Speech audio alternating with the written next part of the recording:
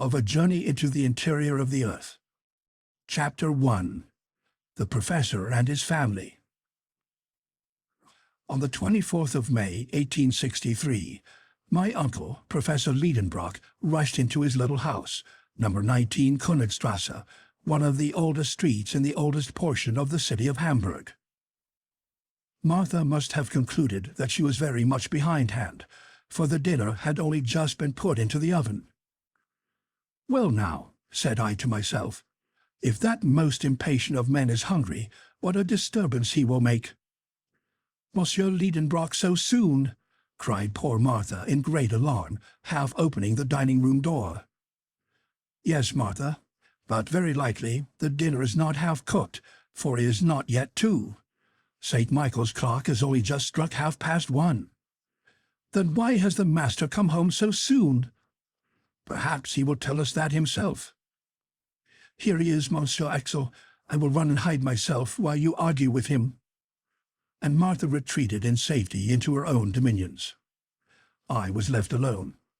But how was it possible for a man of my undecided turn of mind to argue successfully with so irascible a person as the Professor? With this persuasion I was hurrying away to my own little retreat upstairs, when the street door creaked open its hinges, heavy feet made the whole flight of stairs to shake, and the master of the house, passing rapidly through the dining-room, threw himself in haste into his own sanctum. But on his rapid way he had found time to fling his hazel stick into a corner, his rough broad brim upon the table, and these few emphatic words at his nephew, "Axel, follow me." I had scarcely had time to move when the Professor was again shouting after me, "What, not come yet?" And I rushed into my redoubtable master's study. Otto Lidenbrock had no mischief in him. I willingly allow that. But unless he very considerably changes as he grows older, at the end he will be a most original character. He was professor at the Johanneum, and was delivering a series of lectures on mineralogy, in the course of every one of which he broke into a passion once or twice at least. Not at all that he was over-anxious about the improvement of his class, or about the degree of attention with which they listened to him, or the success which might eventually crown his labors. Such little matters of detail never troubled him much. His teaching was, as the German philosophy calls it, subjective. It was to benefit himself, not others. He was a learned egotist. He was a well of science, and the pulleys worked uneasily when you wanted to draw anything out of it. In a word, he was a learned miser. Germany has not a few professors of this sort. To his misfortune, my uncle was not gifted with a sufficiently rapid utterance, not to be sure when he was talking at home, but certainly in his public delivery. This is a want much to be deplored in a speaker. The fact is that during the course of his lectures at the Johanneum, the Professor often came to a complete standstill. He fought with willful words that refused to pass his struggling lips, such words as resist and distend the cheeks, and at last break out into the unasked-for shape of a round and most unscientific oath. Then his fury would gradually abate. Now, in mineralogy, there are many half-Greek and half-Latin terms, very hard to articulate, and which would be most trying to a poet's measures. I don't wish to say word against so respectable a science, far be that from me. True, in the august presence of rhombohedral crystals, retinous phaltic resins, galvanites, fascites, molybdenites, tungstates of manganese, and titanate of zirconium, why, the most facile of tongues may make a slip now and then. It therefore happened that this venial fault of my uncle's came to be pretty well understood in time, and an unfair advantage was taken of it. The students laid wait for him in dangerous places, and when he began to stumble, loud was the laughter, which was not in good taste, not even in Germans. And if there was always a full audience to honor the Lidenbrock courses, I should be sorry to conjecture how many came to make merry at my uncle's expense.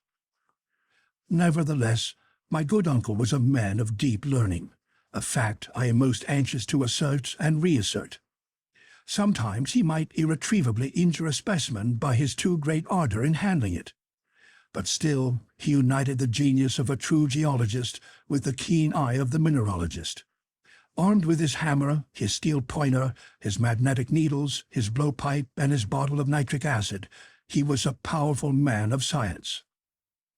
He would refer any mineral to its proper place among the 600 elementary substances now enumerated by its fracture, its appearance, its hardness, its fusibility, its sonorousness, its smell, and its taste. The name of Lidenbrock was honorably mentioned in colleges and learned societies. Humphrey Davy, Humboldt, Captain Sir John Franklin, General Sabine never failed to call upon him on their way through Hamburg. Becquerel, Abelman, Brewster, Dumas, Milne Edwards, St. Clair de Vie frequently consulted him upon the most difficult problems in chemistry, a science which was indebted to him for considerable discoveries. For in 1853 there had appeared at Leipzig an imposing folio by Otto Lidenbrock entitled A Treatise upon Transcendental Chemistry, with plates, a work, however, which failed to cover its expenses. To all these titles to honor, let me add that my uncle was the curator of the Museum of Mineralogy formed by Monsieur Struve, the Russian ambassador, a most valuable collection, the fame of which is European. Such was the gentleman who addressed me in that impetuous manner. Fancy a tall, spare man of an iron constitution, and with a fair complexion which took off a good 10 years from the 50 he must own to. His restless eyes were in incessant motion behind his full-sized spectacles. His long, thin nose was like a knife blade. Boys have been heard to remark that that organ was magnetized and attracted iron filings. But this was merely a mischievous report. It had no attraction except for snuff, which it seemed to draw to itself in great quantities.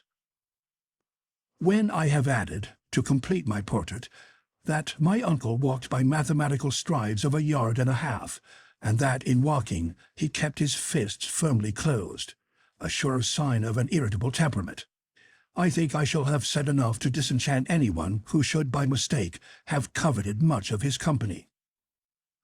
He lived in his own little house in Königstrasse, a structure half brick and half wood, with a gable cut into steps.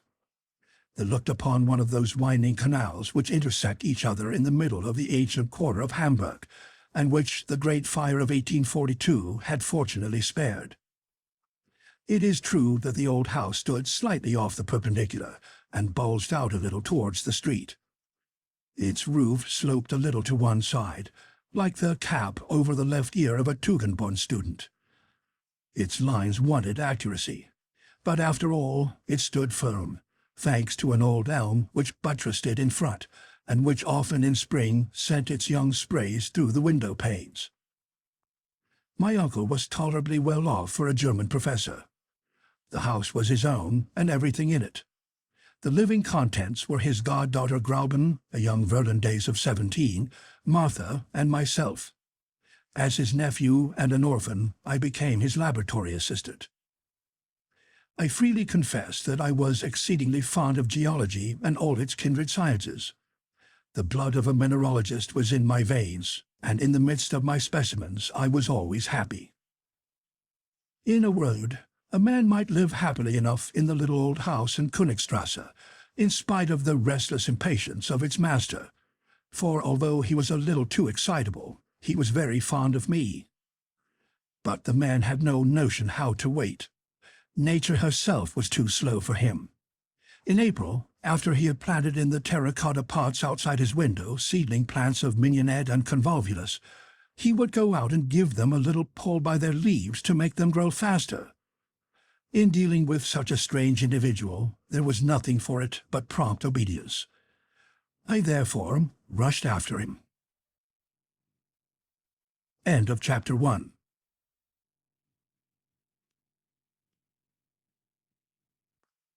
Chapter 2. A mystery to be solved at any price. That study of his was a museum, and nothing else. Specimens of everything known in mineralogy lay there in their places in perfect order and correctly named, divided into inflammable, metallic, and lithoid minerals. How well I knew all these bits of science! Many a time, instead of enjoying the company of lads my own age, I preferred dusting these graphites, anthracites, coals, lignites, and peats. And there were bitumens, resins, organic salts to be protected from the least grain of dust, and metals, from iron to gold, metals whose current value altogether disappeared in the presence of the republican quality of scientific specimens, and stones, too, enough to rebuild entirely the house in Königstrasse, even with a handsome additional room, which would have suited me admirably. But on entering the study now, I thought of none of all these wonders. My uncle alone filled my thoughts. He had thrown himself into a velvet easy-chair, and was grasping between his hands a book over which he bent, pondering with intense admiration. "Here's a remarkable book! What a wonderful book!" he was exclaiming. These ejaculations brought to my mind the fact that my uncle was liable to occasional fits of bibliomania, but no old book had any value in his eyes unless it had the virtue of being nowhere else to be found, or at any rate of being illegible. "Well now, don't you see it yet? Why, I have got a priceless treasure that I found this morning in rummaging in old Hevelius's shop, the Jew." "Magnificent," I replied, with a good imitation of enthusiasm. What was the good of all this fuss about an old quarto, bound in rough calf, a yellow faded volume, with a ragged seal depending from it? But for all that, there was no lull yet in the admiring exclamations of the professor. "See," he went on, both asking the questions and supplying the answers. "Isn't it a beauty? Yes, splendid. Did you ever see such a binding? Doesn't the book open easily? Yes, it stops open anywhere. But does it shut equally well? Yes, for the binding and the leaves are flush, all in a straight line, and no gaps or openings anywhere. And look at its back, after 700 years. Why, Bozerian, Kloss, or Purgold might have been proud of such a binding." While rapidly making these comments, my uncle kept opening and shutting the old tome. I really could do no less than ask a question about its contents, although I did not feel the slightest interest. "And what is the title of this marvelous work?" I asked, with an affected eagerness which he must have been very blind not to see through. "This work," replied my uncle, firing up with renewed enthusiasm, "this work is the Heimskringla of Snorre Turleson, the most famous Icelandic author of the 12th century. It is the chronicle of the Norwegian princes who ruled in Iceland." "Indeed," I cried, keeping up wonderfully. "Of course it is a German translation." "What?" sharply replied the professor. "A translation? What should I do with a translation? This is the Icelandic original, in the magnificent idiomatic vernacular, which is both rich and simple, and admits of an infinite variety of grammatical combinations and verbal modifications." "Like German?" I happily ventured. "Yes," replied my uncle, shrugging his shoulders. "But in addition to all this, the Icelandic has 3 numbers like the Greek, and irregular declensions of nouns proper like the Latin." "Ah," said I, a little moved out of my indifference. "And is the type good?" "Type? What do you mean by talking of type, wretched Axel? Type? Do you take it for a printed book, you ignorant fool? It is a manuscript, a runic manuscript." "Runic?" "Yes. Do you want me to explain what that is?" "Of course not," I replied in the tone of an injured man. But my uncle persevered, and told me, against my will, of many things I cared nothing about. Runic characters were in use in Iceland in former ages. They were invented, it is said, by Odin himself. Look there, and wonder, impious young man, and admire these letters, the invention of a Scandinavian god. Well, well, not knowing what to say, I was going to prostrate myself before this wonderful book, a way of answering equally pleasing to gods and kings, and which has the advantage of never giving them any embarrassment, when a little incident happened to divert conversation into another channel. This was the appearance of a dirty slip of parchment, which slipped out of the volume and fell upon the floor. My uncle pounced upon this shred with incredible avidity. An old document, enclosed in immemorial time within the folds of this old book, had for him an immeasurable value. "What's this?" he cried. And he laid out upon the table a piece of parchment, 5 inches by 3, and along which were traced certain mysterious characters. Here is the exact facsimile.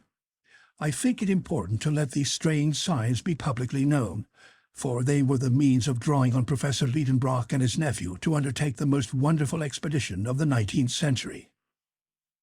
The professor mused a few moments over this series of characters.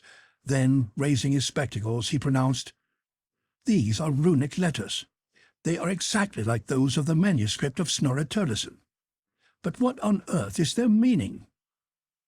Runic letters appearing to my mind to be an invention of the learned to mystify this poor world, I was not sorry to see my uncle suffering the pangs of mystification.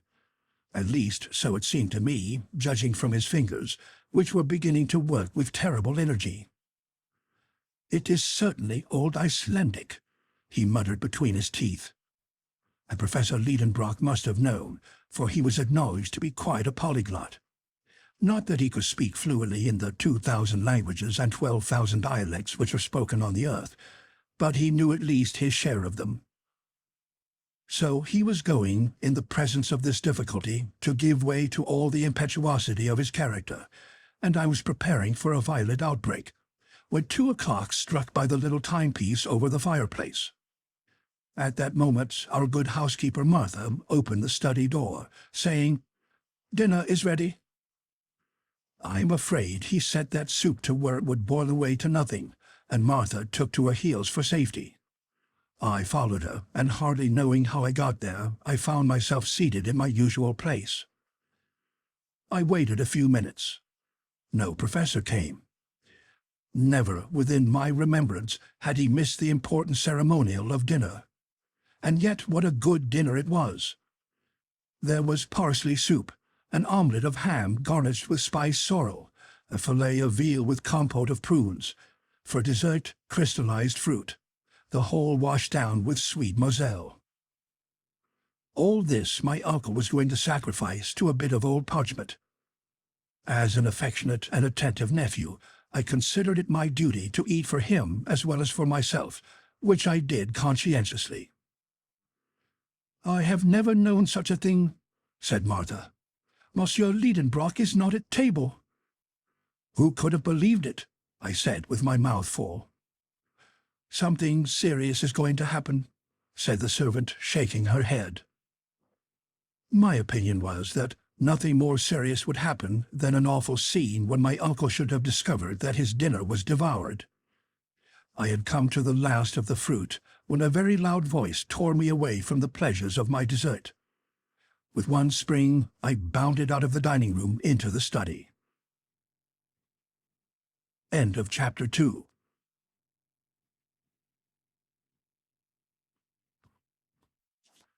Chapter 3. The runic writing exercises the professor. "Undoubtedly it is runic," said the professor, bending his brows. "But there is a secret in it, and I mean to discover the key." A violent gesture finished the sentence.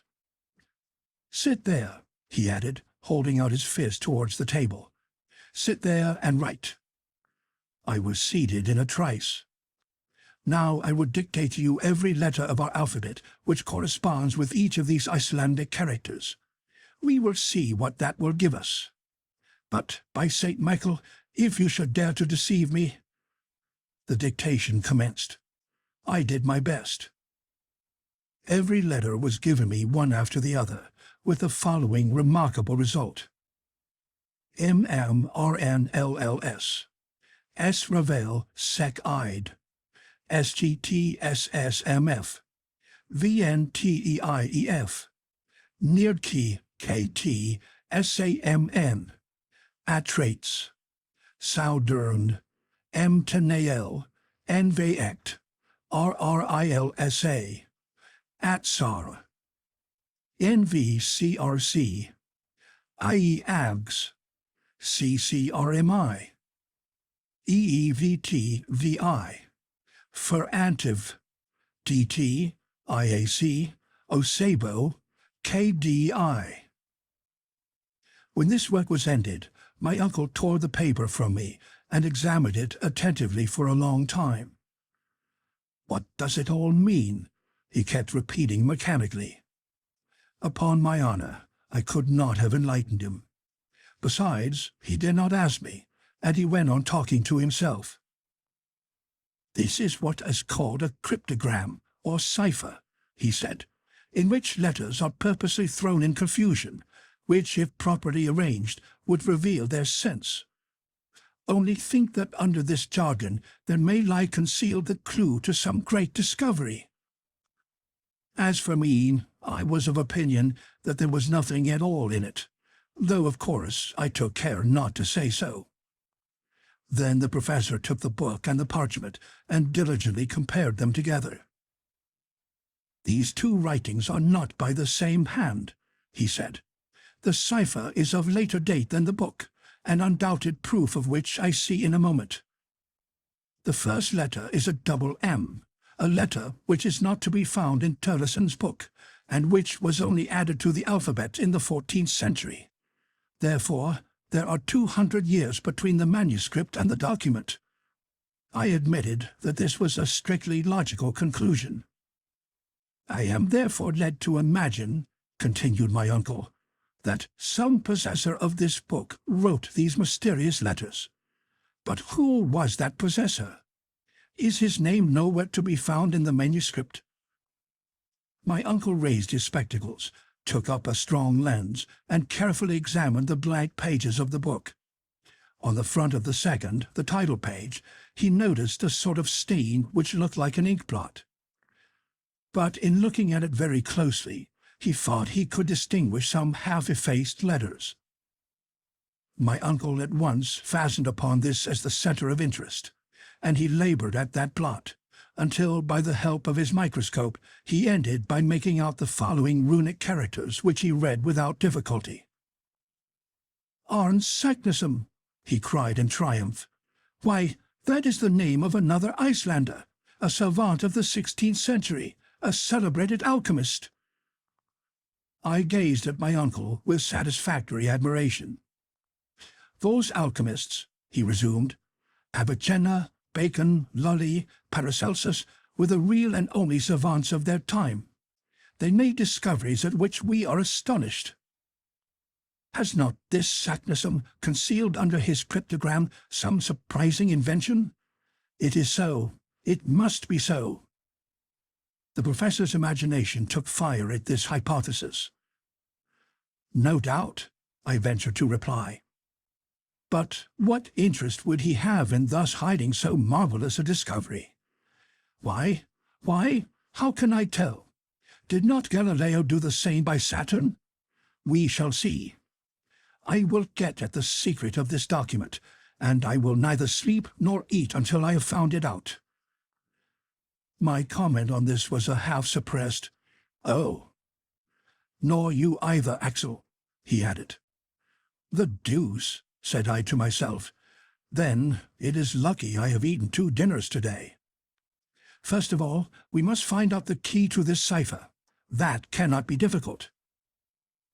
At these words I quickly raised my head, but my uncle went on soliloquizing. "There's nothing easier. In this document there are 132 letters, viz. 77 consonants and 55 vowels. This is the proportion found in southern languages, whilst northern tongues are much richer in consonants. Therefore, this is a southern language." These were very fair conclusions, I thought. But what language is it? Here I looked for a display of learning, but I met instead with profound analysis. "This Saknussemm," he went on, "was a very well-informed man. Now, since he was not writing in his own mother tongue, he would naturally select that which was currently adopted by the choice spirits of the 16th century. I mean Latin.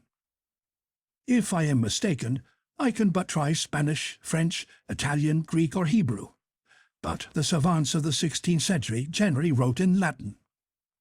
I am therefore entitled to pronounce this a priori to be Latin. It is Latin. I jumped up in my chair. My Latin memories rose in revolt against the notion that these barbarous words could belong to the sweet language of Virgil. Yes, it is Latin, my uncle went on, but it is Latin confused and in disorder. Perturbata seu inordinata, as Euclid has it. Very well, thought I. If you could bring order out of that confusion, my dear uncle, you are a clever man. Let us examine carefully, said he again, taking up the leaf upon which I had written. Here is a series of 132 letters in apparent disorder. There are words consisting of consonants only, as neurals. Others, on the other hand, in which vowels predominate, as, for instance, the fifth, oneef, or the last but one, osebo. Now, this arrangement has evidently not been premeditated. It has arisen mathematically in obedience to the unknown law which has ruled in the succession of these letters. It appears to me a certainty that the original sentence was written in a proper manner, and afterwards distorted by a law which we have yet to discover. Whoever possesses the key of this cipher will read it with fluency. What is that key? Axel, have you got it? I answered not a word, and for a very good reason. My eyes had fallen upon a charming picture, suspended against the wall, the portrait of Grauben. My uncle's ward was at that time at Altona, staying with a relation, and in her absence I was very downhearted. For, I may confess it to you now, the pretty Virlandaise and the professor's nephew loved each other with a patience and a calmness entirely German. We had become engaged unknown to my uncle, who was too much taken up with geology to be able to enter into such feelings as ours. Grauben was a lovely blue-eyed blonde, rather given to gravity and seriousness, but that did not prevent her from loving me very sincerely. As for me, I adored her, if there is such a word in the German language. Thus it happened that the picture of my pretty Virlandaise threw me in a moment out of the world of realities into that of memory and fancy. There looked down upon me the faithful companion of my labors and my recreations. Every day she helped me to arrange my uncle's precious specimens. She and I labeled them together. Mademoiselle Grauben was an accomplished mineralogist. She could have taught a few things to a savant. She was fond of investigating abstruse scientific questions. What pleasant hours we have spent in study, and how often I envied the very stones which she handled with her charming fingers. Then, when our leisure hours came, we used to go out together and turn into the shady avenues by the Ulster, and went happily side by side up to the old windmill, which formed such an improvement to the landscape at the head of the lake. On the road we chatted hand in hand. I told her amusing tales at which she laughed heartily. Then we reached the banks of the Elbe, and after having bid good-bye to the Swan, sailing gracefully amidst the white water-lilies, we returned to the quay by the steamer. That is just where I was in my dream, when my uncle, with a vehement thump on the table, dragged me back to the realities of life. "Come," said he, "the very first thing which would come into anyone's head to confuse the letters of a sentence would be to write the words vertically instead of horizontally." "Indeed," said I. "Now we must see what would be the effect of that, Axel. Put down upon this paper any sentence you like, only, instead of arranging the letters in the usual way, one after the other, place them in succession in vertical columns, so as to group them together in 5 or 6 vertical lines." I caught his meaning and immediately produced the following literary wonder: IYLOAU LOLWRBOU NGE VW MDRNEEYEA. "Good," said the professor, without reading them. "Now set down those words in a horizontal line."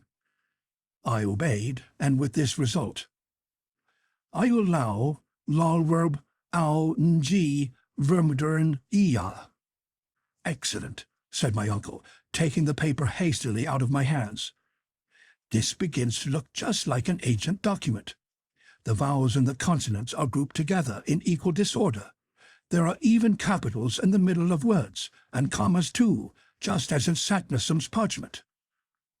I considered these remarks very clever.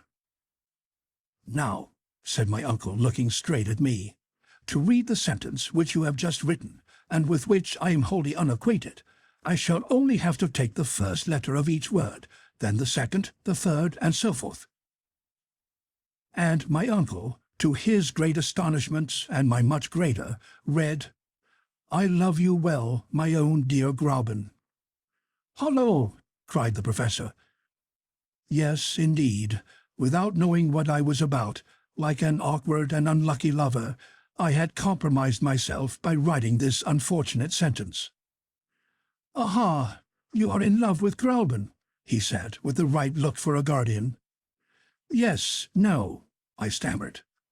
"You love Grauben," he went on once or twice dreamily. "Well, let us apply the process I have suggested to the document in question." My uncle, falling back into his absorbing contemplations, had already forgotten my imprudent words. I merely say imprudent, for the great mind of so learned a man, of course, had no place for love affairs, and happily the grand business of the document gained me the victory. Just as the moment of the supreme experiment arrived, the professor's eyes flashed right through his spectacles. There was a quivering in his fingers as he grasped the old parchment. He was deeply moved. At last he gave a preliminary cough, and with profound gravity, naming in succession the first, then the second letter of each word, he dictated me the following: MMESSVNKA, capital SENR, capital A, period.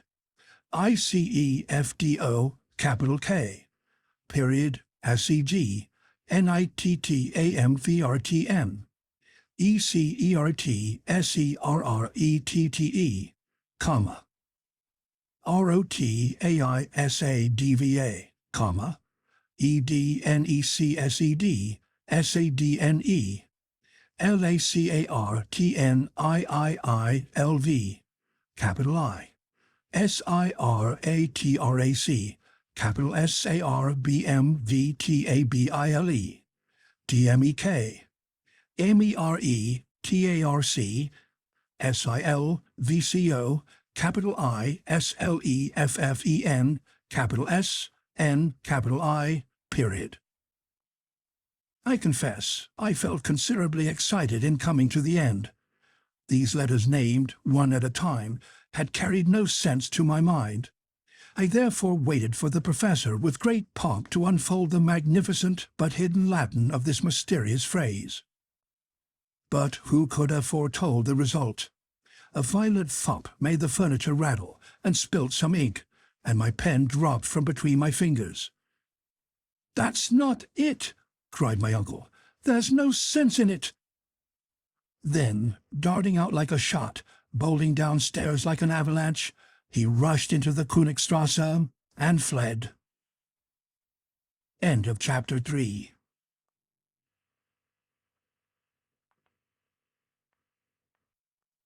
Chapter 4. The enemy to be starved into submission. "He is gone," cried Martha, running out of her kitchen at the noise of the violent slamming of doors. "Yes," I replied, "completely gone." "Well, and how about his dinner?" said the old servant. "He won't have any." "And his supper?" "He won't have any." "What?" cried Martha, with clasped hands. "No, my dear Martha, he will eat no more. No one in the house is to eat anything at all. Uncle Lidenbrock is going to make us all fast until he has succeeded in deciphering an undecipherable scroll." "Oh, my dear, must we then all die of hunger?" I hardly dared to confess that, with so absolute a ruler as my uncle, this fate was inevitable. The old servant, visibly moved, returned to the kitchen, moaning piteously. When I was alone, I thought I would go and tell Grauben all about it. But how should I be able to escape from the house? The professor might return at any moment. And suppose he called me? And suppose he tackled me again with the slogomachy, which might vainly have been set before aged Oedipus. And if I did not obey his call, who could answer for what might happen? The wisest course was to remain where I was. A mineralogist at Besançon had just sent us a collection of siliceous nodules, which I had to classify. So I set to work. I sorted, labeled, and arranged in their own glass case all these hollow specimens, in the cavity of each of which was a nest of little crystals. But this work did not succeed in absorbing all my attention. That old document kept working in my brain. My head throbbed with excitement, and I felt an undefined uneasiness. I was possessed with the presentiment of coming evil. In an hour, my nodules were all arranged upon successive shelves. Then I dropped down into the old velvet armchair, my head thrown back and my hands joined over it. I lighted my long crooked pipe, with a painting on it of an idle-looking naiad.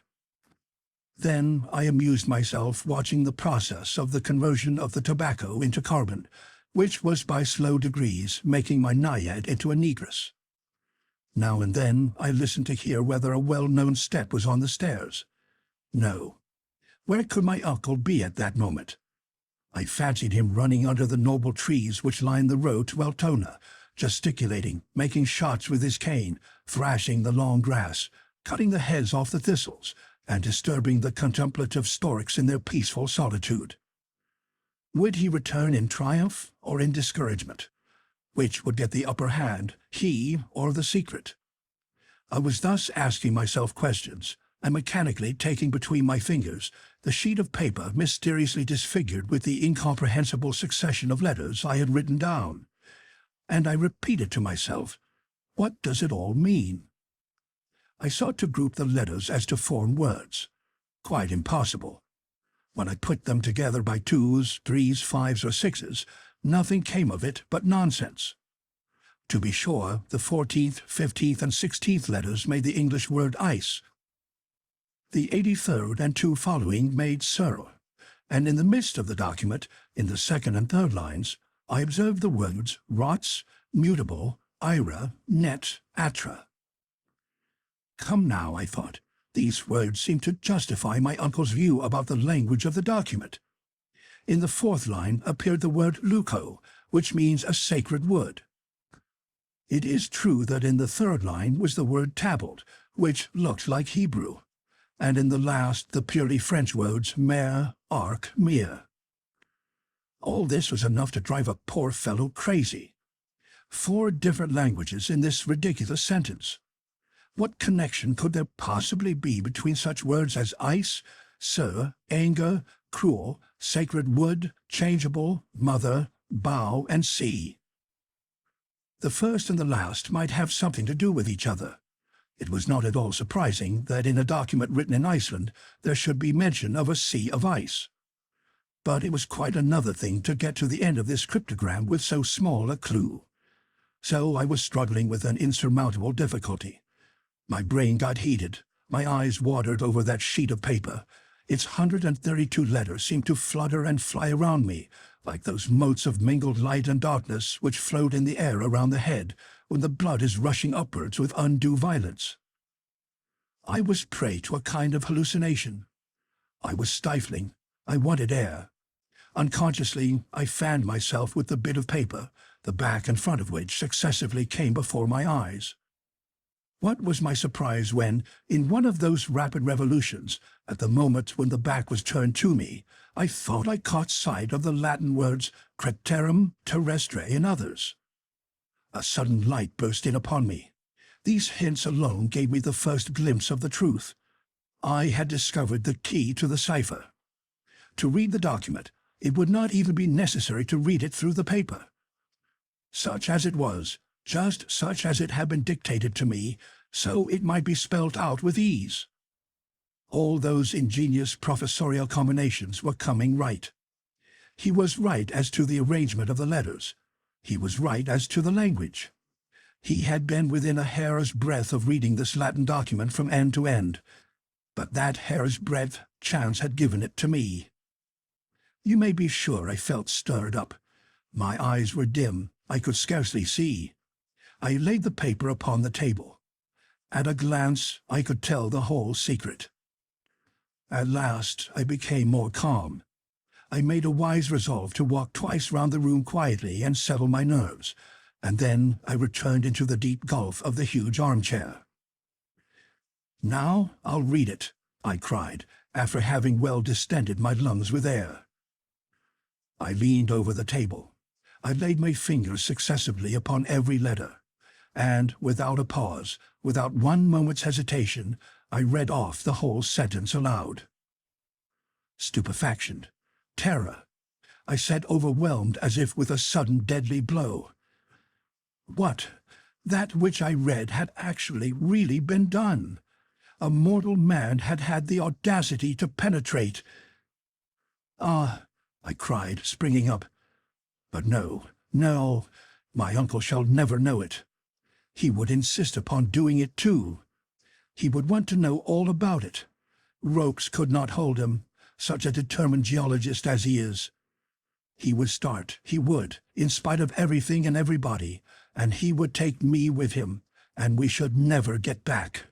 No, never, never. My overexcitement was beyond all description. "No, no, it shall not be," I declared energetically, "and, as it is in my power to prevent the knowledge of it coming into the mind of my tyrant, I will do it. By dint of turning this document round and round, he too might discover the key. I will destroy it." There was a little fire left on the hearth. I seized not only the paper, but Saknussemm's parchment. With a feverish hand, I was about to fling it all upon the coals and utterly destroy and abolish this dangerous secret, when the study door opened and my uncle appeared. End of Chapter 4.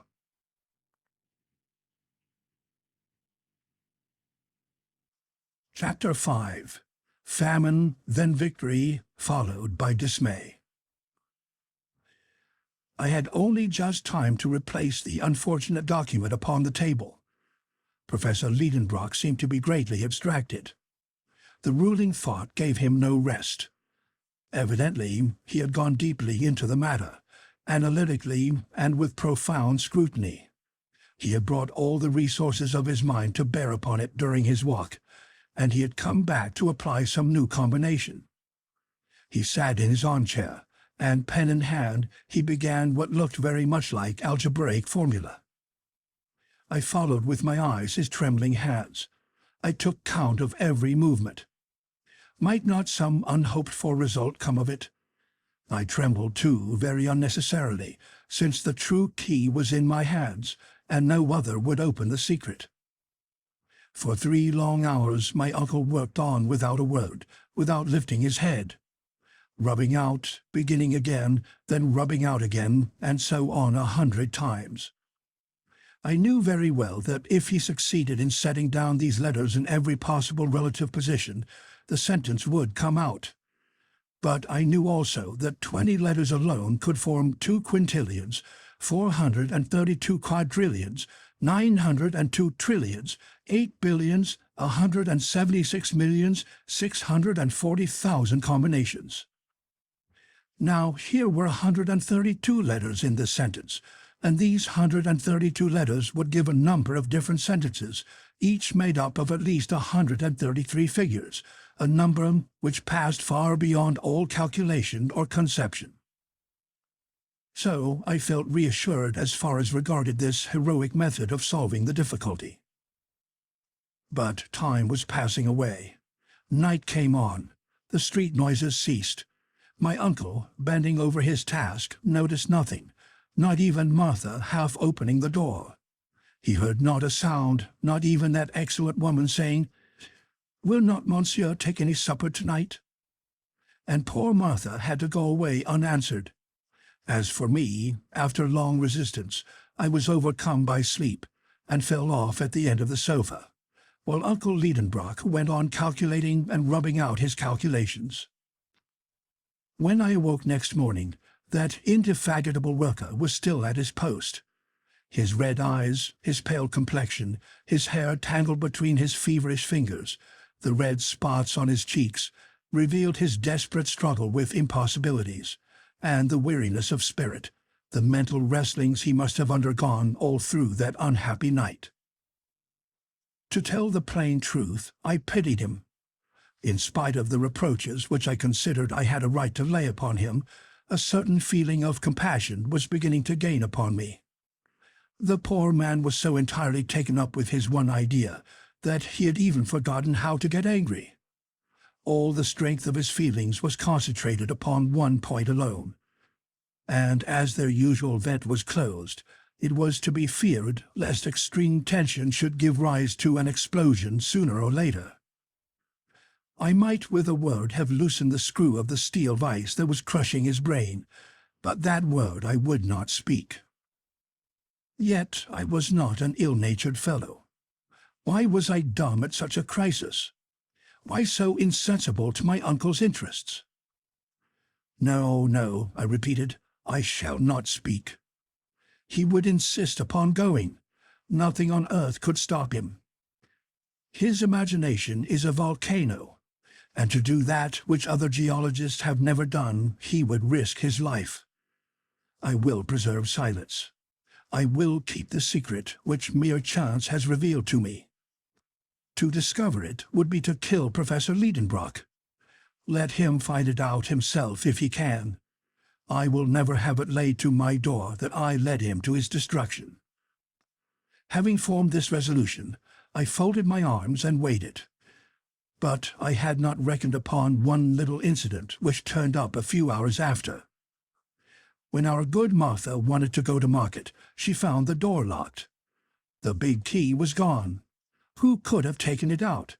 Assuredly, it was my uncle, when he returned the night before from his hurried walk. Was this done on purpose, or was it a mistake? Did he want to reduce us by famine? This seemed like going rather too far. What, should Martha and I be victims of a position of things in which we had not the smallest interest? It was a fact that, a few years before this, whilst my uncle was working at his great classification of minerals, he was 48 hours without eating, and all his household were obliged to share in this scientific fast. As for me, what I remember is that I got severe cramps in my stomach, which hardly suited the constitution of a hungry growing lad. Now it appeared to me as if breakfast was going to be wanting, just as supper had been the night before. Yet I resolved to be a hero, and not to be conquered by the pangs of hunger. Martha took it very seriously, and, poor woman, was very much distressed. As for me, the impossibility of leaving the house distressed me a good deal more, and for a very good reason. A caged lover's feelings may easily be imagined. My uncle went on working. His imagination went off rambling into the ideal world of combinations. He was far away from the earth, and really far away from earthly wants. About noon, hunger began to stimulate me severely. Martha had, without thinking any harm, cleared out the larder the night before, so that now there was nothing left in the house. Still, I held out. I made it a point of honor. 2 o'clock struck. This was becoming ridiculous. Worse than that, unbearable. I began to say to myself that I was exaggerating the importance of the document, that my uncle would surely not believe in it, that he would set it down as a mere puzzle, that if it came to the worst, we should lay violent hands on him and keep him home if he fought on venturing on the expedition, that, after all, he might himself discover the key of the cipher, and that then I should be clear at the mere expense of my involuntary abstinence. These reasons seemed excellent to me, though on the night before I should have rejected them with indignation. I even went so far as to condemn myself for my absurdity in having waited so long, and I finally resolved to let it all out. I was, therefore, meditating a proper introduction to the matter, so as not to seem too abrupt, when the professor jumped up, clapped on his hat, and prepared to go out. Surely he was not going out to shut us in again. No, never. "Uncle," I cried. He seemed not to hear me. "Uncle Lidenbrock," I cried, lifting up my voice. He answered like a man suddenly waking. Uncle, that key. What key? The door key? No, no, I cried, the key of the document. The professor stared at me over his spectacles. No doubt he saw something unusual in the expression of my countenance, for he laid hold of my arm and speechlessly questioned me with his eyes. Yes, never was a question more forcibly put. I nodded my head up and down. He shook his pityingly, as if he was dealing with a lunatic. I gave him a more affirmative gesture. His eyes glistened and sparkled with live fire. His hand was shaken threateningly. This mute conversation at such a momentous crisis would have riveted the attention of the most indifferent. And the fact really was that I dared not speak now, so intense was the excitement for fear lest my uncle should smother me in his first joyful embraces. But he became so urgent that I was at last compelled to answer. Yes, that key. Chance. What is it that you are saying? He shouted with indescribable emotion. There, read that, I said, presenting a sheet of paper on which I had written. But there is nothing in this, he answered, crumpling up the paper. No, nothing until you proceed to read from the end to the beginning. I had not finished my sentence when the professor broke out into a cry, nay, a roar. A new revelation burst in upon him. He was transformed. Aha, clever Saknussemm, he cried, you had first written out your sentence the wrong way. And darting upon the paper, with eyes bedimmed and voice choked with emotion, he read the whole document from the last letter to the first. It was conceived in the following terms. In Snæfellsjökull, cretirum quem delibat, ombra scataris Juliae intra calendus descende, audax aviator, et terrestre centrum attingus, quod feci Arne Saknussemm. Which bad Latin may be translated thus. Descend, bold traveller, into the crater of the Jökull of Snæfells, which the shadow of Scataris touches before the calends of July, and you will attain the centre of the earth, which I have done. Arne Saknussemm. In reading this, my uncle gave a spring as if he had touched a Leyden jar. His audacity, his joy, and his convictions were magnificent to behold. He came and he went. He seized his head between both hands. He pushed the chairs out of their places. He piled up his books. Incredible as it may seem, he rattled his precious nodules of flints together. He sent a kick here, a thump there. At last his nerves calmed down, and like a man exhausted by too lavish an expenditure of vital power, he sank back exhausted into his armchair. "What o'clock is it?" he asked after a few moments of silence. 3 o'clock, I replied. "Is it really? The dinner hour is past, and I did not know it. I am half dead with hunger. Come on, and after dinner—" "Well?" "After dinner, pack up my trunk." "What?" I cried. "And yours," replied the indefatigable professor, entering the dining room. End of Chapter 5.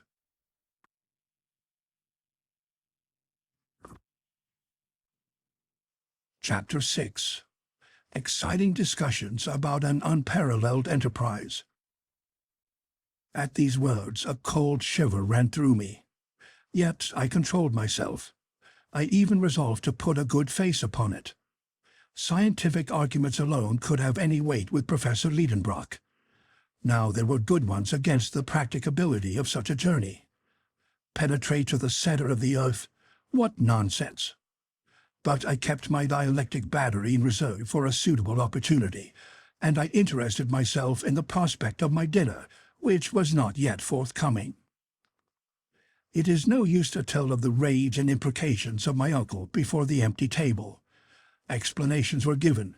Martha was set at liberty, ran off to the market, and did her part so well that in an hour afterwards my hunger was appeased, and I was able to return to the contemplation of the gravity of the situation. During all dinner time my uncle was almost merry. He indulged in some of those learned jokes which never do anybody any harm. Dessert over, he beckoned me into his study. I obeyed. He sat at one end of his table, I at the other. "Axel," said he very mildly, "you are a very ingenious young man. You have done me a splendid service, at a moment when, wearied out with the struggle, I was going to abandon the contest. Where should I have lost myself? None can tell. Never, my lad, shall I forget it, and you shall have your share in the glory to which your discovery will lead." "Oh, come," thought I, "he is in a good way. Now is the time for discussing that same glory." "Before all things," my uncle resumed, "I enjoin you to preserve the most inviolable secrecy. You understand? There are not a few in the scientific world who envy my success, and many would be ready to undertake this enterprise, to whom our return should be the first news of it." "Do you really think there are many people bold enough?" said I. "Certainly. Who would hesitate to acquire such renown? If that document were divulged, a whole army of geologists would be ready to rush into the footsteps of Arne Saknussemm." "I don't feel so very sure of that, uncle," I replied, "for we have no proof of the authenticity of this document." "What? Not of the book inside of which we have discovered it?" "Granted. I admit that Saknussemm may have written these lines, but does it follow that he has really accomplished such a journey? And may it not be that this old parchment is intended to mislead?" I almost regretted having uttered this last word, which dropped from me in an unguarded moment. The professor bent his shaggy brows, and I feared I had seriously compromised my own safety. Happily, no great harm came of it. A smile flitted across the lip of my severe companion, and he answered, "That is what we shall see." "Ah," said I, rather put out, "but do let me exhaust all the possible objections against this document. Speak, my boy, don't be afraid. You are quite at liberty to express your opinions. You are no longer my nephew only, but my colleague. Pray, go on." "Well, in the first place, I wish to ask what are this Jökull, this Snæfellsjökull, and this Skartaris, names which I have never heard before?" "Nothing easier. I received not long ago a map from my friend Augustus Petermann at Leipzig. Nothing could be more apropos. Take down the third atlas in the second shelf in the large bookcase, Series Z, Plate 4. I rose, and with the help of such precise instructions, could not fail to find the required atlas.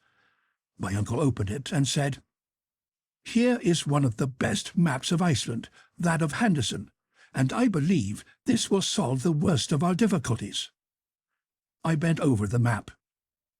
"You see this volcanic island?" said the professor. "Observe that all the volcanoes are called jökulls, a word which means glacier in Icelandic.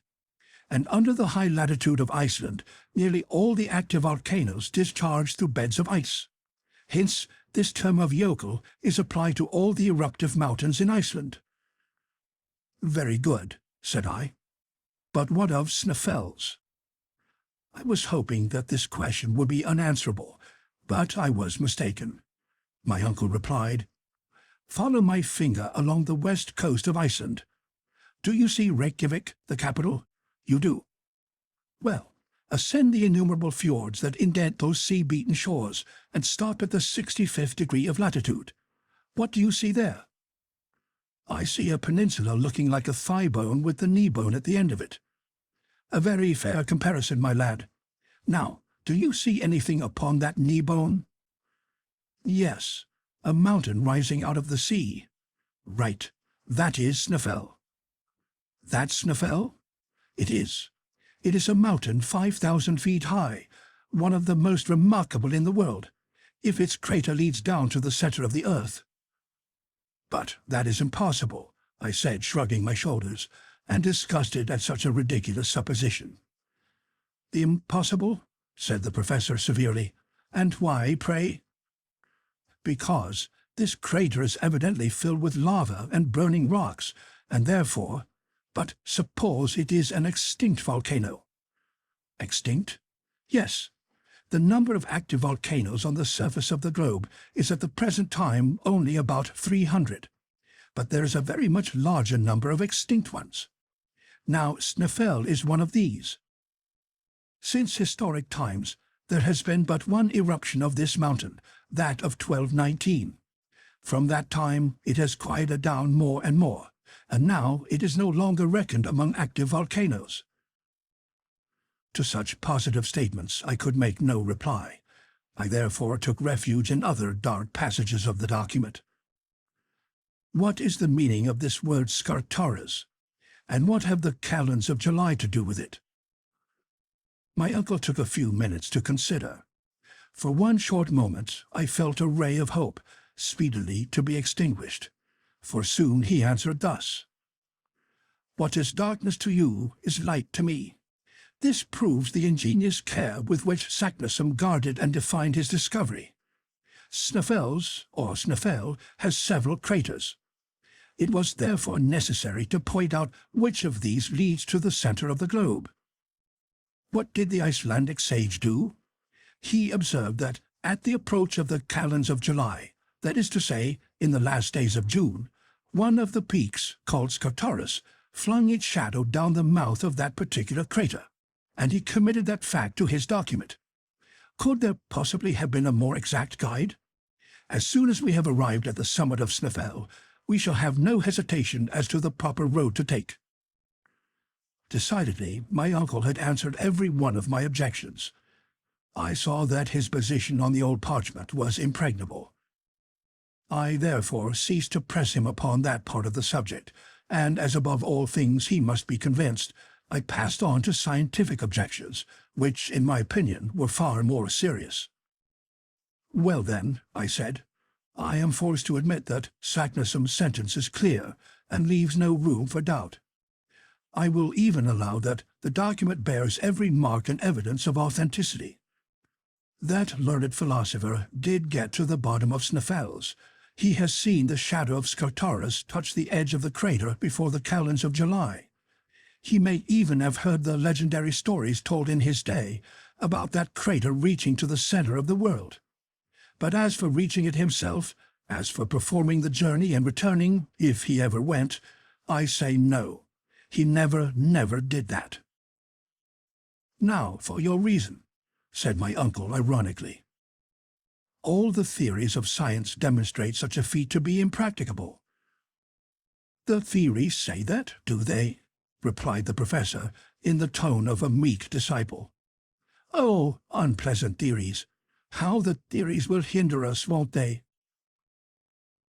I saw that he was only laughing at me, but I went on all the same. "Yes, it is perfectly well known that the internal temperature rises 1 degree for every 70 feet in depth. Now, admitting this proportion to be constant, and the radius of the earth being 1,500 leagues, there must be a temperature of 360,032 degrees at the center of the earth. Therefore, all the substances that compose the body of this earth must exist there in a state of incandescent gas. For the metals that most resist the action of heat, gold and platinum, and the hardest of rocks, can never be either solid or liquid under such a temperature. I have therefore good reason for asking if it is possible to penetrate through such a medium." "So, Axel, it is the heat that troubles you?" "Of course it is. Were we to reach a depth of 30 miles, we should have arrived at the limit of the terrestrial crust, for there the temperature will be more than 2,372 degrees. Are you afraid of being put into a state of fusion?"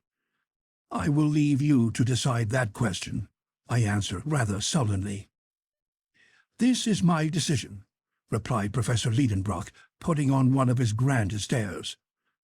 "Neither you nor anybody else knows with any certainty what is going on in the interior of this globe, since not the 12,000th part of its radius is known. Science is eminently perfectible, and every new theory is soon routed by a newer. Was it not always believed until Fourier that the temperature of the interplanetary spaces decreased perpetually? And is it not known at the present time that the greatest cold of the ethereal regions is never lower than 40 degrees below 0 Fahrenheit? Why should it not be the same with the internal heat? Why should it not, at a certain depth, attain an impassable limit, instead of rising to such a point as to fuse the most infusible metals? As my uncle was now taking his stand upon hypotheses, of course, there was nothing to be said. Well, I will tell you that true savants, amongst them Poisson, have demonstrated that if the heat of 360,000 degrees existed in the interior of the globe, the fiery gases arising from the fused matter would acquire an elastic force which the crust of the earth would be unable to resist, and that it would explode like the plates of a bursting boiler. That is Poisson's opinion, my uncle, nothing more. Granted, but it is likewise the creed adopted by other distinguished geologists that the interior of the globe is neither gas nor water, nor any of the heaviest minerals known, for in none of these cases will the earth weigh what it does. Oh, with figures you may prove anything. But is it the same with facts? Is it not known that the number of volcanoes has diminished since the first days of creation? And if there is central heat, may we not thence conclude that it is in the process of diminution? My good uncle, if you will enter into the legion of speculation, I can discuss the matter no longer. But I have to tell you that the highest names have come to the support of my views.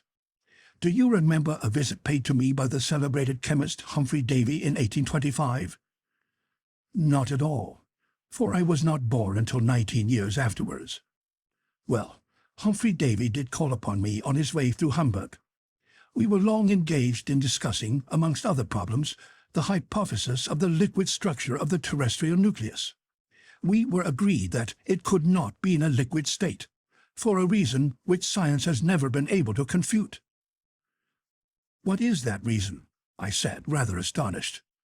Because this liquid mass would be subject, like the ocean, to the lunar attraction, and therefore twice every day there would be internal tides, which, upheaving the terrestrial crust, would cause periodical earthquakes. Yet it is evident that the surface of the globe has been subject to the action of fire, I replied, and it is quite reasonable to suppose that the external crust cooled down first, whilst the heat took refuge down to the centre. Quite a mistake, my uncle answered. The earth has been heated by combustion on its surface, that is all. Its surface was composed of a great number of metals, such as potassium and sodium, which have the peculiar property of igniting at the mere contact with air and water.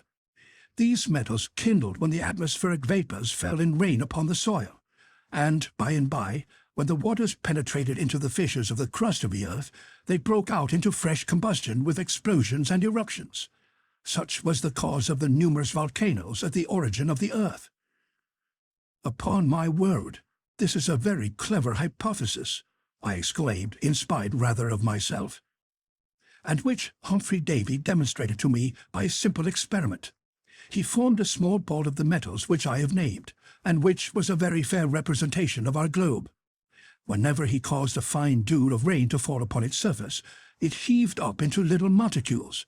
It became oxidized and formed miniature mountains. A crater broke open at one of its summits. The eruption took place, and communicated to the whole of the ball such a heat that it could not be held in the hand. In truth, I was beginning to be shaken by the professor's arguments, besides which he gave additional weight to them by his usual ardour and fervent enthusiasm. You see, Axel, he added, the condition of the terrestrial nucleus has given rise to various hypotheses among geologists. There is no proof at all for this internal heat. My opinion is that there is no such thing. It cannot be. Besides, we shall see for ourselves, and like Arne Saknussemm, we shall know exactly what to hold as truth concerning this grand question.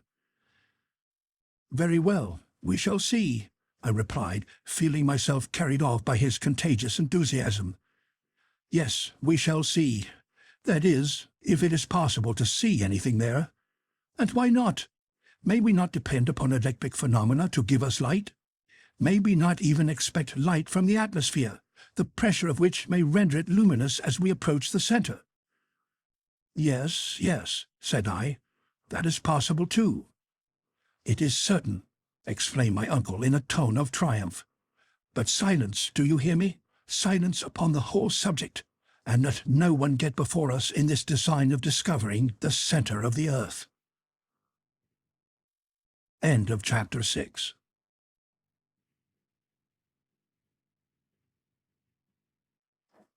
Chapter 7.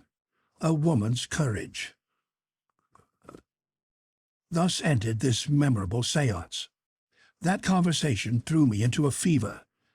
I came out of my uncle's study as if I had been stunned, and as if there was not air enough in all the streets of Hamburg to put me right again. I therefore made for the banks of the Elbe, where the steamer lands her passengers, which forms the communication between the city and the Hamburg railway. Was I convinced of the truth of what I had heard? Had I not bent under the iron rule of the Professor Lidenbrock? Was I to believe him in earnest in his intention to penetrate to the centre of this massive globe? Had I been listening to the mad speculations of a lunatic, or to the scientific conclusions of a lofty genius? Where did the truth stop? Where did error begin? I was all adrift amongst 1,000 contradictory hypotheses, but I could not lay hold of one. Yet I remembered that I had been convinced, although now my enthusiasm was beginning to cool down. But I felt a desire to start at once, and not to lose time and courage by calm reflection. I had at that moment quite courage enough to strap my knapsack to my shoulders and start. But I must confess that in another hour this unnatural excitement abated, my nerves became unstrung, and from the depths of the abysses of this earth I ascended to its surface again. "It is quite absurd," I cried. "There is no sense about it. No sensible young man should for a moment entertain such a proposal. The whole thing is non-existent. I have had a bad night. I have been dreaming of horrors." But I had followed the banks of the Elbe and passed the town. After passing the port, too, I had reached the Altona road. I was led by a presentiment, soon to be realized, for shortly I spied my little Grauben bravely returning with her light step to Hamburg. "Grauben!" I cried from afar off. The young girl stopped, rather frightened perhaps to hear her name called after her on the high road. 10 yards more, and I had joined her. "Axel!" she cried, surprised. "What? Have you come to meet me? Is this why you were here, sir?" But when she had looked upon me, Grauben could not fail to see the uneasiness and distress of my mind. "What is the matter?" she said, holding out her hand. "What is the matter, Grauben?" I cried. In a couple of minutes my pretty Virlandaise was fully informed of the position of affairs. For a time she was silent. Did her heart palpitate as mine did? I don't know about that, but I know that her hand did not tremble in mine. We went on 100 yards without speaking. At last she said, "Axel, my dear Grauben, that will be a splendid journey." I gave a bound at these words.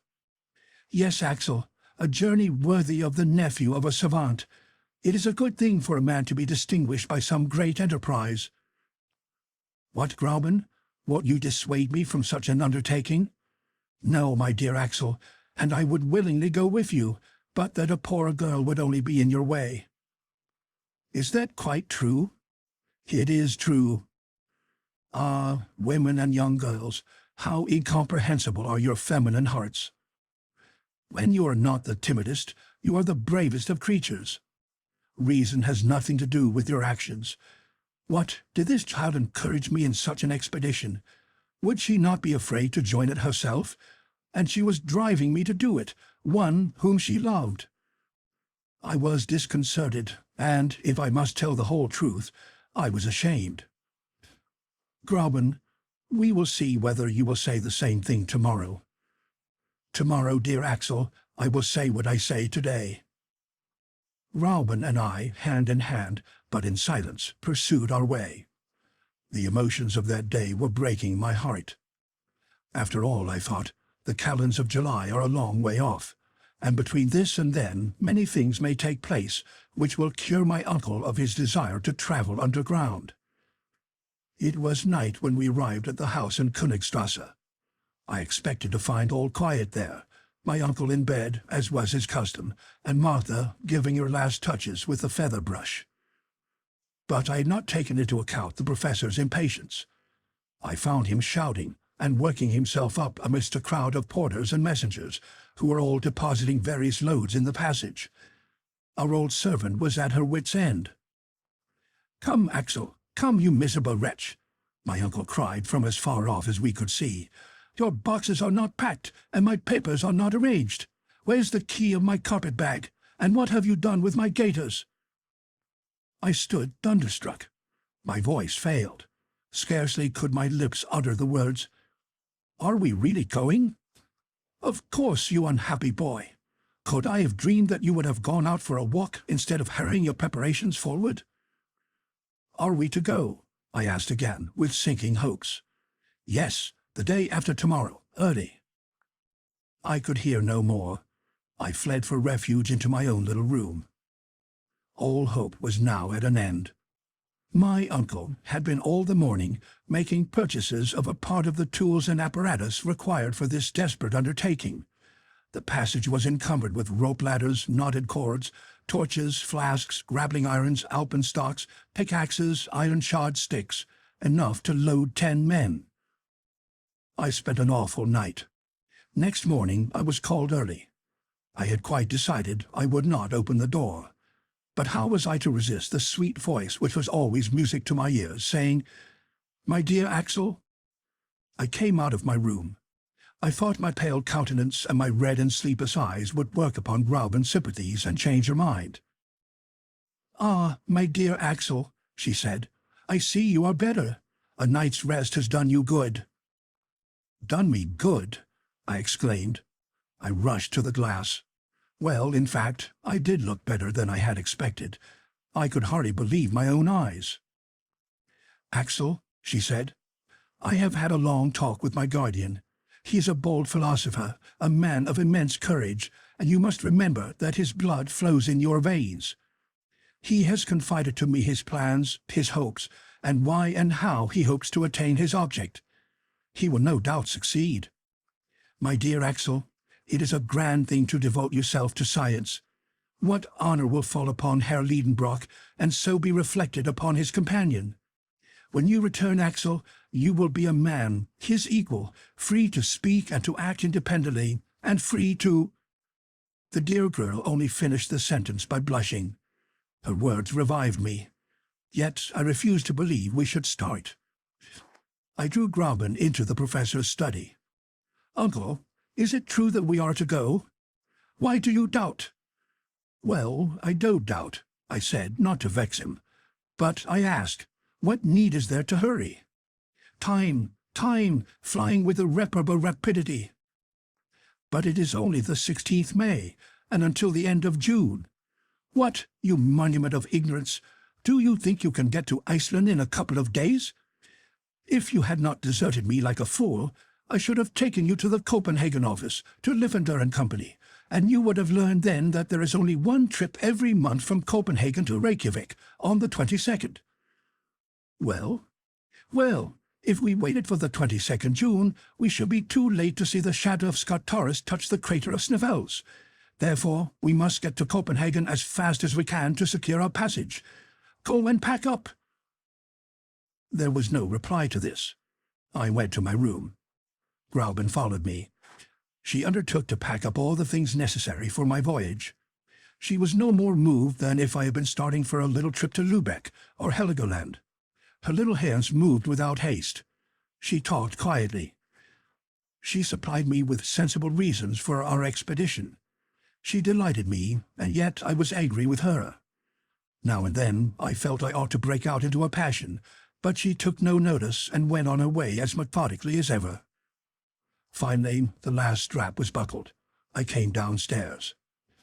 All that day, the philosophical instrument makers and the electricians kept coming and going.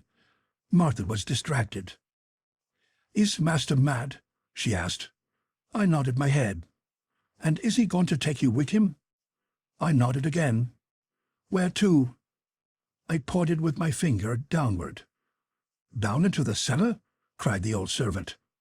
No, I said, lower down than that. Night came, but I knew nothing about the lapse of time. Tomorrow morning at 6 precisely, my uncle decreed, we start.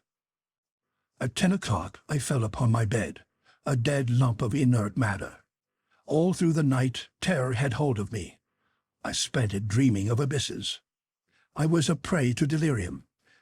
I felt myself grasped by the professor's sinewy hand, dragged along, hurled down, shattered into little bits. I dropped down unfathomable precipices with the accelerating velocity of bodies falling through space. My life had become an endless fall. I awoke at 5 with shattered nerves, trembling and weary. I came downstairs. My uncle was at table, devouring his breakfast. I stared at him with horror and disgust. But dear Robin was there, so I said nothing and could eat nothing. At 5:30, there was a rattle of wheels outside. A large carriage was there to take us to the Altona railway station. It was soon piled up with my uncle's multifarious preparations. "Where's your box?" he cried. "It is ready," I replied with faltering voice. "Then make haste down, or we shall lose the train." It was now manifestly impossible to maintain the struggle against destiny. I went up again to my room, and rolling my portmanteaus downstairs, I darted after him. At that moment my uncle was solemnly investing Gräuben with the reins of government. My pretty Virlandaise was as calm and collected as was her wont. She kissed her guardian, but could not restrain a tear in touching my cheek with her gentle lips. "Gräuben," I murmured. "Go, my dear Axel, go. I am now your betrothed, and when you come back, I will be your wife." I pressed her in my arms and took my place in the carriage. Martha and the young girl, standing at the door, waved their last farewell. Then the horses, roused by the driver's whistling, darted off at a gallop on the road to Altona. End of Chapter 7.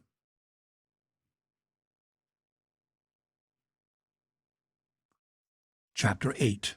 Serious Preparations for a Vertical Descent. Altona, which is but a suburb of Hamburg, is the terminus of the Kiel Railway, which was to carry us to the Belts. In 20 minutes we were in Holstein. At 6:30 the carriage stopped at the station.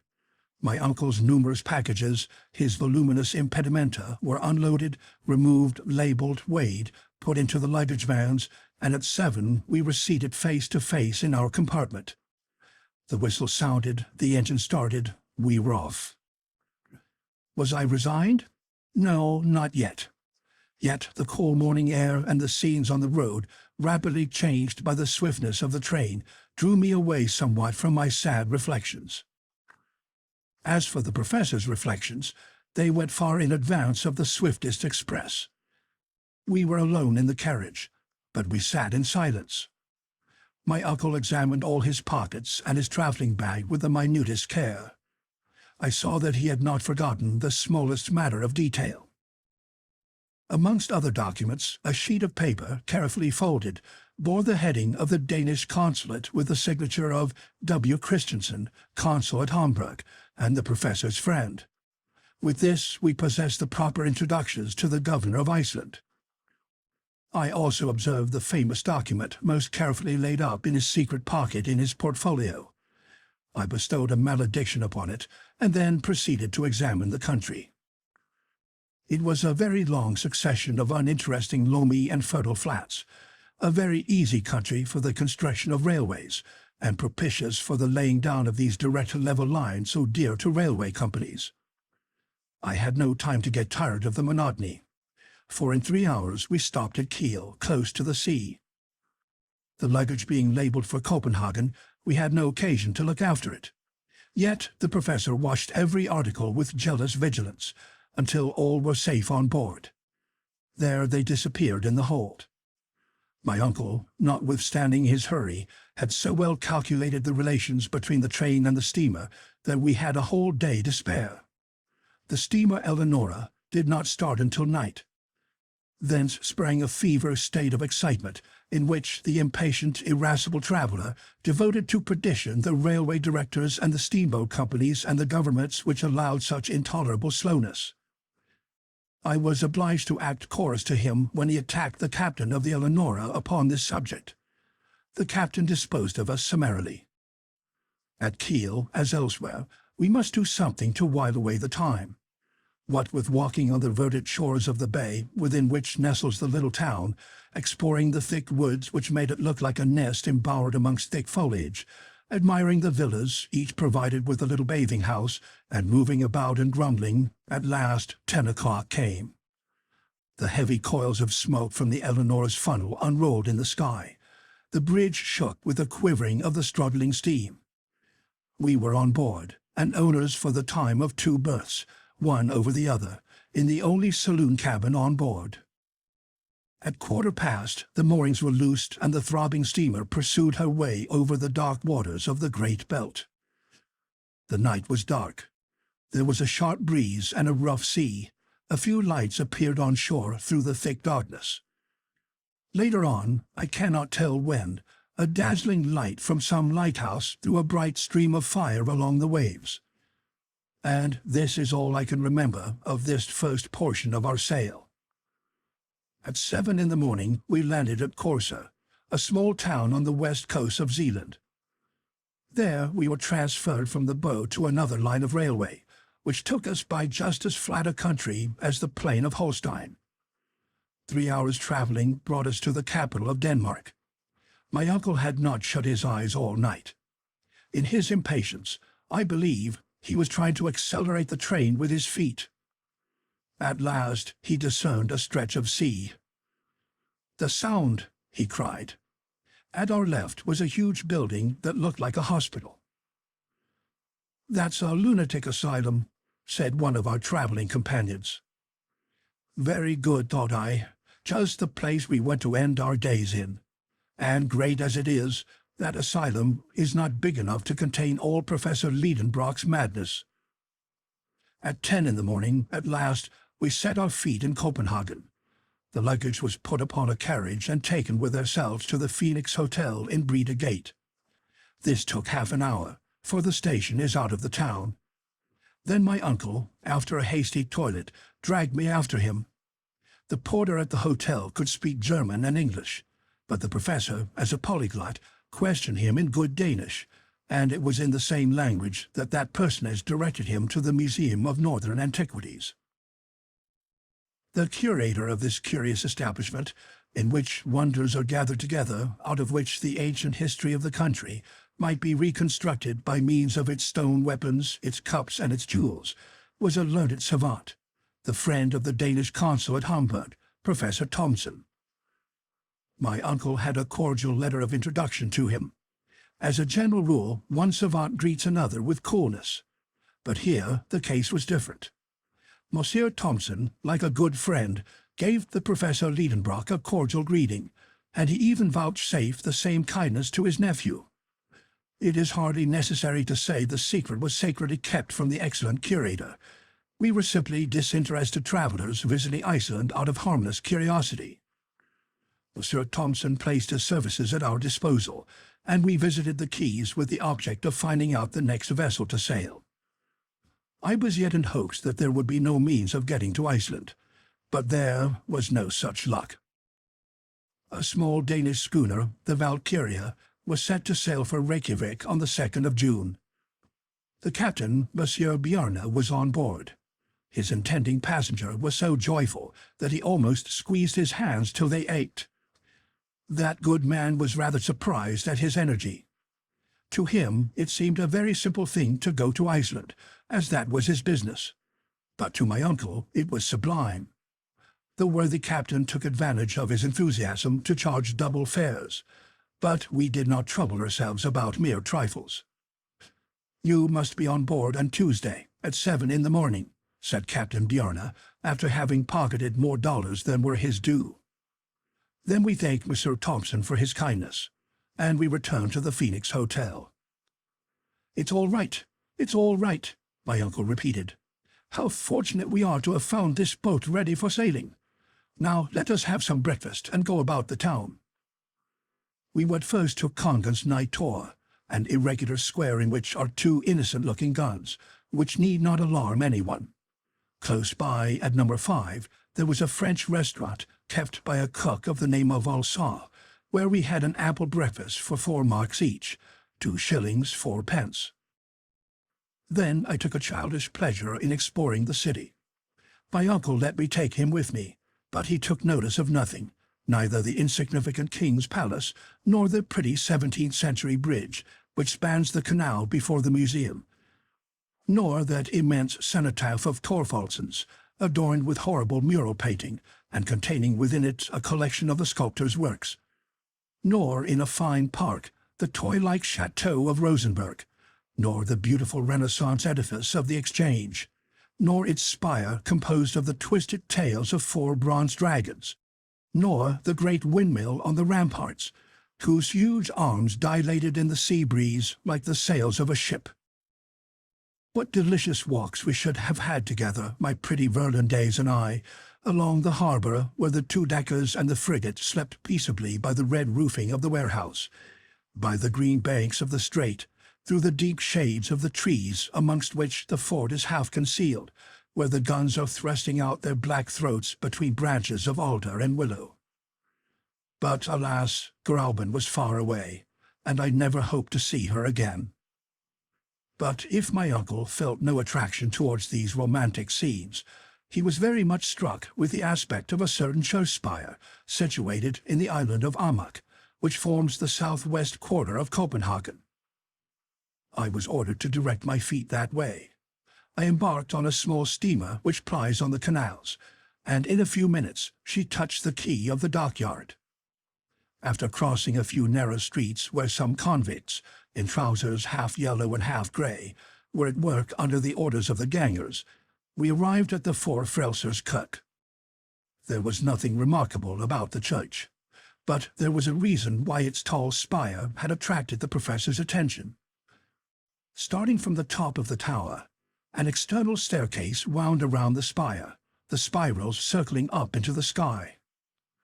"Let us get to the top," said my uncle. "I shall be dizzy," I said. "The more reason why we should go up. We must get used to it." "But, come, I tell you, don't waste our time." I had to obey. A keeper who lived at the other end of the street handed us the key, and the ascent began. My uncle went ahead with a light step. I followed him, not without alarm, for my head was very apt to feel dizzy. I possessed neither the equilibrium of an eagle nor his fearless nature. As long as we were protected on the inside of the winding staircase up the tower, all was well enough. But after toiling up 150 steps, the fresh air came to salute my face, and we were on the leads of the tower. There the aerial staircase began its gyrations, only guarded by a thin iron rail, and the narrowing steps seemed to ascend into infinite space. "Never shall I be able to do it," I said. "Don't be a coward. Come up, sir," said my uncle with the coldest cruelty. I had to follow, clutching at every step. The keen air made me giddy. I felt the spire rocking with every gust of wind. My knees began to fail. Soon I was crawling on my knees, then creeping on my stomach. I closed my eyes. I seemed to be lost in space. At last I reached the apex, with the assistance of my uncle dragging me up by the collar. "Look down," he cried. "Look down well. You must take a lesson in abysses." I opened my eyes. I saw houses squashed flat, as if they had all fallen down from the skies. A smoke fog seemed to drown them. Over my head, ragged clouds were drifting past, and by an optical inversion they seemed stationary, while the steeple, the ball, and I were all spinning along with fantastic speed. Far away on one side was the green country. On the other the sea sparkled, bathed in sunlight. The Sound stretched away to Elsinore, dotted with a few white sails, like seagulls' wings. And in the misty east and away to the northeast lay outstretched the faintly shadowed shores of Sweden. All this immensity of space whirled and wavered, fluctuating beneath my eyes. but I was compelled to rise, to stand up, to look. My first lesson in dizziness lasted an hour. When I got permission to come down and feel the solid street pavements, I was afflicted with severe lumbago. "Tomorrow we will do it again," said the professor. And it was so. For 5 days in succession I was obliged to undergo this anti-vertiginous exercise, and whether I would or not, I made some improvement in the art of lofty contemplations. End of Chapter 8.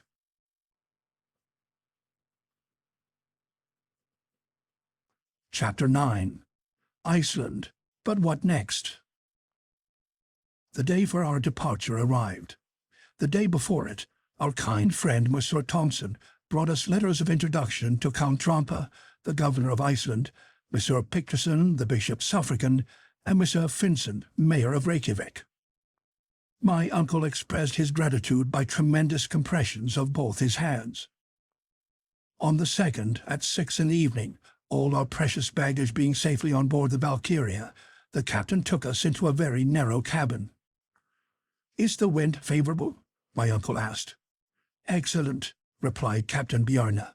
"A southeaster. We shall pass down the Sound full speed, with all sails set." In a few minutes, the schooner, under her mizzen, brigantine, topsail, and topgallant sail, loosed from her moorings and made full sail through the straits. In an hour the captain of Denmark seemed to sink below the distant waves, and the Valkyria was skirting the coast by Elsinore.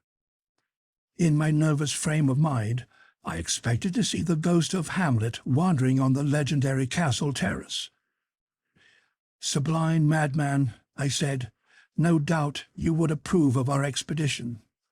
Perhaps you would keep us company to the center of the globe to find the solution of your eternal doubts." But there was no ghostly shape upon the ancient walls. Indeed, the castle is much younger than the heroic Prince of Denmark. It now answers the purpose of a sumptuous lodge for the doorkeeper of the Straits of the Sound, before which every year there pass 15,000 ships of all nations. The castle of Kronsberg soon disappeared in the mist, as well as the tower of Helsingborg, built on the Swedish coast, and the schooner passed lightly on her way, urged by the breezes of the Kattegat. The Valkyrie was a splendid sailor, but on a sailing vessel you can place no dependence. She was taking to Reykjavik coal, household goods, earthenware, woolen clothing, and a cargo of wheat. The crew consisted of 5 men, all Danes. "How long would the passage take?" my uncle asked. 10 days, the captain replied, "if we don't meet a nor'wester in passing the Faroes." "But are you not subject to considerable delays?" "No, Monsieur Lidenbrock, don't be uneasy. We shall get there in very good time." At evening the schooner doubled the Skaw at the northern point of Denmark, in the night passed the Skager Rack, skirted Norway by Cape Lindness, and entered the North Sea. In 2 days more we sighted the coast of Scotland near Peterhead, and the Valkyria turned her lead towards the Faroe Islands, passing between the Orkneys and Shetlands. Soon the schooner encountered the great Atlantic swell. She had to tack against the north wind, and reached the Faroes only with some difficulty. On the 8th, the captain made out Maganus, the southernmost of these islands, and from that moment took a straight course for Cape Portland, the most southerly point of Iceland.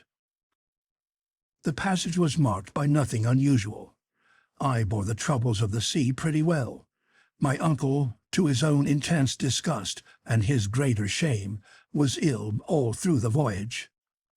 He therefore was unable to converse with the captain about Snæfell, the way to get to it, the facilities for transport. He was obliged to put off these inquiries until his arrival, and spent all his time at full length in his cabin, of which the timbers creaked and shook with every pitch he took. It must be confessed he was not undeserving of his punishment. On the 11th we reached Cape Portland. The clear open weather gave us a good view of Snæfellsjökull, which overhangs it. The cape is merely a low hill with steep sides, standing lonely by the beach. The Valkyria kept at some distance from the coast, taking a westerly course amidst great shoals of whales and sharks. Soon we came in sight of an enormous perforated rock, through which the sea dashed furiously. The Westman islet seemed to rise out of the ocean like a group of rocks in a liquid plain. From that time the schooner took a wide berth and swept at a great distance round Cape Reykjanes, which forms the western point of Iceland. The rough sea prevented my uncle from coming on deck to admire these shattered and surf-beaten coasts. 48 hours after, coming out of a storm which forced the schooner to scud under bare poles, we sighted east of us the beacon on Cape Skagen, where dangerous rocks extended far away seaward. An Icelandic pilot came on board, and in 3 hours the Valkyria dropped her anchor before Reykjavik in Faxa Bay. The professor at last emerged from his cabin, rather pale and wretched-looking, but still full of enthusiasm, and with ardent satisfaction shining in his eyes. The population of the town, wonderfully interested in the arrival of a vessel from which everyone expected something, formed in groups upon the quay. My uncle left in haste his floating prison, or rather hospital. But before quitting the deck of the schooner, he dragged me forward, and, pointing with outstretched finger north of the bay at a distant mountain terminating in a double peak, a pair of cones covered with perpetual snow, he cried, "Snæfell! Snæfell!" Then, recommending me by an impressive gesture to keep silence, he went into the boat which awaited him. I followed, and presently we were treading the soil of Iceland. The first man we saw was a good-looking fellow enough in a general's uniform. Yet he was not a general, but a magistrate, the governor of the island, Monsieur le Baron Trampa himself. The professor was soon aware of the presence he was in. He delivered him his letters from Copenhagen, and then followed a short conversation in the Danish language, the purport of which I was quite ignorant of, and for a very good reason. But the result of this first conversation was that Baron Trampa placed himself entirely at the service of Professor Lidenbrock. My uncle was just as courteously received by the mayor, Monsieur Finson, whose appearance was as military and disposition and office as pacific as the governor's. As for the bishop's suffragan, Monsieur Picterson, he was at that moment engaged on episcopal visitation in the north. For the time, we must be resigned to wait for the honor of being presented to him. But Monsieur Fridriksson, professor of natural sciences at the school of Reykjavik, was a delightful man, and his friendship became very precious to me. This modest philosopher spoke only Danish and Latin. He came to proffer me his good offices in the language of Horace, and I felt that we were made to understand each other. In fact, he was the only person in Iceland with whom I could converse at all. This good-natured gentleman made over to us 2 of the 3 rooms which his house contained, and we were soon installed in it with all our luggage, the abundance of which rather astonished the good people of Reykjavik. "When, Axel," said my uncle, "we are getting on, and now the worst is over." "The worst?" I said, astonished. "To be sure. Now we have nothing to do but go down." "Oh, if that is all, you're quite right. But, after all, when we have gone down, we shall have to get up again, I suppose." "Oh, I don't trouble myself about that. Come, there's no time to lose. I am going to the library. Perhaps there is some manuscript of Saknussemm's there, and I should be glad to consult it." "Well, while you are there, I will go into the town. Won't you?" "Oh, that is very uninteresting to me. It is not what is upon this island, but what is underneath that interests me." I went out and wandered wherever chance took me. It would not be easy to lose your way in Reykjavik. I was therefore under no necessity to inquire the road, which exposes one to mistakes when the only medium of intercourse is gesture. The town extends along a low and marshy level, between 2 hills. An immense bed of lava bounds it on one side, and falls gently towards the sea. On the other extends the vast bay of Faxa, shut in at the north by the enormous glacier of the Snæfell, and of which the Valkyria was for the time the only occupant. Usually the English and French conservators of fisheries moor in this bay, but just then they were cruising about the western coasts of the island. The longest of the only two streets that Reykjavik possesses was parallel with the beach.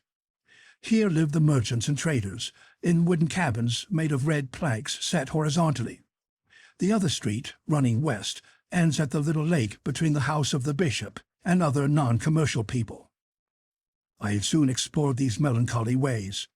Here and there I got a glimpse of faded turf, looking like a worn-out bit of carpet, or some appearance of kitchen garden, the sparse vegetables of which, potatoes, cabbages, and lettuces, would have figured appropriately upon a Lilliputian table. A few sickly wallflowers were trying to enjoy the air and sunshine. About the middle of the tin commercial street I found the public cemetery, enclosed in a mud wall, and where there seemed plenty of room. Then a few steps brought me to the governor's house, but compared with the town of Hamburg, a palace in comparison with the cabins of the Icelandic population. Between the little lake and the town, the church is built in the Protestant style, of calcined stones extracted out of the volcanoes by their own labor and at their own expense. In high westerly winds it was manifest that the red tiles of the roof would be scattered in the air, to the great danger of the faithful worshippers. On a neighboring hill I perceived the National School, where, as I was informed later by our host, were taught Hebrew, English, French, and Danish, 4 languages of which, with shame I confess it, I don't know a single word. After an examination, I should have to stand last of the 40 scholars educated at this little college, and I should have been held unworthy to sleep along with them in one of those little double closets, where more delicate youths would have died of suffocation the very first night. In 3 hours I had seen not only the town but its environs. The general aspect was wonderfully dull. No trees and scarcely any vegetation. Everywhere bare rocks, signs of volcanic action. The Icelandic huts are made of earth and turf, and the walls slope inward. They rather resemble roofs placed on the ground. But then these roofs are meadows of comparative fertility. Thanks to the internal heat, the grass grows in them to some degree of perfection. It is carefully mown in the hay season. If it were not, the horses would come to pasture on these green abodes. In my excursion I met but few people. On returning to the main street, I found the greater part of the population busied in drying, salting, and putting on board codfish, their chief export. The men looked like robust but heavy blond Germans with pensive eyes, conscious of being far removed from their fellow creatures, poor exiles relegated to this land of ice, poor creatures who should have been Eskimo, since nature had condemned them to live only just outside the Arctic Circle. In vain did I try to detect a smile upon their lips. Sometimes, by a spasmodic and involuntary contraction of the muscles, they seemed to laugh, but they never smiled. Their costume consisted of a coarse jacket of black woolen cloth called in Scandinavian lands a vadmo, a hat with a very broad brim, trousers with a narrow edge of red, and a bit of leather rolled round the foot for shoes. The women looked as sad and as resigned as the men. Their faces were agreeable but expressionless, and they wore gowns and petticoats of dark vadmo. As maidens, they wore over their braided hair a little knitted brown cap. When married, they put around their heads a colored handkerchief, crowned with a peak of white linen. After a good walk, I returned to Monsieur Fredriksson's house, where I found my uncle already in his host's company. End of Chapter 9.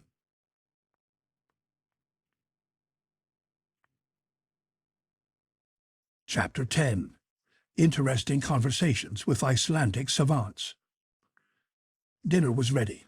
Professor Lidenbrock devoured his portion voraciously, for his compulsory fast on board had converted his stomach into a vast, unfathomable gulf. There was nothing remarkable in the meal itself, but the hospitality of our host, more Danish than Icelandic, reminded me of the heroes of old. It was evident that we were more at home than he was himself. The conversation was carried on in the vernacular tongue, which my uncle mixed with German, and Monsieur Fredriksson with Latin for my benefit.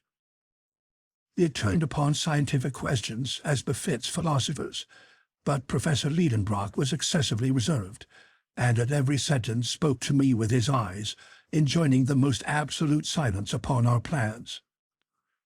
In the first place, Monsieur Fredrickson wanted to know what success my uncle had had at the library. "Your library? Why, there is nothing but a few tattered books upon almost deserted shelves." "Indeed," replied Monsieur Fredrickson. "Why, we possess 8,000 volumes, many of them valuable and scarce, works in the old Scandinavian language, and we have all the novelties that Copenhagen sends us every year." "Where do you keep your 8,000 volumes? For my part, oh, Monsieur Lidenbrock, they are all over the country. In this icy region we are fond of study. There is not a farmer nor a fisherman that cannot read and does not read. Our principle is that books, instead of growing mouldy behind an iron grating, should be worn out under the eyes of many readers. Therefore, these volumes are passed from one to another, read over and over, referred to again and again, and it often happens that they find their way back to their shelves only after an absence of a year or two. And in the meantime, said my uncle rather spitefully, strangers. Well, what would you have? Foreigners have their libraries at home, and the first essential for labouring people is that they should be educated. I repeat to you, the love of reading runs in Icelandic blood. In 1816 we founded a prosperous literary society. Learned strangers think themselves honoured in becoming members of it. It publishes books which educate our fellow countrymen and do the country great service. If you will consent to be a corresponding member, Herr Lidenbrock, you will be giving us great pleasure." My uncle, who had already joined about 100 learned societies, accepted with grace, which evidently touched Monsieur Fredrickson. "Now," said he, "will you be kind enough to tell me what books you hope to find in our library, and I may perhaps enable you to consult them?" My uncle's eyes and mine met. He hesitated. This direct question went to the root of the matter. But after a moment's reflection, he decided on speaking. "Monsieur Fredrickson, I wish to know if amongst your ancient books you possessed any of the works of Arne Saknussemm." "Arne Saknussemm," replied the Reykjavik professor. "You mean that learned 16th-century savant, a naturalist, a chemist, and a traveller?" "Just so." "One of the glories of Icelandic literature and science?" "That's the man." "An illustrious man anywhere?" "Quite so." "And whose courage was equal to his genius?" "I see that you know him well." My uncle was bathed in delight at hearing his hero thus described. He feasted his eyes upon Monsieur Fredrickson's face. "Well," he cried, "where are his works?" "His works, we have them not." "What, not in Iceland?" "They are neither in Iceland nor anywhere else." "Why is that?" "Because Arne Saknussemm was persecuted for heresy, and in 1573 his books were burned by the hands of the common hangman." "Very good, excellent," cried my uncle, to the great scandal of the professor of natural history. "What?" he cried. "Yes, yes, now it is all clear, now it is all unravelled. And I see why Saknussemm, put into the Index Expurgatorius and compelled to hide the discoveries made by his genius, was obliged to bury in an incomprehensible cryptogram the secret." "What secret?" asked Monsieur Fredrickson, starting. "Oh, just a secret which—" my uncle stammered. "Have you some private document in your possession?" asked our host. "No, I was only supposing a case." "Oh, very well," answered Monsieur Fredrickson, who was kind enough not to pursue the subject when he had noticed the embarrassment of his friend. "I hope you will not leave our island until you have seen some of its mineralogical wealth." "Certainly," replied my uncle, "but I am rather late, or have not others been here before me?" "Yes, Herr Lidenbrock, the labours of Messieurs Olofsson and Poverson, pursued by order of the King, the researches of Troil, the scientific mission of Messieurs Gaimard and Robert on the French corvette La Recherche, and lately the observations of scientific men who came in the Rhine Hortense have added materially to our knowledge of Iceland. But I assure you there is plenty left." "Do you think so?" said my uncle, pretending to look very modest, and trying to hide the curiosity was flashing out of his eyes. "Oh, yes. How many mountains, glaciers, and volcanoes there are to study, which are as yet but imperfectly known. Then, without going any further, that mountain in the horizon, that is Snæfell."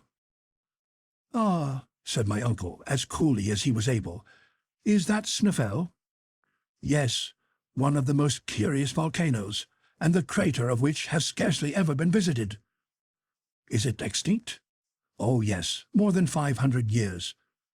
"Well," replied my uncle, who was frantically locking his legs together to keep himself from jumping up in the air, "that is where I mean to begin my geological studies, there on that Snæfell, what do you call it?" "Snæfell," replied the excellent Monsieur Fredrickson. This part of the conversation was in Latin.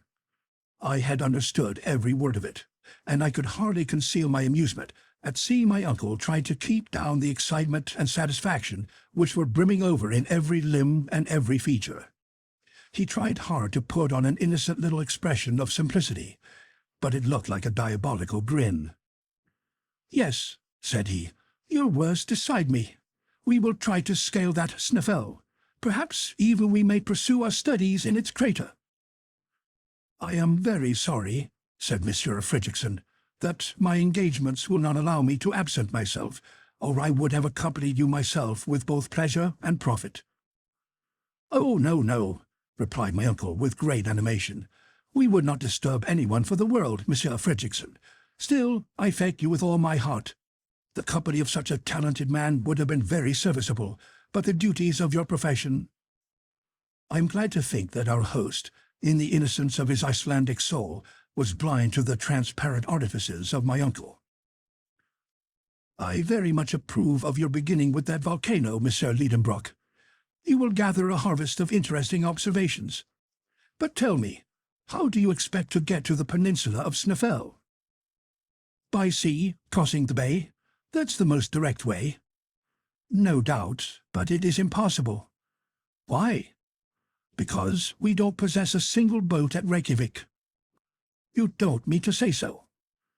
"You will have to go by land, following the shore. It will be longer, but more interesting." "Very well, then. And now I shall have to see about a guide." "I have one to offer you." "A safe, intelligent man." "Yes, an inhabitant of that peninsula. He is an eiderdown hunter and very clever. He speaks Danish perfectly." "When can I see him?" "Tomorrow, if you like." "Why not today?" "Because he won't be here till tomorrow."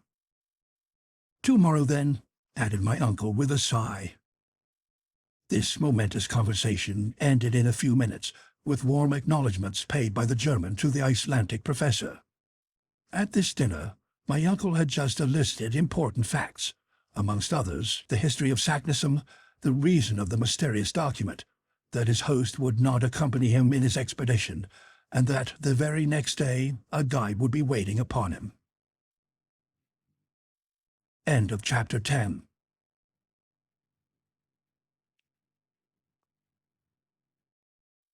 Chapter 11. A Guide Found to the Center of the Earth. In evening I took a short walk on the beach, and returned at night to my plank bed, where I slept soundly all night. When I awoke, I heard my uncle talking at a great rate in the next room. I immediately dressed and joined him. He was conversing in the Danish language with a tall man of robust build. This fine fellow must have been possessed of great strength. His eyes, set in a large and ingenuous face, seemed to me very intelligent. They were of a dreamy sea blue. Long hair, which would have been called red even in England, fell in long meshes upon his broad shoulders. The movements of this native were lithe and supple, but he made little use of his arms in speaking, like a man who knew nothing or cared nothing about the language of gestures. His whole appearance bespoke perfect calmness and self-possession, not indolence but tranquillity.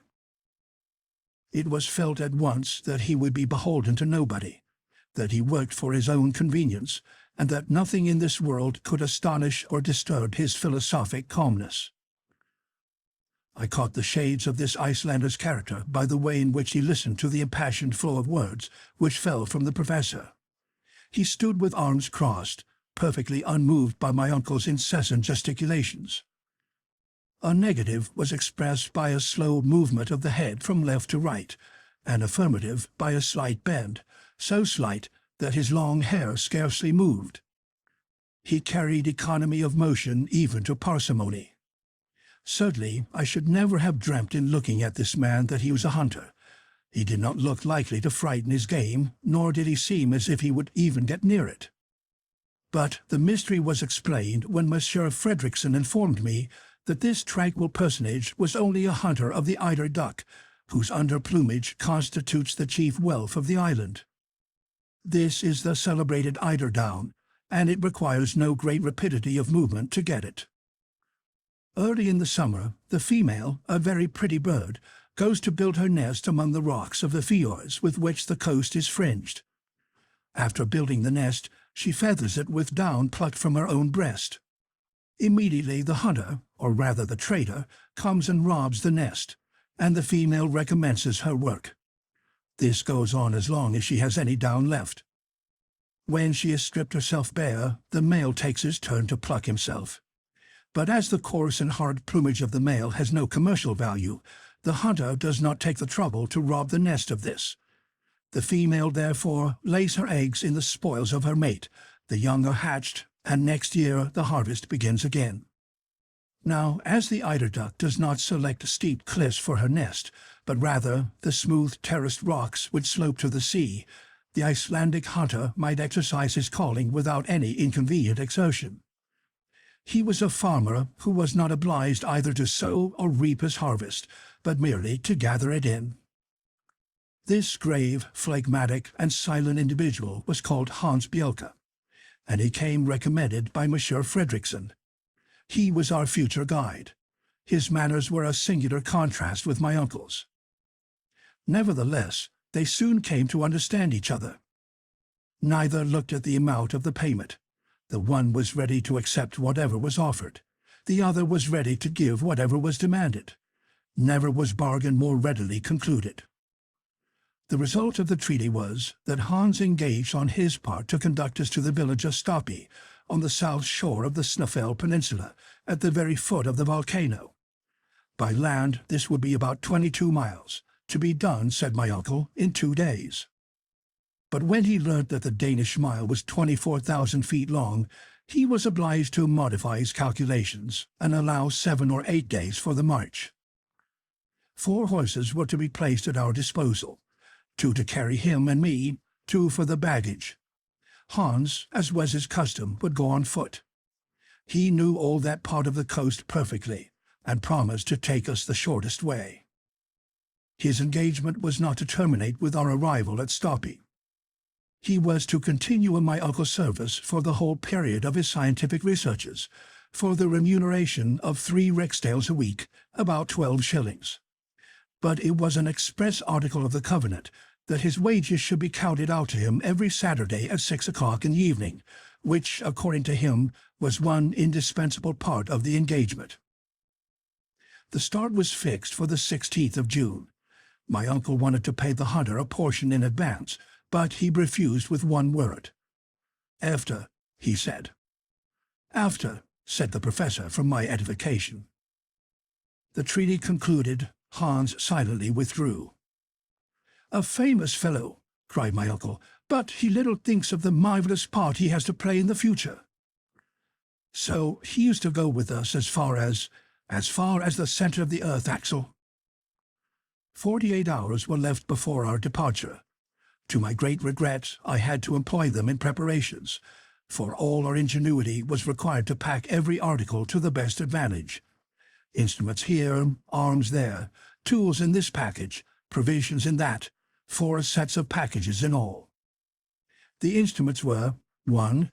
An Eigel centigrade thermometer, graduated up to 150 degrees, 302 degrees Fahrenheit, which seemed to me too much or too little. Too much if the internal heat was to rise so high, for in this case we should be baked, not enough to measure the temperature of springs or any matter in a state of fusion. 2. An aneroid barometer, to indicate extreme pressures of the atmosphere. An ordinary barometer would not have answered the purpose, as the pressure would increase during our descent to a point which the mercuriobarometer would not register.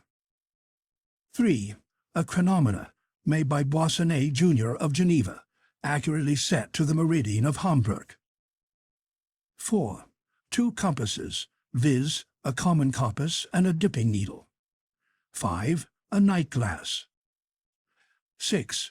2 of Ruhmkorff's apparatus, which, by means of an electric current, supplied a safe and handy portable light. The arms consisted of 2 Purdy's rifles and 2 brace of pistols. But what did we want arms for? We had neither savages nor wild beasts to fear, I supposed. But my uncle seemed to believe in his arsenal as in his instruments, and more especially in a considerable quantity of gun cotton, which is unaffected by moisture, and the explosive force of which exceeds that of gunpowder. The tools comprised 2 pickaxes, 2 spades, a silk rope ladder, 3 iron-tipped sticks, a hatchet, a hammer, a dozen wedges and iron spikes, and a long knotted rope. Now this was a large load, for the ladder was 300 feet long. And there were provisions, too. This was not a large parcel, but it was comforting to know that of essence of beef and biscuits there was 6 months' consumption. Spirits were the only liquid, and of water we took none. But we had flasks, and my uncle depended on springs from which to fill them. Whatever objections I hazarded as to their quality, temperature, or even absence remained ineffectual. To complete the exact inventory of all our traveling accompaniments, I must not forget a pocket medicine chest, containing blunt scissors, splints for broken limbs, a piece of tape of unbleached linen, bandages and compresses, lint, a lancet for bleeding, all dreadful articles to take with one. Then there was a row of phials containing dextrine, alcoholic ether, liquid acetate of lead, vinegar, and ammonia drugs, which afforded me no comfort. Finally, all the articles needful to supply Ruhmkorff's apparatus. My uncle did not forget a supply of tobacco, coarse-grained powder, and amadou, or a leather belt in which he carried a sufficient quantity of gold, silver, and paper money. 6 pairs of boots and shoes, made waterproof with a composition of India rubber and naphtha, were packed amongst the tools. "Clothed, shod, and equipped like this," said my uncle, "there is no telling how far we may go." The 14th was wholly spent in arranging all our different articles. In the evening we dined with Baron Tramps, the mayor of Reykjavik, and Dr. Hjaltalin, the first medical man of the place, being of the party. Monsieur Fredrickson was not there. I learned afterwards that he and the governor disagreed upon some question of administration, and did not speak to each other. I therefore knew not a single word of all that was said at this semi-official dinner, but I could not help noticing that my uncle talked the whole time. On the 15th, our preparations were all made. Our host gave the professor very great pleasure by presenting him with a map of Iceland far more complete than that of Henderson. It was the map of Mr. Olaf Nicholas Olsen, in the proportion of 1 to 480,000 of the actual size of the island, and published by the Icelandic Literary Society. It was a precious document for a mineralogist. Our last evening was spent in intimate conversation with Monsieur Fredrickson, with whom I felt the liveliest sympathy. Then, after the talk, succeeded, for me at any rate, a disturbed and restless night. At 5 in the morning I was awoke by the neighing and pawing of 4 horses under my window. I dressed hastily and came down into the street. Hans was finishing or packing, almost as it were without moving a limb, and yet he did his work cleverly. My uncle made more noise than execution, and the guide seemed to pay very little attention to his energetic directions. At 6 o'clock our preparations were over. Mr. Fredrickson shook hands with us. My uncle thanked him heartily for his extreme kindness. I constructed a few fine Latin sentences to express my cordial farewell. Then we bestrode our steeds, and with his last adieu, Mr. Fredrickson treated me to a line of Virgil eminently applicable to such uncertain wanderers as we were likely to be. That quacumque viam didant fortuna sacramura. Wherever fortune clears a way, thither our ready footsteps stray. End of chapter 11.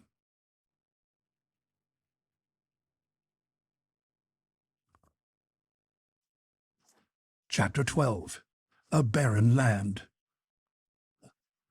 We had started under a sky overcast but calm.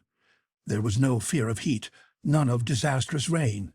It was just the weather for tourists. The pleasure of riding on horseback over an unknown country made me easy to be pleased at our first start. I threw myself wholly into the pleasure of the trip, and enjoyed the feeling of freedom and satisfied desire. I was beginning to take a real share in the enterprise. Besides, I said to myself, where's the risk? Here we are traveling all through a most interesting country. We are about to climb a very remarkable mountain. At the worst, we are going to scramble down an extinct crater. It is evident that Saknussemm did nothing more than this. As for a passage leading to the center of the globe, it is mere rubbish, perfectly impossible.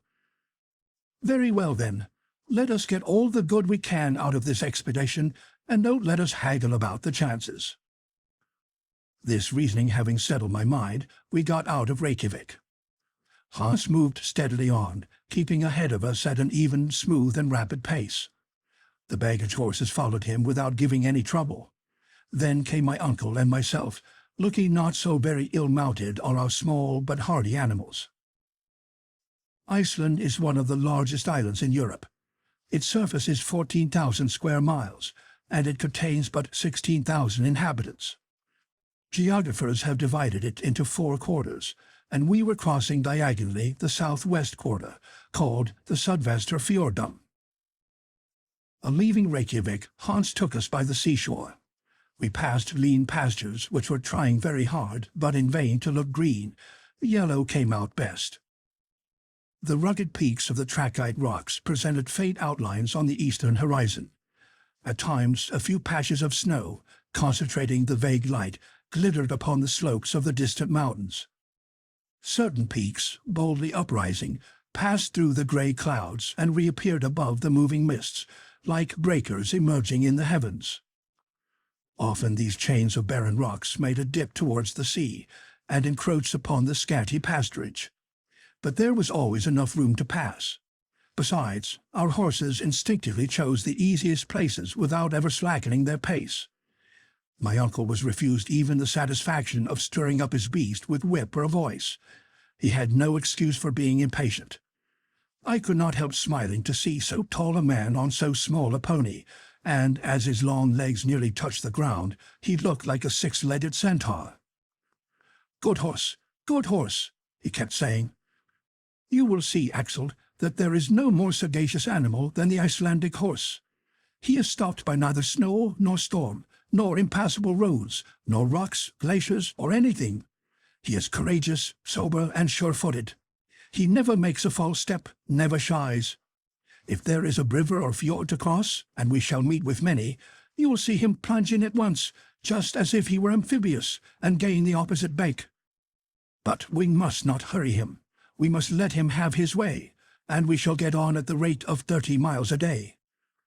We may, but how about our guide? Oh, never mind him. People like him get over the ground without a thought. There is so little action in this man that he will never get tired.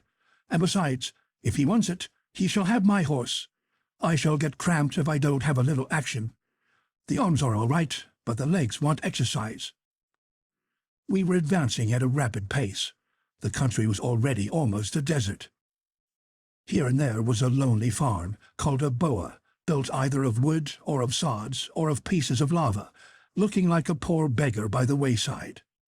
These ruinous huts seemed to solicit charity from passers-by, and on very small provocation we should have given alms for the relief of the poor inmates.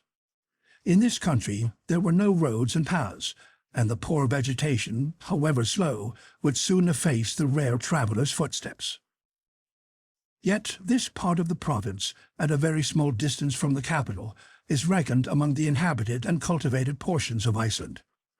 What, then, must other tracts be, more desert than this desert? In the first half-mile we had not seen one farmer standing before his cabin door, nor one shepherd tending a flock less wild than himself, nothing but a few cows and sheep left to themselves. What, then, would be those convulsed regions upon which we were advancing, regions subject to the dire phenomena of eruptions, the offspring of volcanic explosions and subterranean convulsions? We were to know them before long, but on consulting Olsen's map, I saw that they would be avoided by winding along the seashore. In fact, the great plutonic action is confined to the central portion of the island. There, rocks of the trappean and volcanic class, including trachyte, basalt, and tuffs, and agglomerates associated with streams of lava, have made this a land of supernatural horrors. I had no idea of the spectacle which was awaiting us in the peninsula of Snæfell, where these ruins of a fiery nature have formed a frightful chaos. In 2 hours from Reykjavik, we arrived at the burgh of Gafuns, called Alkirkja, or principal church. There was nothing remarkable here but a few houses, scarcely enough for a German hamlet. Hans stopped here half an hour. He shared with us our frugal breakfast, answering my uncle's questions about the road and our resting place that night with merely yes or no, except when he said Gardar. I consulted the map to see where Gardar was.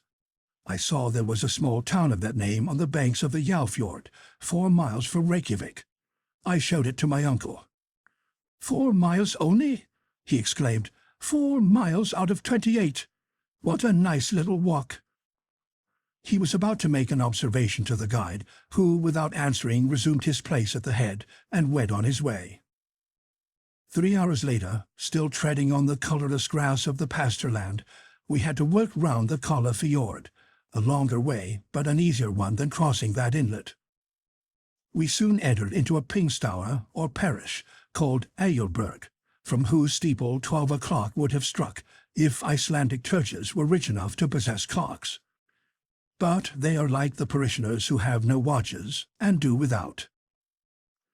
There our horses were baited. Then, taking the narrow path to left between a chain of hills and the sea, they carried us to our next stage, the Alkirkja of Brantar, and 1 mile farther on to Saurbor Annexia, a chapel of ease built on the south shore of the Hvalfjord. It was now 4 o'clock, and we had gone 4 Icelandic miles, or 24 English miles. In that place the fjord was at least 3 English miles wide. The waves rolled with a rushing din upon the sharp-pointed rocks. This inlet was confined between walls of rock, precipices crowned by sharp peaks 2,000 feet high, and remarkable for the brown strata which separated the beds of reddish tuff.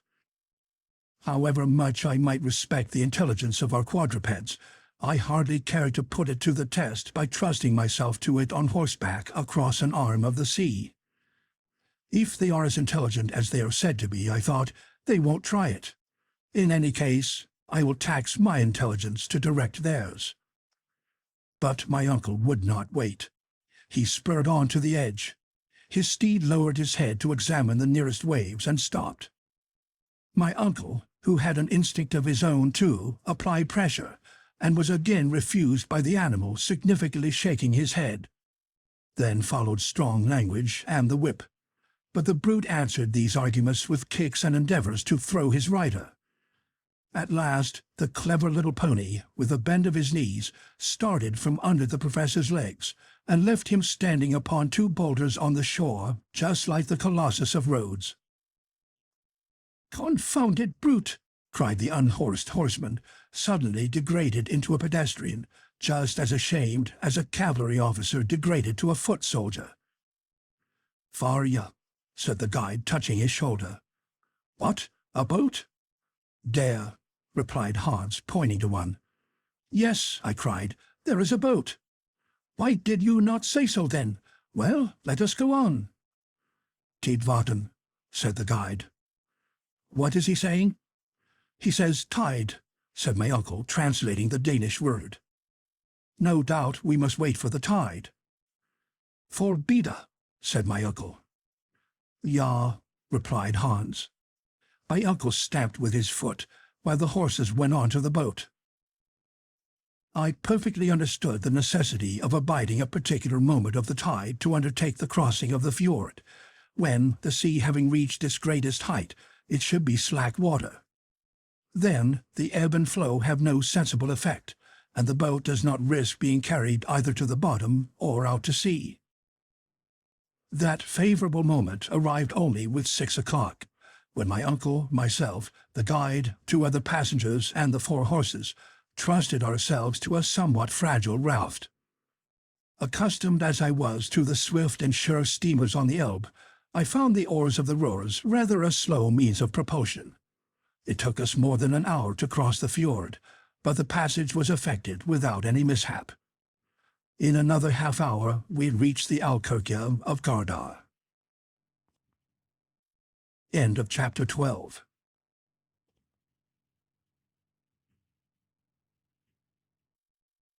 Chapter 13.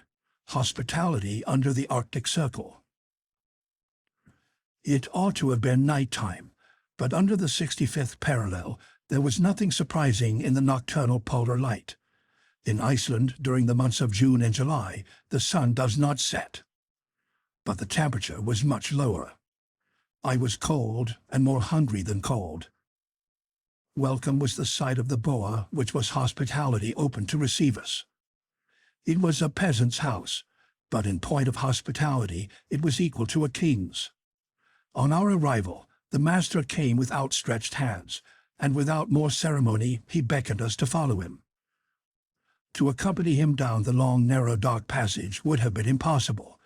Therefore we followed as he bid us. The building was constructed of roughly squared timbers, with rooms on both sides, 4 in number, all opening out into the one passage. These were the kitchen, the weaving shop, the bedstofa, or family sleeping room, and the visitors' room, which was the best of all.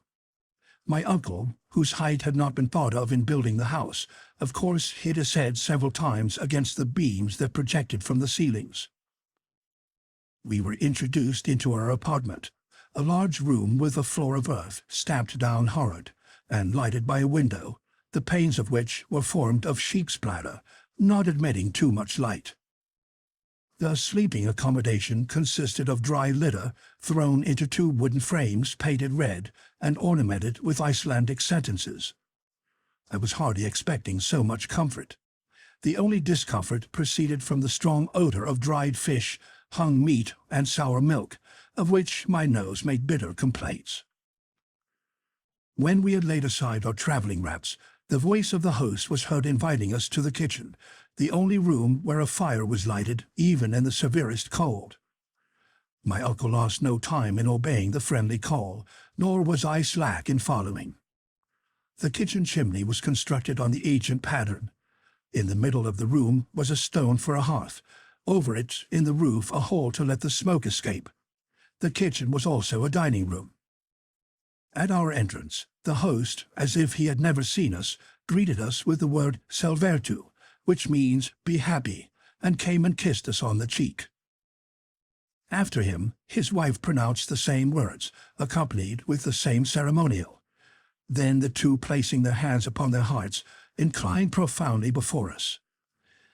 I hasten to inform the reader that this Icelandic lady was the mother of 19 children, all big and little, swarming in the midst of the dense wreaths of smoke with which the fire on the hearth filled the chamber. Every moment I noticed a fair-haired and rather melancholy face peeping out of the rolling volumes of smoke. They were a perfect cluster of unwashed angels. My uncle and I treated this little tribe with kindness, and in a very short time we each had 3 or 4 of these brats on our shoulders, as many on our laps, and the rest between our knees. Those who could speak kept repeating "Selvertu" in every conceivable tone. Those that could not speak made up for that want by shrill cries. This concert was brought to a close by the announcement of dinner. At that moment our hunter returned, who had been seeing his horses provided for. That is to say, he had economically let them loose in the fields, where the poor beasts had to content themselves with the scanty moss they could pull off the rocks, and a few meagre seaweeds, and the next day they would not fail to come of themselves and resume the labors of the previous day. "Selvertu," said Hans. Then calmly, automatically, and dispassionately, he kissed the host, the hostess, and their 19 children. This ceremony over, we sat at table, 24 in number, and therefore one upon another. The luckiest had only 2 urchins upon their knees. But silence reigned in all this little world at the arrival of the soup, and the national taciturnity resumed its empire even over the children. The host served out to us a soup made of lichen, and by no means unpleasant, then an immense piece of dried fish floating in butter rancid with 20 years' keeping, and therefore, according to Icelandic gastronomy, much preferable to fresh butter. Along with this we had sky, a sort of clotted milk, with biscuits and a liquid prepared from juniper berries. For beverage we had a thin milk mixed with water, called in this country blanda. It is not for me to decide whether this diet is wholesome or not. All I can say is that I was desperately hungry, and that at dessert I swallowed to the very last gulp of a thick broth made from buckwheat. As soon as the meal was over, the children disappeared, and their elders gathered round the peat fire, which also burnt such miscellaneous fuel as briars, cow dung, and fish bones. After this little pinch of warmth, the different groups retired to their respective rooms. Our hostess hospitably offered us her assistance in undressing, according to Icelandic usage. But on our gracefully declining, she insisted no longer, and I was able at last to curl myself up in my mossy bed. At 5 next morning, we bade our host farewell, my uncle with difficulty persuading him to accept a proper remuneration, and Hans signaled the start. At 100 yards from Gardar, the soil began to change its aspect. It became boggy and less favorable to progress. On our right, the chain of mountains was indefinitely prolonged, like an immense system of natural fortifications, of which we were following the counterscarp or lesser steep. Often we were met by streams, which we had to ford with great care not to wet our packages. The desert became wider and more hideous. Yet from time to time we seemed to descry a human figure that fled at our approach. Sometimes a sharp turn would bring us suddenly within a short distance of one of these spectres, and I was filled with loathing at the sight of a huge deformed head, the skin shining and hairless, and repulsive sores visible through the gaps in the poor creature's wretched rags. The unhappy being forbore to approach us and offer his misshapen hand. He fled away, but not before Hans had saluted him with the customary Selvertu. "Spatelsk," said he. "A leper," my uncle repeated. This word produced a repulsive effect. The horrible disease of leprosy is too common in Iceland. It is not contagious, but hereditary, and lepers are forbidden to marry. These apparitions were not cheerful, and did not throw any charm over the less and less attractive landscapes. The last tufts of grass had disappeared from beneath our feet. Not a tree was to be seen, unless we except a few dwarf birches as low as brushwood. Not an animal, but a few wandering ponies that their owners would not feed. Sometimes we could see a hawk bouncing himself on his wings under the grey cloud, and then darting away south with rapid flight. I felt melancholy under this savage aspect of nature, and my thoughts went away to the cheerful scenes I had left in the far south. We had to cross a few narrow fjords, and at last quite a wide gulf. The tide, then high, allowed us to pass over without delay, and to reach the hamlet of Alftanes 1 mile beyond. That evening, after having forded 2 rivers full of trout and pike, called Alfa and Hedda, we were obliged to spend the night in a deserted building worthy to be haunted by all the elephants of Scandinavia. The Ice King certainly held court here, and gave us all night long samples of what he could do. No particular event marked the next day. Bogs, dead levels, melancholy desert tracks wherever we traveled. By nightfall we had accomplished half our journey, and we lay at Krosopt. On the 19th of June, for about a mile, that is, an Icelandic mile, we walked upon hardened lava. This ground is called in the country Ron. The writhen surface presented the appearance of distorted, twisted cables, sometimes stretched in length, sometimes contorted together. An immense torrent, once liquid, now solid, ran from the nearest mountains, now extinct volcanoes, but the ruins around revealed the violence of the past eruptions. Yet here and there were a few jets of steam from hot springs. We had no time to watch these phenomena. We had to proceed on our way. Soon at the foot of the mountains, the boggy land reappeared, intersected by little lakes. Our route now lay westward. We had turned the great bay of Faxa, and the twin peaks of Snæfell rose white into the cloudy sky at the distance of at least 5 miles. The horses did their duty well. No difficulty stopped them in their steady career. I was getting tired, but my uncle was as firm and straight as he was at our first start.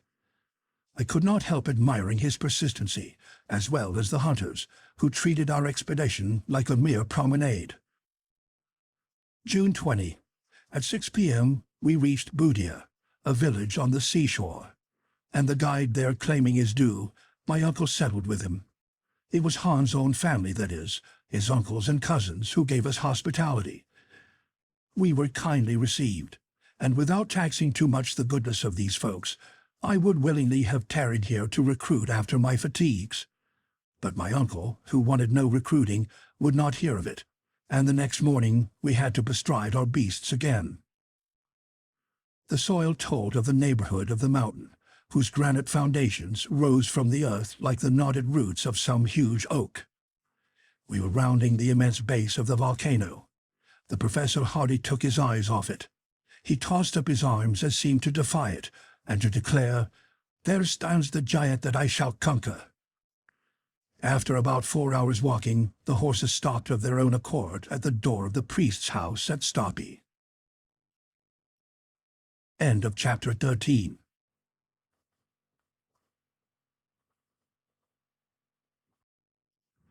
Chapter 14. But Arctics can be inhospitable too. Stapi is a village consisting of about 30 huts, built of lava at the south side of the base of the volcano. It extends along the inner edge of a small fjord, enclosed between basaltic walls of the strangest construction. Basalt is a brownish rock of igneous origin. It assumes regular forms, the arrangement of which is often very surprising. Here nature had done her work geometrically, with square and compass and plummet. Everywhere else, her art consists alone in throwing down huge masses together in disorder. You see cones imperfectly formed, irregular pyramids, with a fantastic disarrangement of lines. But here, as if to exhibit an example of regularity, though in advance of the very earliest architects, she has created a severely simple order of architecture, never surpassed either by the splendors of Babylon or the wonders of Greece. I had heard of the Giant's Causeway in Ireland, and Fingal's Cave in Staffa, one of the Hebrides, but I had never yet seen a basaltic formation. At Stapi, I beheld this phenomenon in all its beauty. The wall that confined the fjord, like all the coast of the peninsula, was composed of a series of vertical columns 30 feet high.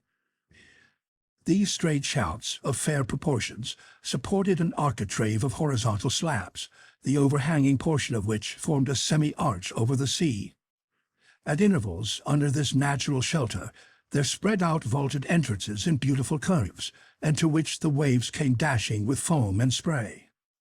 A few shafts of basalt, torn from their hold by the fury of tempests, lay along the soil like remains of an ancient temple, in ruins forever fresh, and over which centuries passed without leaving a trace of age upon them. This was our last stage upon the earth. Hans had exhibited great intelligence, and it gave me some little comfort to think then that he was not going to leave us. On arriving at the door of the rector's house, which was not different from the others, I saw a man shoeing a horse, hammer in hand, with a leathern apron on. "Selvertu," said the hunter. "Godad," said the blacksmith in good Danish. "Kirkeherde," said Hans, turning around to my uncle. "The rector," repeated the professor. "It seems, Axel, that this good man is the rector." Our guide in the meanwhile was making the Kirkeherde aware of the position of things.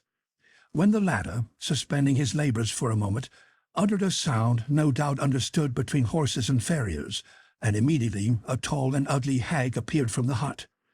She must have been 6 feet at the least. I was in great alarm lest she should treat me to the Icelandic kiss, but there was no occasion to fear, nor did she do the honors at all too gracefully. The visitor's room seemed to me the worst in the whole cabin. It was close, dirty, and evil-smelling. But we had to be content. The rector did not go in for antique hospitality. Very far from it. Before the day was over, I saw that we had to do with a blacksmith, a fisherman, a hunter, a joiner, but not at all with a minister of the gospel. To be sure, it was a weekday. Perhaps on a Sunday he made amends. I don't mean to say anything against these poor priests, who, after all, are very wretched.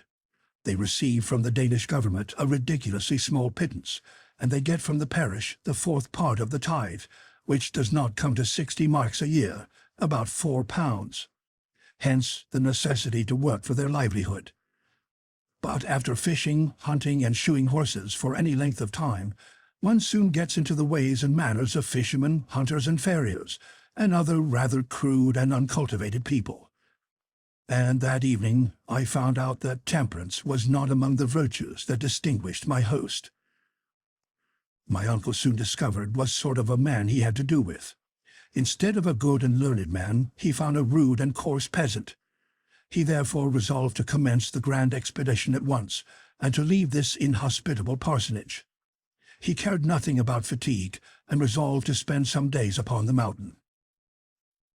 The preparations for our departure were therefore made the very day after our arrival at Stapi.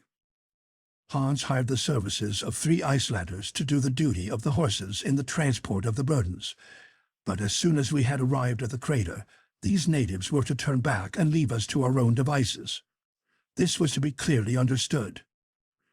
My uncle now took the opportunity to explain to Hans that it was his intention to explore the interior of the volcano to its farthest limits. Hans merely nodded. There or elsewhere, down in the bowels of the earth, or anywhere on the surface, all was alike to him. For my own part, the incidents of the journey had hitherto kept me amused, and made me forgetful of coming evils. But now my fears again were beginning to get the better of me. But what could I do? The place to resist the professor would have been Hamburg, not the foot of Snæfell. One thought, above all others, harassed and alarmed me. It was one calculated to shake firmer nerves than mine.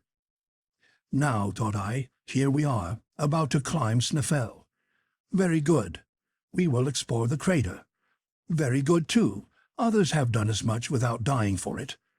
But that is not all. If there is a way to penetrate into the very bowels of the island, if that ill-advised Saknussemm has told a true tale, we shall lose our way amidst the deep subterranean passages of this volcano. Now there is no proof that Snæfell is extinct. Who can assure us that an eruption is not brewing at this very moment? Does it follow that because the monster has slept since 1229, he must therefore never wake again? And if he wakes up presently, where shall we be? It was worthwhile debating this question, and I did debate it. I could not sleep for dreaming about eruptions. Now, the part of the ejected scoriae and ashes seemed to my mind a very rough one to act. So at last, when I could hold out no longer, I resolved to lay the case before my uncle, as prudently and as cautiously as possible, just under the form of an almost impossible hypothesis. I went to him. I communicated my fears to him, and drew back a step to give him room for the explosion which I knew must follow. But I was mistaken. "I was thinking of that," he replied with great simplicity. What could those words mean? Was he actually going to listen to reason? Was he contemplating the abandonment of his plans? This was too good to be true. After a few moments' silence, during which I dared not question him, he resumed. "I was thinking of that. Ever since we arrived at Stapi, I have been occupied with the important question you have just opened, for we must not be guilty of imprudence." "No, indeed," I replied with forcible emphasis. "For 600 years Snæfell has been dumb, but he may speak again. Now, eruptions are always preceded by certain well-known phenomena. I have therefore examined the natives. I have studied external appearances, and I can assure you, Axel, that there will be no eruption." At this positive affirmation, I stood amazed and speechless. "You don't doubt my word?" said my uncle. "Well, follow me." I obeyed like an automaton. Coming out from the priest's house, the professor took a straight road, which, through an opening in the basaltic wall, led away from the sea. We were soon in the open country, if one may give that name to a vast extent of mounds of volcanic products. This tract seemed crushed under a rain of enormous ejected rocks of trap, basalt, granite, and all kinds of igneous rocks. Here and there I could see puffs and jets of steam curling up into the air, called in Icelandic reka, issuing from thermal springs and indicating by their motion the volcanic energy underneath. This seemed to justify my fears. But I fell from the height of my newborn hopes when my uncle said, "You see all these volumes of steam, Axel? Well, they demonstrate that we have nothing to fear from the fury of a volcanic eruption." "Am I to believe that?" I cried. "Understand this clearly," added the professor. "At the approach of an eruption, these jets would redouble their activity, but disappear altogether during the period of the eruption. For the elastic fluids, being no longer under pressure, go off by way of the crater instead of escaping by their usual passages through the fissures in the soil. Therefore, if these vapors remain in their usual condition, if they display no augmentation of force, and if you add to this the observation that the wind and rain are not ceasing and being replaced by a still and heavy atmosphere, then you may affirm that no eruption is preparing. But no more. That is sufficient. When science has uttered her voice, let babblers hold their peace." I returned to the parsonage, very crestfallen. My uncle had beaten me with the weapons of science. Still, I had one hope left, and this was that when we had reached the bottom of the crater, it would be impossible, for want of a passage, to go deeper, in spite of all the Saknussemms in Iceland. I spent the whole night in one constant nightmare. In the heart of a volcano, and from the deepest depths of the earth, I saw myself tossed up amongst the interplanetary spaces under the form of an eruptive rock. The next day, June 23rd, Hans was awaiting us with his companions carrying provisions, tools, and instruments. 2 iron-pointed sticks, 2 rifles, and 2 shot belts were for my uncle and myself. Hans, as a cautious man, had added to our luggage a leathern bottle full of water, which, with that in our flasks, would ensure us a supply of water for 8 days. It was 9 in the morning. The priest and his tall Magira were awaiting us at the door. We supposed they were standing there to bid us a kind farewell, but the farewell was put in the unexpected form of a heavy bill, in which everything was charged, even to the very air we breathed in the pastoral house, infected as it was. This worthy couple were fleecing us just as a Swiss innkeeper might have done, and estimated their imperfect hospitality at the highest price. My uncle paid without a remark. A man who is starting for the center of the earth need not be particular about a few rix dollars. This point being settled, Hans gave the signal, and we soon left Stabi behind us. End of chapter 14.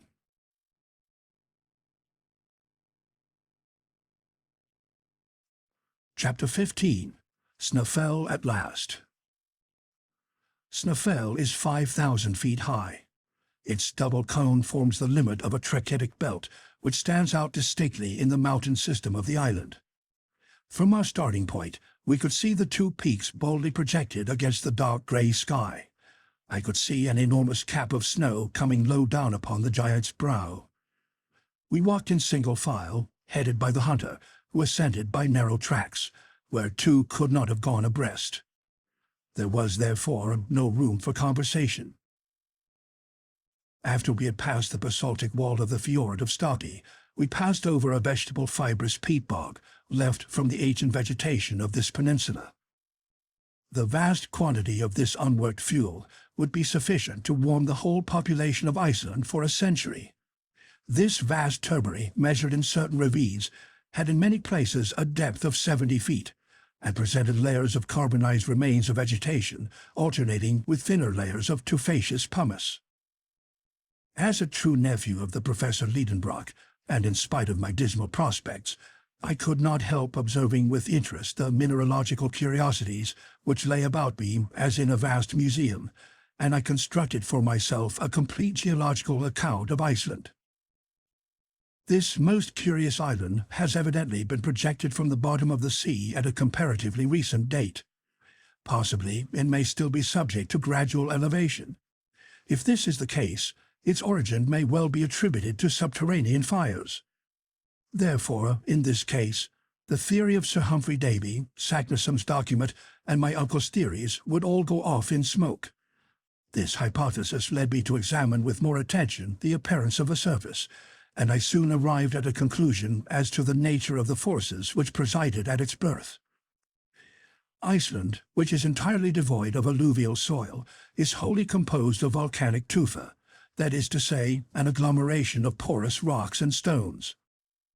Before the volcanoes broke out, it consisted of trap rocks slowly upraised to the level of the sea by the action of central forces. The internal fires had not yet forced their way through. But at a later period, a wide chasm formed diagonally from southwest to northeast, through which was gradually forced out the trachyte which was to form a mountain chain. No violence accompanied this change. The matter thrown out was in vast quantities, and the liquid material oozing out from the abysses of the earth slowly spread in extensive plains or in hillocky masses. To this period belonged the feldspar, syenites, and porphyries. But with the help of this outflow, the thickness of the crust of the island increased materially, and therefore also its powers of resistance. It may easily be conceived what vast quantities of elastic gases, what masses of molten matter accumulated beneath its solid surface whilst no exit was practicable after the cooling of the trachytic crust. Therefore, a time would come when the elastic and explosive forces of the imprisoned gases would upheave this ponderous cover and drive out for themselves openings through tall chimneys. Hence then the volcano would distend and lift up the crust, and then burst through a crater suddenly formed at the summit or thinnest part of the volcano. To the eruption succeeded other volcanic phenomena. Through the outlets now made, first escaped the ejected basalt of which the plain we had just left presented such marvelous specimens. We were moving over grey rocks of dense and massive formation, which in cooling had formed into hexagonal prisms. Everywhere around us we saw truncated cones, formerly so many fiery mouths. After the exhaustion of the basalt, the volcano, the power of which grew by the extinction of the lesser craters, supplied an egress to lava, ashes, and scoriae, of which I could see lengthened screes streaming down the sides of the mountain like flowing hair. Such was the succession of phenomena which produced Iceland, all arising from the action of internal fire. And to suppose that the mass within did not still exist in a state of liquid incandescence was absurd, and nothing could surpass the absurdity of fancying that it was possible to reach the earth's center. So I felt a little comforted as we advanced to the assault of Snæfell. The way was growing more and more arduous, the ascent steeper and steeper. The loose fragments of rock trembled beneath us, and the utmost care was needed to avoid dangerous falls. Hans went on as quietly as if he were on level ground. Sometimes he disappeared altogether behind the huge blocks. Then a shrill whistle would direct us on our way to him. Sometimes he would halt, pick up a few bits of stone, build them up into a recognizable form, and thus made landmarks to guide us in our way back. A very wise precaution in itself, but as things turned out, quite useless. 3 hours' fatiguing march had only brought us to the base of the mountain. There, Hans bid us come to a halt, and a hasty breakfast was served out. My uncle swallowed 2 mouthfuls at a time to get on faster. But whether he liked it or not, this was a rest as well as a breakfast hour, and he had to wait till it pleased our guide to move on, which came to pass in an hour. The 3 Icelanders, just as taciturn as their comrade the hunter, never spoke, and ate their breakfasts in silence. We were now beginning to scale the steep sides of Snæfell. Its snowy summits, by an optical illusion not unfrequent in mountains, seemed close to us, and yet how many weary hours it took to reach it. The stones, adhering by no soil or fibrous roots of vegetation, rolled away from under our feet and rushed on the precipice below with the swiftness of an avalanche. At some places, the flanks of the mountain formed an angle with the horizon of at least 36 degrees. It was impossible to climb them, and these stony cliffs had to be tacked round, not without great difficulty. Then we helped each other with our sticks. I must admit that my uncle kept as close to me as he could. He never lost sight of me, and in many straits his arm furnished me with a powerful support. He himself seemed to possess an instinct for equilibrium, for he never stumbled. The Icelanders, though burdened with our loads, climbed with the agility of mountaineers. To judge by the distant appearance of the summit of Snæfell, it would have seemed too steep to ascend on our side. Fortunately, after an hour of fatigue and athletic exercises, in the midst of the vast surface of snow presented by the hollow between the two peaks, a kind of staircase appeared unexpectedly, which greatly facilitated our ascent. It was formed by one of those torrents of stones flung up by the eruptions, called sting by the Icelanders. If this torrent had not been arrested in its fall by the formation of the sides of the mountain, it would have gone on to the sea and formed more islands. Such as it was, it did us good service. The steepness increased, but these stone steps allowed us to rise with facility, and even with such rapidity that, having rested for a moment while my companions continued their ascent, I perceived them already reduced by distance to microscopic dimensions. At 7, we had ascended the 2,000 steps of this grand staircase, and we had attained a bulge in the mountain, a kind of bed on which rested the cone proper of the crater. 3,200 feet below us stretched the sea. We had passed the limit of perpetual snow, which, on account of the moisture of the climate, is at a greater elevation in Iceland than the high latitude would give reason to suppose. The cold was excessively keen. The wind was blowing violently. I was exhausted. The professor saw that my limbs were refusing to perform their office, and in spite of his impatience, he decided on stopping. He therefore spoke to the hunter, who shook his head, saying, "Ofan for..." "It seems we must go higher," said my uncle. Then he asked Hans for his reason. "Mr.," replied the guide. "Ja, Mr.," said one of the Icelanders in a tone of alarm. "What does that word mean?" I asked uneasily. "Look," said my uncle. I looked down upon the plain. An immense column of pulverized pumice, sand and dust was rising with a whirling circular motion like a waterspout. The wind was lashing it on to that side of Snæfell where we were holding on. This dense veil hung across the sun, threw a deep shadow over the mountain. If that huge revolving pillar sloped down, it would involve us in its whirling eddies. This phenomenon, which is not unfrequent when the wind blows from the glaciers, is called in Icelandic mistur. "Hastigt, hastigt," cried our guide. Without knowing Danish, I understood at once that we must follow Hans at the top of our speed. He began to circle round the cone of the crater, but in a diagonal direction so as to facilitate our progress. Presently the dust storm fell upon the mountain, which quivered under the shock. The loose stones, caught with the irresistible blasts of wind, flew about in a perfect hail, as in an eruption. Happily, we were on the opposite side and sheltered from all harm. But for the precaution of our guide, our mangled bodies, torn and pounded into fragments, would have been carried afar like the ruins hurled along by some unknown meteor. Yet Hans did not think it prudent to spend the night upon the sides of the cone. We continued our zigzag climb. The 1,500 remaining feet took us 5 hours to clear. The circuitous route, the diagonal, and the countermarches must have measured at least 3 leagues. I could stand it no longer. I was yielding to the effects of hunger and cold. The rarefied air scarcely gave play to the action of my lungs. At last, at 11 in the sunlight night, the summit of Snæfell was reached, and before going in for shelter into the crater, I had time to observe the midnight sun, at his lowest point, gilding with his pale rays the island that slept at my feet. End of chapter 15.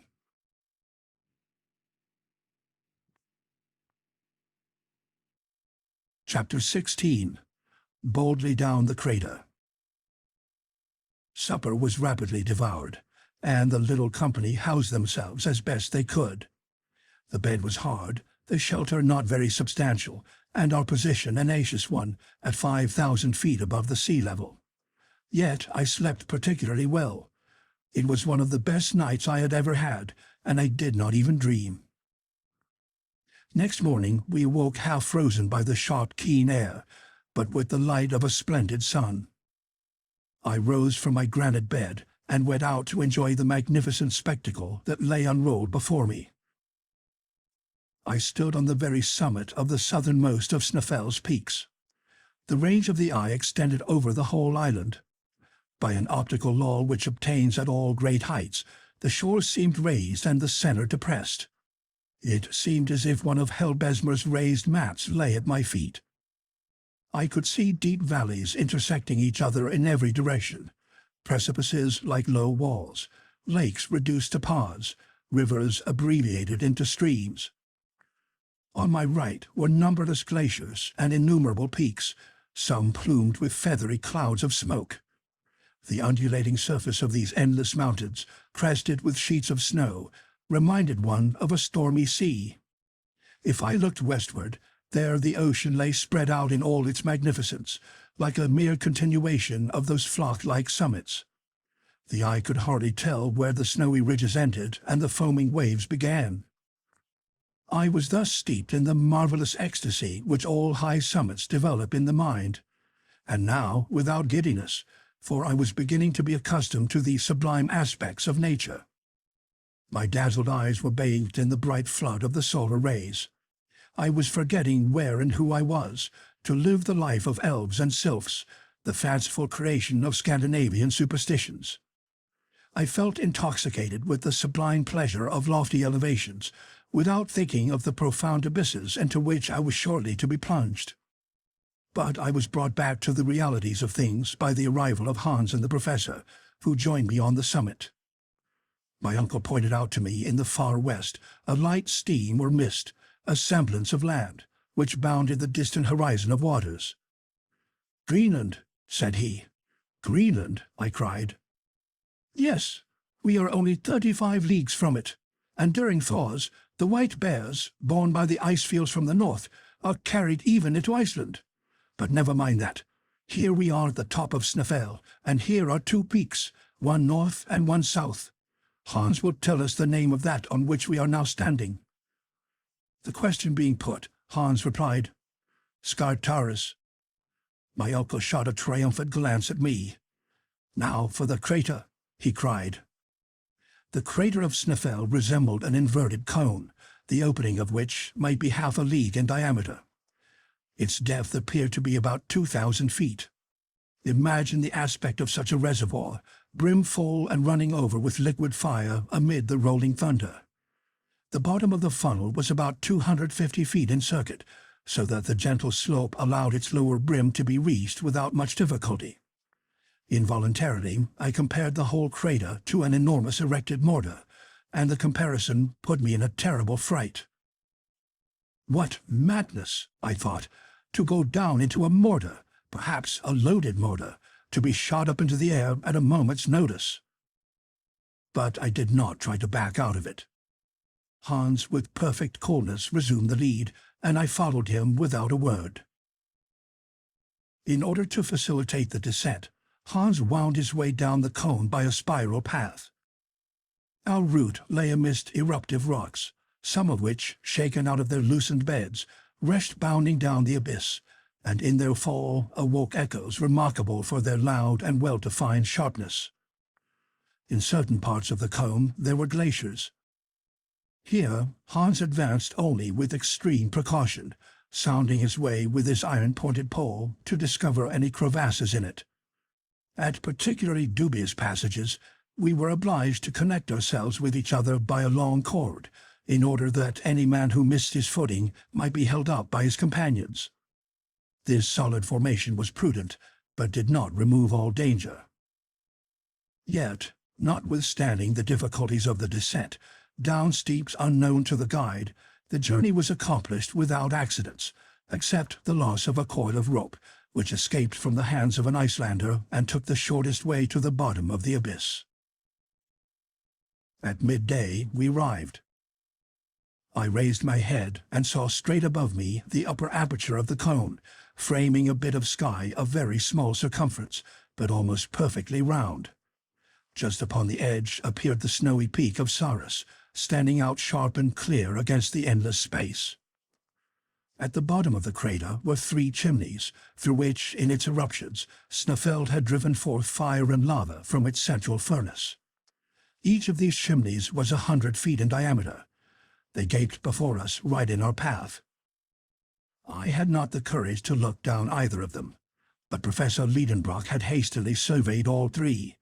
He was panting, running from one to the other, gesticulating and uttering incoherent expressions. Hans and his comrades, seated upon loose lava rocks, looked at him with as much wonder as they knew how to express, and perhaps taking him for an escaped lunatic. Suddenly my uncle uttered a cry. I thought his foot must have slipped and that he had fallen down one of the holes. But no, I saw him, with arms outstretched and legs straddling wide apart, erect before a granite rock that stood in the center of the crater, just like a pedestal made ready to receive a statue of Pluto. He stood like a man stupefied, but the stupefaction soon gave way to a delirious rapture. "Axel! Axel!" he cried. "Come! Come!" I ran. Hans and the Icelanders never stirred. "Look!" cried the professor. And, sharing his astonishment, but I think not his joy, I read on the western face of the block, in runic characters, half mouldered away with lapse of ages, this thrice accursed name. "Arne Saknussemm," replied my uncle. "Do you yet doubt?" I made no answer, and I returned in silence to my lava seat in a state of utter speechless consternation. Here was crushing evidence. How long I remained plunged in agonizing reflections I cannot tell. All that I know is that on raising my head again, I saw only my uncle and Hans at the bottom of the crater. The Icelanders had been dismissed, and they were now descending the outer slopes of Snæfell to return to Stapi. Hans slept peaceably at the foot of a rock in a lava bed, where he had found a suitable couch for himself, but my uncle was pacing around the bottom of the crater like a wild beast in a cage. I had neither the wish nor the strength to rise, and following the guide's example, I went off into an unhappy slumber, fancying I could hear ominous noises or feel tremblings within the recesses of the mountain. Thus the first night in the crater passed away. The next morning, a grey, heavy, cloudy sky seemed to droop over the summit of the cone. I did not know this first from the appearances of nature, but I found it out by my uncle's impetuous wrath. I soon found out the cause, and hope dawned again in my heart. For this reason: of the 3 ways open before us, 1 had been taken by Saknussemm. The indications of the learned Icelander hinted at in the cryptogram pointed to this fact, that the shadow of Scartaris came to touch that particular way during the latter days of the month of June. That sharp peak might hence be considered as the gnomon of a vast sundial, the shadow projected from which on a certain day would point out the road to the center of the earth. Now, no sun, no shadow, and therefore no guide. Here was June 25th. If the sun was clouded for 6 days, we must postpone our visit till next year. My limited powers of description would fail were I to attempt a picture of the professor's angry impatience. The day wore on, and no shadow came to lay itself along the bottom of the crater. Hans did not move from the spot he had selected, yet he must be asking himself what we were waiting for, if he asked himself anything at all. My uncle spoke not a word to me. His gaze, ever directed upwards, was lost in the grey and misty space beyond. On the 26th, nothing yet. Rain mingled with snow was falling all day long. Hans built a hut of pieces of lava. I felt a malicious pleasure in watching the 1,000 rills and cascades that came tumbling down the sides of the cone, and the deafening continuous din awakened by every stone against which they bounded. My uncle's rage knew no bounds. It was enough to irritate a meeker man than he, for it was foundering almost within the port. But heaven never sends unmixed grief, and for Professor Lidenbrock there was a satisfaction in store proportioned to his desperate anxieties. The next day the sky was again overcast, but on the 29th of June, the last day but one of the month, with the change of the moon came a change of weather.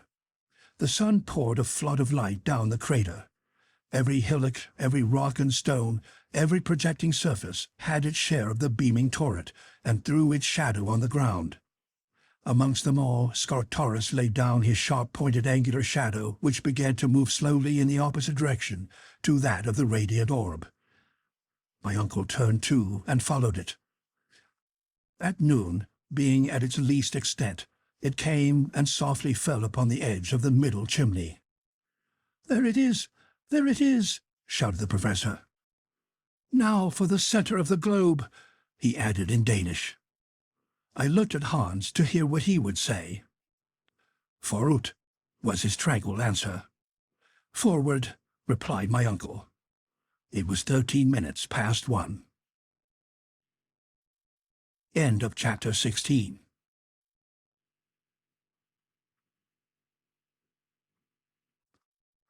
Chapter 17. Vertical Descent. Now began our real journey. Hitherto our toil had overcome all difficulties. Now difficulties would spring up at every step. I had not yet ventured to look down the bottomless pit into which I was about to take a plunge. The supreme hour had come. I might now either share in the enterprise or refuse to move forward. But I was ashamed to recoil in the presence of the hunter. Hans accepted the enterprise with such calmness, such indifference, such perfect disregard of any possible danger, that I blushed at the idea of being less brave than he. If I had been alone, I might have once more tried the effect of argument, but in the presence of the guide I held my peace. My heart flew back to my sweet Verlin days, and I approached the central chimney. I have already mentioned that it was 100 feet in diameter, and 300 feet round. I bent over a projecting rock and gazed down. My hair stood on end with terror. The bewildering feeling of vacuity laid hold upon me. I felt my center of gravity shifting its place, and giddiness mounting into my brain like drunkenness. There is nothing more treacherous than this attraction down deep abysses. I was just about to drop down when a hand laid hold of me. It was that of Hans. I suppose I had not taken as many lessons on Gulf exploration as I ought to have done in the Snæfellsjökull at Copenhagen. But however short was my examination of this well, I had taken some account of its conformation. Its almost perpendicular walls were bristling with innumerable projections, which would facilitate the descent. But if there was no want of steps, still there was no rail. A rope fastened to the edge of the aperture might have helped us down, but how were we to unfasten it when arrived at the other end? My uncle employed a very simple expedient to obviate this difficulty. He uncoiled a cord of the thickness of a finger and 400 feet long. First, he dropped half of it down. Then he passed it round a lava block that projected conveniently, and threw the other half down the chimney. Each of us could then descend by holding with the hand both halves of the rope, which would not be able to unroll itself from its hold. When 200 feet down, it would be easy to get possession of the whole of the rope by letting one end go and pulling down by the other. Then the exercise would go on again ad infinitum.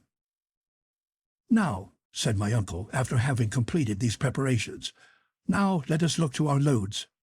I will divide them into 3 lots. Each of us will strap one upon his back. I mean only fragile articles." Of course, we were not included under that head.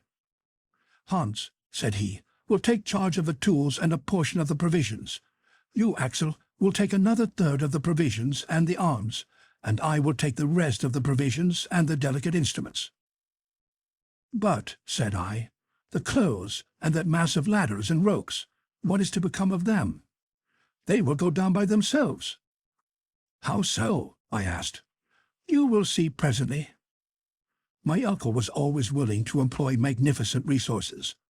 Obeying orders, Hans tied all the non-fragile articles in one bundle, corded them firmly, and sent them bodily down the gulf before us. I listened to the dull thuds of the descending bale. My uncle, leaning over the abyss, followed the descent of the luggage with a satisfied nod, and only rose erect when he had quite lost sight of it. "Very well, now it is our turn." Now I ask any sensible man if it was possible to hear those words without a shudder. The professor fastened his package of instruments upon his shoulders. Hans took the tools, I took the arms, and the descent commenced in the following order: Hans, my uncle, and myself. It was effected in profound silence, broken only by the descent of loosened stones down the dark gulf. I dropped, as it were, frantically clutching the double cord with one hand and buttressing myself from the wall with the other by means of my stick. One idea overpowered me almost: fear lest the rock should give way from which I was hanging. This cord seemed a fragile thing for 3 persons to be suspended from. I made as little use of it as possible, performing wondrous feats of equilibrium upon the lava projections, which my foot seemed to catch hold of like a hand. When one of these slippery steps shook under the heavier formal pods, he said in his tranquil voice, "Defact." "Attention," repeated my uncle. In half an hour we were standing upon the surface of a rock jammed in across the chimney from one side to the other.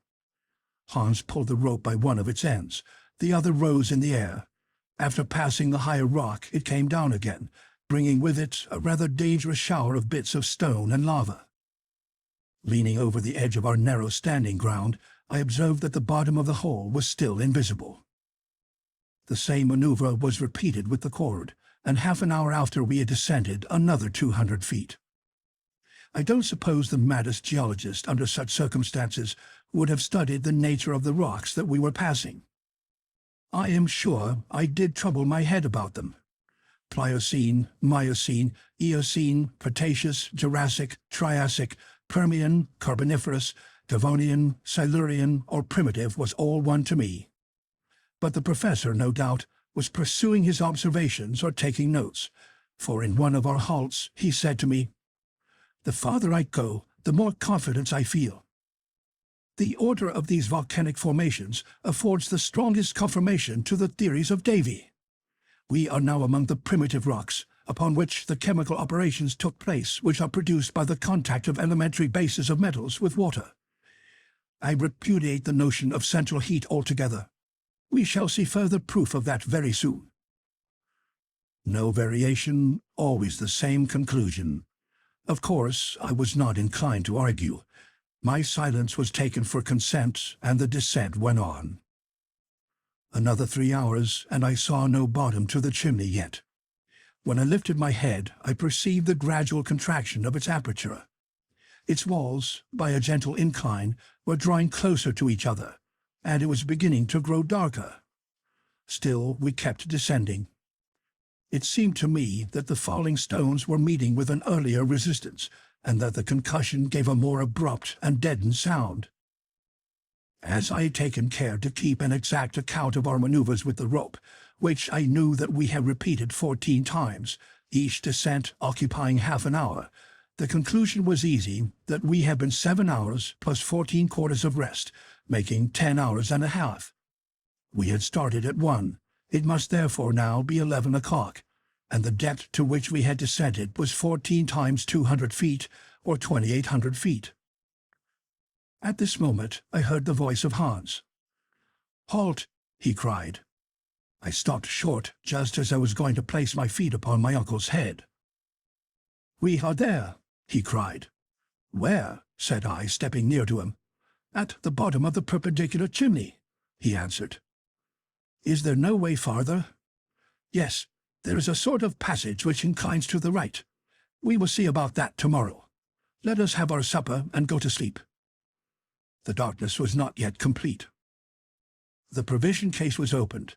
We refreshed ourselves and went to sleep as well as we could upon a bed of stones and lava fragments. When lying on my back, I opened my eyes and saw a bright sparkling point of light at the extremity of the gigantic tube, 3,000 feet long, now a vast telescope. It was a star which, seen from this depth, had lost all scintillation, and which, by my computation, should be 46 Ursa Minor. Then I fell fast asleep. End of chapter 17.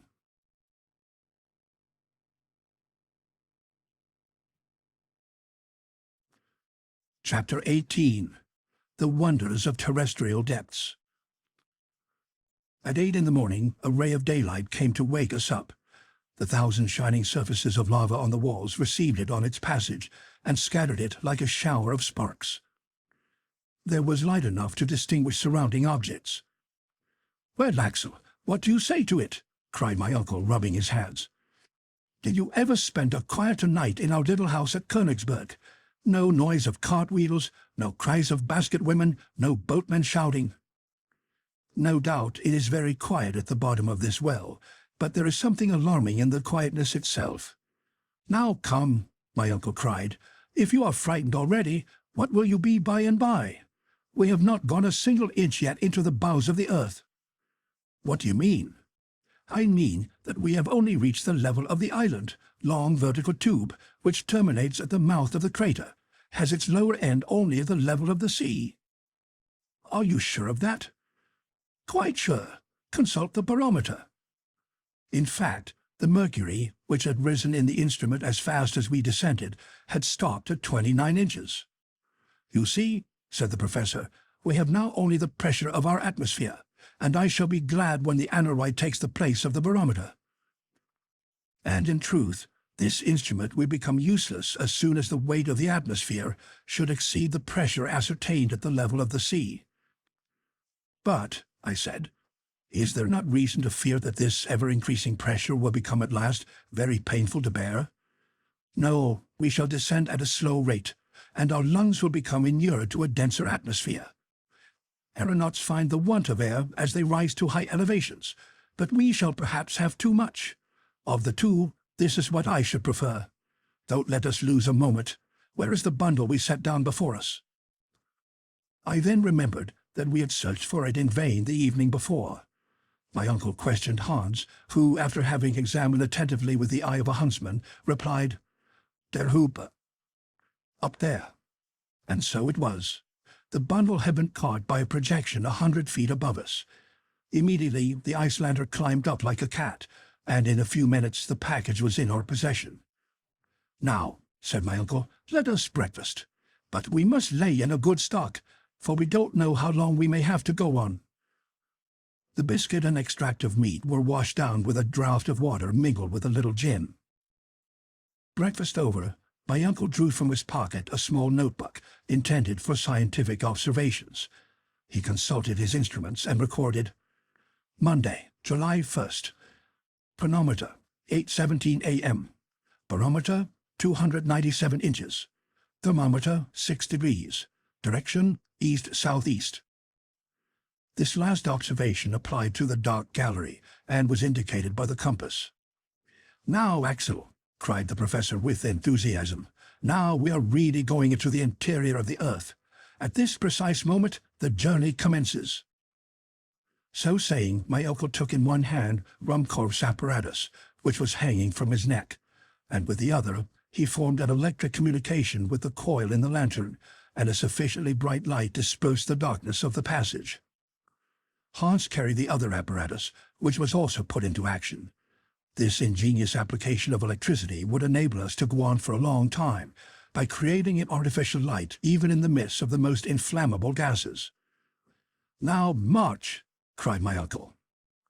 Each shouldered his package. Hans drove before him the load of cords and clothes, and myself walking last, we entered the gallery. At the moment of becoming engulfed in this dark gallery, I raised my head and saw for the last time through the length of that vast tube the sky of Iceland, which I was never to behold again. The lava, in the last eruption of 1229, had forced a passage through this tunnel. It still lined the walls with a thick and glistening coat. The electric light was here intensified 100-fold by reflection. The only difficulty in proceeding lay in not sliding too fast down an incline of about 45 degrees. Happily, certain asperities and a few blisterings here and there formed steps, and we descended, letting our baggage slip before us from the end of a long rope. But that which formed steps under our feet became stalactites overhead.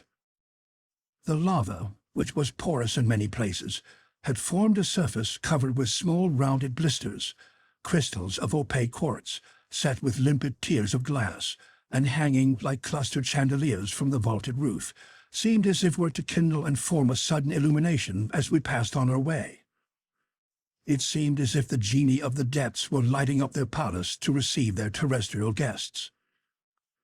"It is magnificent," I cried spontaneously. "My uncle, what a sight! Don't you admire those blending hues of lava, passing from reddish-brown to bright yellow by imperceptible shades?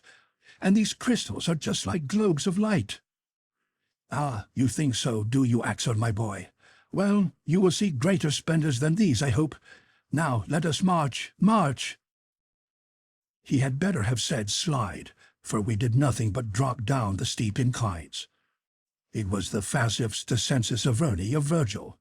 The compass, which I consulted frequently, gave our direction as southeast with inflexible steadiness. This lava stream deviated neither to the right nor to the left. Yet there was no sensible increase of temperature.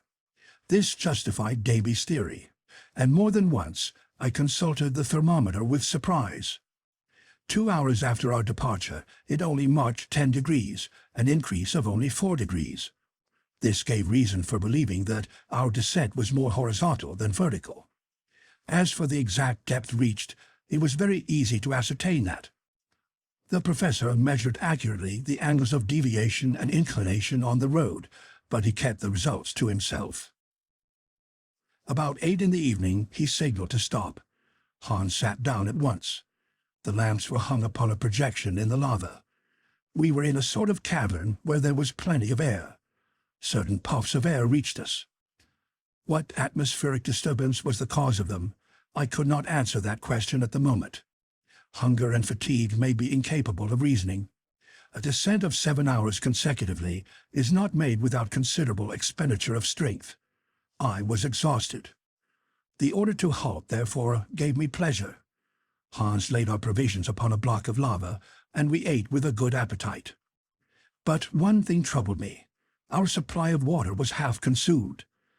My uncle reckoned upon a fresh supply from subterranean sources, but hitherto we had met with none. I could not help drawing his attention to the circumstance. "Are you surprised at this want of springs?" he said. "More than that, I am anxious about it. We have only water enough for 5 days." "Don't be uneasy, Axel. We shall find more than we want." "When?" "When we have left this bed of lava behind us. How could springs break through such walls as these?" "But perhaps this passage runs to a very great depth. It seems to me that we have made no great progress vertically." "Why do you suppose that?" "Because if we had gone deep into the crust of the earth, we should have encountered greater heat." "According to your system," said my uncle. "But what does the thermometer say?" "Hardly 15 degrees, 9 degrees only since our departure." "Well, what is your conclusion?" "This is my conclusion. According to exact observations, the increase of temperature in the interior of the globe advances at the rate of 1 degree for every 100 feet, but certain local conditions may modify this rate. Thus, at Yakutsk in Siberia, the increase of a degree is ascertained to be reached every 36 feet. This difference depends upon the heat-conducting power of the rocks. Moreover, in the neighborhood of an extinct volcano, through gneiss, it has been observed that the increase of a degree is only attained at every 125 feet. Let us therefore assume this last hypothesis is the most suitable to our situation and calculate." "Well, do calculate, my boy." "Nothing is easier," said I, putting down figures in my notebook. 9 times 125 feet gives a depth of 1,125 feet. Very accurate indeed. Well, by my observation, we are at 10,000 feet below the level of the sea. Is that possible? Yes, or figures are of no use. The professor's calculations were quite correct. We had already attained a depth of 6,000 feet beyond that hitherto reached by the foot of man, such as the mines of Kitzbühel in Tyrol and those of Wittenberg in Bohemia. The temperature, which ought to have been 81 degrees, was scarcely 15. Here was cause for reflection. End of chapter 18.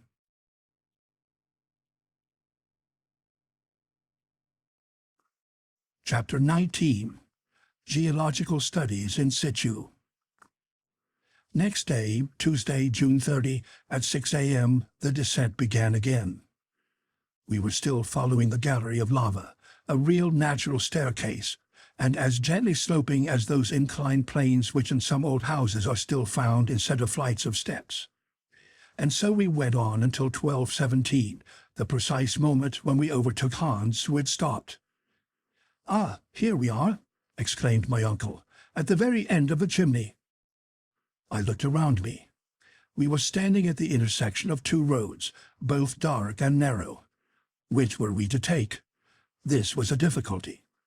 Still, my uncle refused to admit an appearance of hesitation, either before me or the guide. He pointed out the eastern tunnel, and we were soon all three in it. Besides, there would have been interminable hesitation before this choice of roads, for since there was no indication whatever to guide our choice, we were obliged to trust to chance. The slope of this gallery was scarcely perceptible, and its sections were very unequal.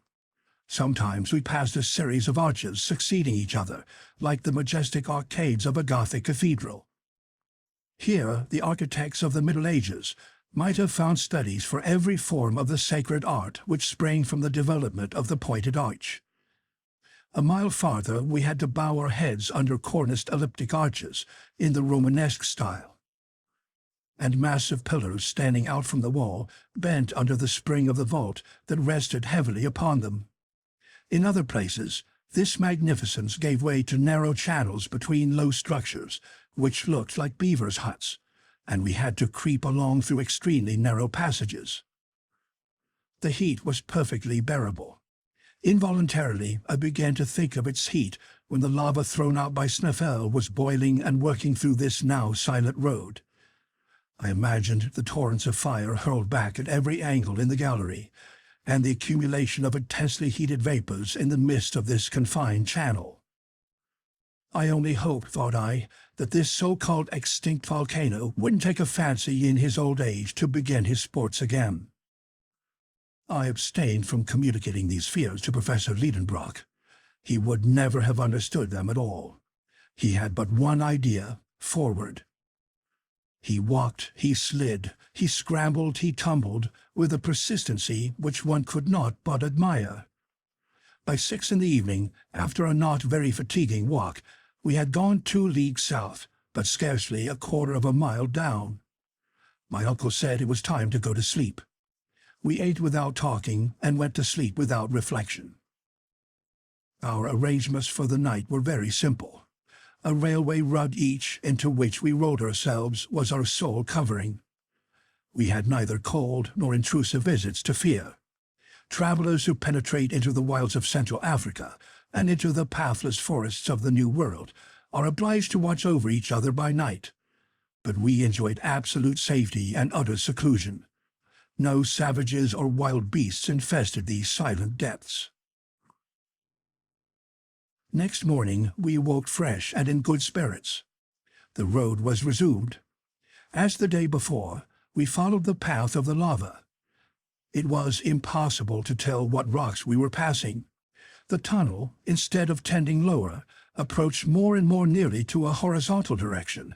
I even fancied a slight rise. But about 10 this upward tendency became so evident, and therefore so fatiguing, that I was obliged to slacken my pace. "Well, Axel?" demanded the professor impatiently. "Well, I cannot stand it any longer," I replied. What? After 3 hours' walk over such easy ground? It may be easy, but it is tiring all the same. What, when we have nothing to do but keep going down? Going up, if you please. Going up, said my uncle with a shrug. No doubt. For the last half-hour the inclines have gone the other way, and at this rate we shall soon arrive upon the level soil of Iceland. The professor nodded slowly and uneasily, like a man that declines to be convinced. I tried to resume the conversation. He answered not a word, and gave the signal for a start. I saw that his silence was nothing but ill humor. Still, I had courageously shouldered my burden again, and was rapidly following Hans, whom my uncle preceded. I was anxious not to be left behind.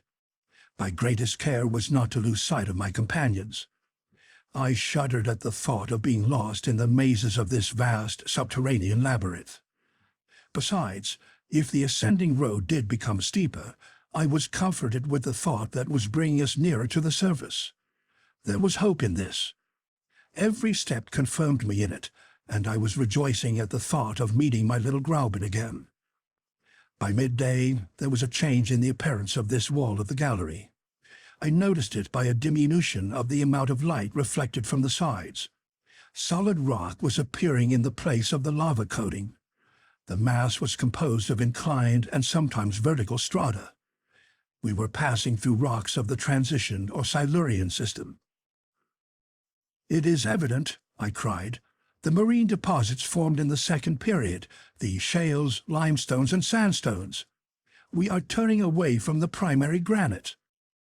We are just as if we were people of Hamburg going to Lübeck by way of Hanover." I had better have kept my observations to myself, but my geological instinct was stronger than my prudence, and Uncle Lidenbrock heard my exclamation. "What's that you are saying?" he asked. "See," I said, pointing to the varied series of sandstones and limestones and the first indication of slate. "Well?" "We are at the period when the first plants and animals appeared." "Do you think so?" "Look close and examine."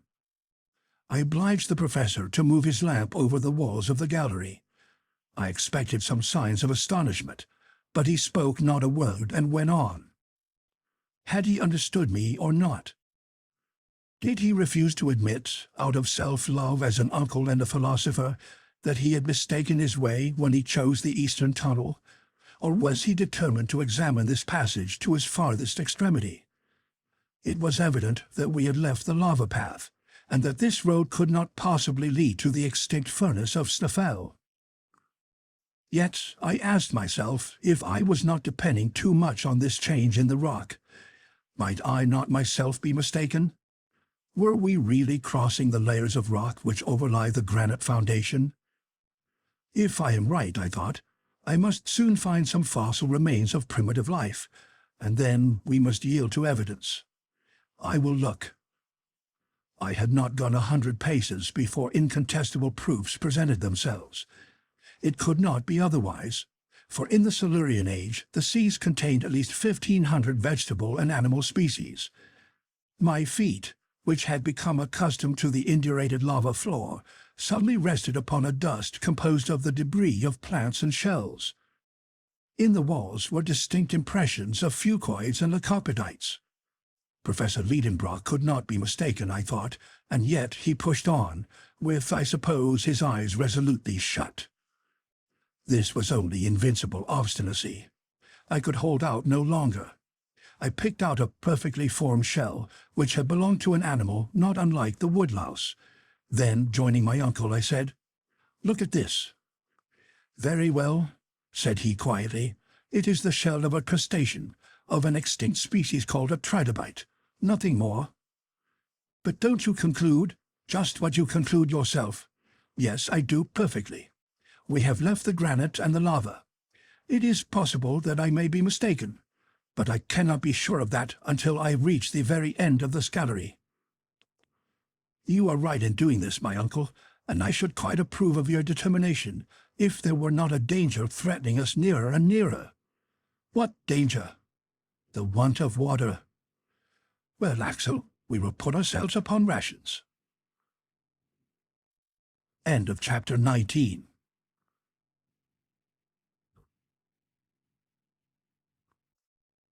Chapter 20. The First Signs of Distress. In fact, we had to ration ourselves. Our provision of water could not last more than 3 days. I found that out for certain when supper time came, and to our sorrow we had little reason to expect to find a spring in these transition beds. The whole of the next day the gallery opened before us its endless arcades. We moved on almost without a word. Hans' silence seemed to be affecting us. The road was now not ascending, at least not perceptibly. Sometimes even it seemed to have a slight fall. But this tendency, which was very trifling, could not do anything to reassure the professor, for there was no change in the beds, and the transitional characteristics became more and more decided. The electric light was reflected in sparkling splendor from the schist, limestone, and old red sandstone of the walls. It might have been thought that we were passing through a section of Wales, of which an ancient people gave its name to this system. Specimens of magnificent marbles clothed the walls, some of a grayish agate fantastically veined with white, others of rich crimson or yellow dashed with splotches of red. Then came dark cherry-colored marbles relieved by the lighter tints of limestone. The greater part of these bore impressions of primitive organisms. Creation had evidently advanced since the day before. Instead of rudimentary trilobites, I noticed remains of a more perfect order of beings, amongst others ganoid fishes, and some of those sauroids in which paleontologists have discovered the earliest reptile forms. The Devonian seas were peopled by animals of these species, and deposited them by thousands in the rocks of the newer formation. It was evident that we were ascending that scale of animal life in which man fills the highest place, but Professor Lidenbrock seemed not to notice it. He was awaiting one of two events, either the appearance of a vertical well opening before his feet, down which our descent might be resumed, or that of some obstacle which should effectually turn us back on our own footsteps. But evening came, and neither wish was gratified. On Friday, after a night during which I felt pangs of thirst, our little troop again plunged into the winding passages of the gallery. After 10 hours walking, I observed a singular deadening of the reflection of our lamps on the side walls. The marble, the schist, the limestone, and the sandstone were giving way to a dark and lustreless lining. At one moment, the tunnel becoming very narrow, I leaned against the wall. When I removed my hand, it was black. I looked nearer and found we were in a coal formation. "A coal mine!" I cried. "A mine without miners," my uncle replied. "Who knows?" I asked. "I know," the professor pronounced decidedly. "I am certain that this gallery driven through beds of coal was never pierced by the hand of man. But whether it be the hand of nature or not does not matter. Supper time is come. Let us sup." Hans prepared some food. I scarcely ate, and I swallowed down the few drops of water rationed out to me. One flask half full was all we had left to slake the thirst of 3 men. After their meal, my 2 companions laid themselves down upon their rugs, and found in sleep a solace for their fatigue. But I could not sleep, and I counted every hour until morning. On Saturday at 6 we started afresh. In 20 minutes we reached a vast open space. I then knew that the hand of man had not hollowed out this mine. The vaults would have been shored up, and as it was, they seemed to be held up by a miracle of equilibrium. This cavern was about 100 feet wide and 150 in height. A large mass had been rent asunder by a subterranean disturbance. Yielding to some vast power from below, it had broken asunder, leaving this great hollow into which human beings were now penetrating for the first time. The whole history of the Carboniferous period was written upon these gloomy walls, and a geologist might with ease trace all its diverse phases. The beds of coal were separated by strata of sandstone or compact clays, and appeared crushed under the weight of overlaying strata. At the age of the world which preceded the secondary period, the earth was clothed with immense vegetable forms, the product of the double influence of tropical heat and constant moisture, A vapory atmosphere surrounded the earth, still veiling the direct rays of the sun. Thence arises the conclusion that the high temperature then existing was due to some other source than the heat of the sun. Perhaps even the orb of day may not have been ready yet to play the splendid part he now acts. There were no climates as yet, and a torrid heat, equal from pole to equator, was spread over the whole surface of the globe. Whence this heat? Was it from the interior of the earth? Notwithstanding the theories of Professor Lidenbrock, a violent heat did at that time brood within the body of the spheroid. Its action was felt to the very last coats of the terrestrial crust. The plants, unacquainted with the beneficent influences of the sun, yielded neither flowers nor sap, but the roots drew vigorous life from the burning soil of the early days of this planet. There were but few trees. Herbaceous plants alone existed. There were tall grasses, ferns, lycopods, besides Sigillaria, Asterophilides, now scarce plants, but then the species might be counted by thousands. The coal measures owe their origin to this period of profuse vegetation. The yet elastic and yielding crust of the earth obeyed the fluid forces beneath. Thence innumerable fissures and depressions.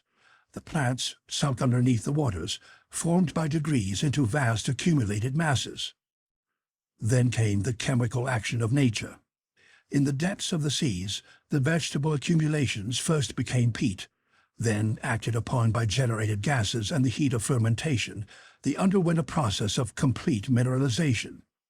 Thus were formed those immense coalfields, which nevertheless are not inexhaustible, and which 3 centuries at the present accelerated rate of consumption will exhaust unless the industrial world will devise a remedy. These reflections came into my mind whilst I was contemplating the general wealth stored up in this portion of the globe.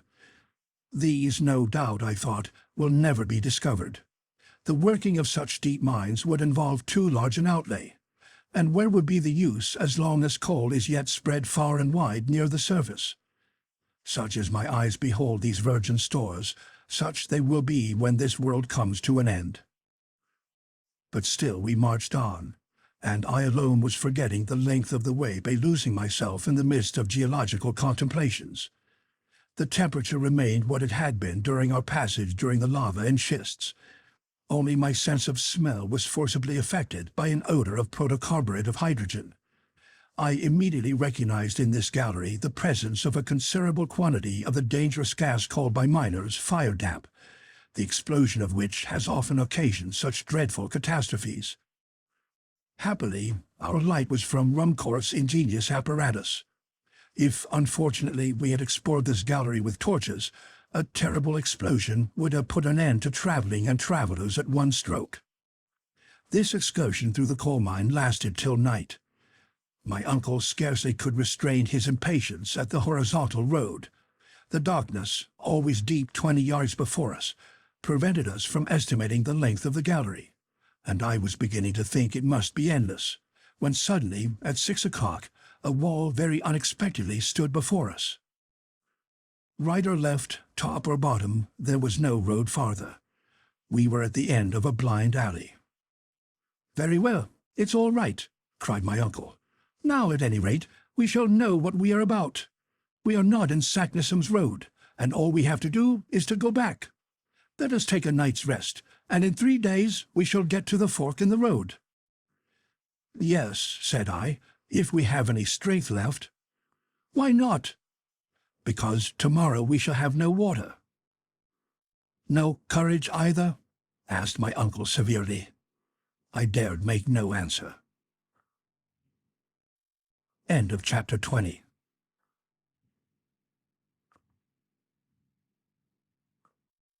Chapter 21. Compassion fuses the professor's heart. Next day we started early. We had to hasten forward. It was a 3 days' march to the crossroads. I will not speak of the sufferings we endured in our return. My uncle bore them with the angry impatience of a man obliged to his own weakness, Hans with the resignation of his passive nature, I confess, with complaints and expressions of despair. I had no spirit to oppose this ill fortune. As I had foretold, The water failed entirely by the end of the first day's retrograde march. Our fluid element was now nothing but gin, but this infernal fluid burned my throat, and I could not even endure the sight of it. I found the temperature in the air stifling. Fatigue paralyzed my limbs. More than once I dropped down motionless. Then there was a halt, and my uncle and the Icelander did their best to restore me. But I saw that the former was struggling painfully against excessive fatigue and the tortures of thirst. At last, on Tuesday, July 8th, we arrived on our hands and knees and half dead at the junction of the two roads. There I dropped like a lifeless lump, extended on the lava soil. It was 10 in the morning. Hans and my uncle, clinging to the wall, tried to nibble a few bits of biscuit. Long moans escaped from my swollen lips. After some time, my uncle approached me and raised me in his arms. "Poor boy," said he in genuine tones of compassion.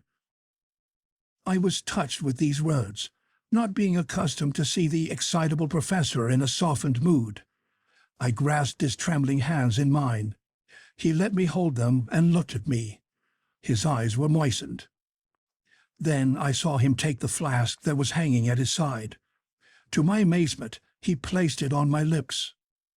"Drink," said he. Had I heard him? Was my uncle beside himself?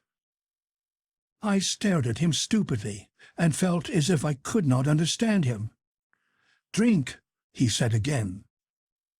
And raising his flask, he emptied it every drop between my lips. Oh, infinite pleasure! A slender sip of water came to moisten my burning mouth.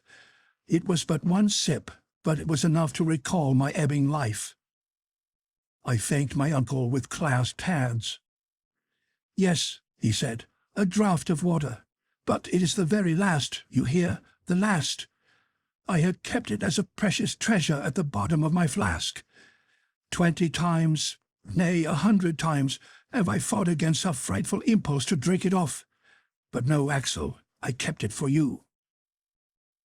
"My dear uncle," I said, whilst hot tears trickled down my face. "Yes, my poor boy. I knew that as soon as you arrived at these crossroads you would drop half dead, and I kept my last drop of water to reanimate you." Thank you, I said. Although my thirst was only partially quenched, yet some strength had returned. The muscles of my throat, until then contracted, now relaxed again, and the inflammation of my lips abated somewhat, and I was now able to speak. "Let us see," I said. "We have now but one thing to do. We have no water. We must go back." While I spoke, my uncle avoided looking at me. He hung his head down. His eyes avoided mine. "We must return," I exclaimed vehemently. "We must go back on our way to Snæfell. May God give us strength to climb up that crater again." "Return," said my uncle, as if he was rather answering himself than me. "Yes, return, without the loss of a minute." A long silence followed. "So then, Axel," replied the professor ironically, "you have found no courage or energy in these few drops of water?" "Courage? I see you just as feeble-minded as you were before, and still expressing only despair." What sort of a man was this I had to do with, and what schemes was he now revolving in his fearless mind? "What? You won't go back?" Should I renounce this expedition just when we have the fairest chance of success? Never. Then must we resign ourselves to destruction? "No, Axel, no. Go back. Hans will go with you. Leave me to myself." "Leave you here?" "Leave me, I tell you. I have undertaken this expedition. I will carry it out to the end, and I will not return. Go, Axel, go." My uncle was in a high state of excitement. His voice, which had for a moment been tender and gentle, had now become hard and threatening. He was struggling with gloomy resolutions against impossibilities. I would not leave him in this bottomless abyss, and on the other hand, the instinct of self-preservation prompted me to fly. The guide watched this scene with his usual phlegmatic unconcern, yet he understood perfectly well what was going on between his two companions. The gestures themselves were sufficient to show that we were each bent on taking a different road, but Hans seemed to take no part in a question upon which depended his life. He was ready to start at a given signal, or to stay if his master so willed it. How I wished at this moment I could have made him understand me. My words, my complaints, my sorrow would have had some influence over that frigid nature. Those dangers which our guide could not understand, I could have demonstrated and proved to him. Together we might have overruled the obstinate professor. If it were needed, we might perhaps have compelled him to regain the heights of Snæfell. I drew near to Hans. I placed my hand upon his. He made no movement. My parted lips sufficiently revealed my sufferings. The Icelander slowly moved his head and calmly pointing to my uncle said, "Master." "Master!" I shouted. "You madman! No, he is not the master of our life. We must fly. We must drag him. Do you hear me? Do you understand?" I had seized Hans by the arm. I wished to oblige him to rise. I strove with him. My uncle interposed. "Be calm, Axel. You will get nothing from that immovable servant. Therefore, listen to my proposal." I crossed my arms and confronted my uncle boldly. "The want of water," he said, "is the only obstacle in our way. In this eastern gallery made up of lavas, schists, and coal, we have not met with a single particle of moisture. Perhaps we shall be more fortunate if we follow the western tunnel." I shook my head incredulously. "Hear me to the end," the professor went on with a firm voice. "Whilst you were lying there motionless, I went to examine the conformation of that gallery. It penetrates directly downward, and in a few hours it will bring us to the granite rocks. There we must meet with abundant springs. The nature of the rock assures me of this, and instinct agrees with logic to support my conviction. Now this is my proposal. When Columbus asked of his ship's crews for 3 days more to discover a new world, those crews, disheartened and sick as they were, recognized the justice of the claim, and he discovered America. I am the Columbus of this netherworld, and I only ask for 1 more day.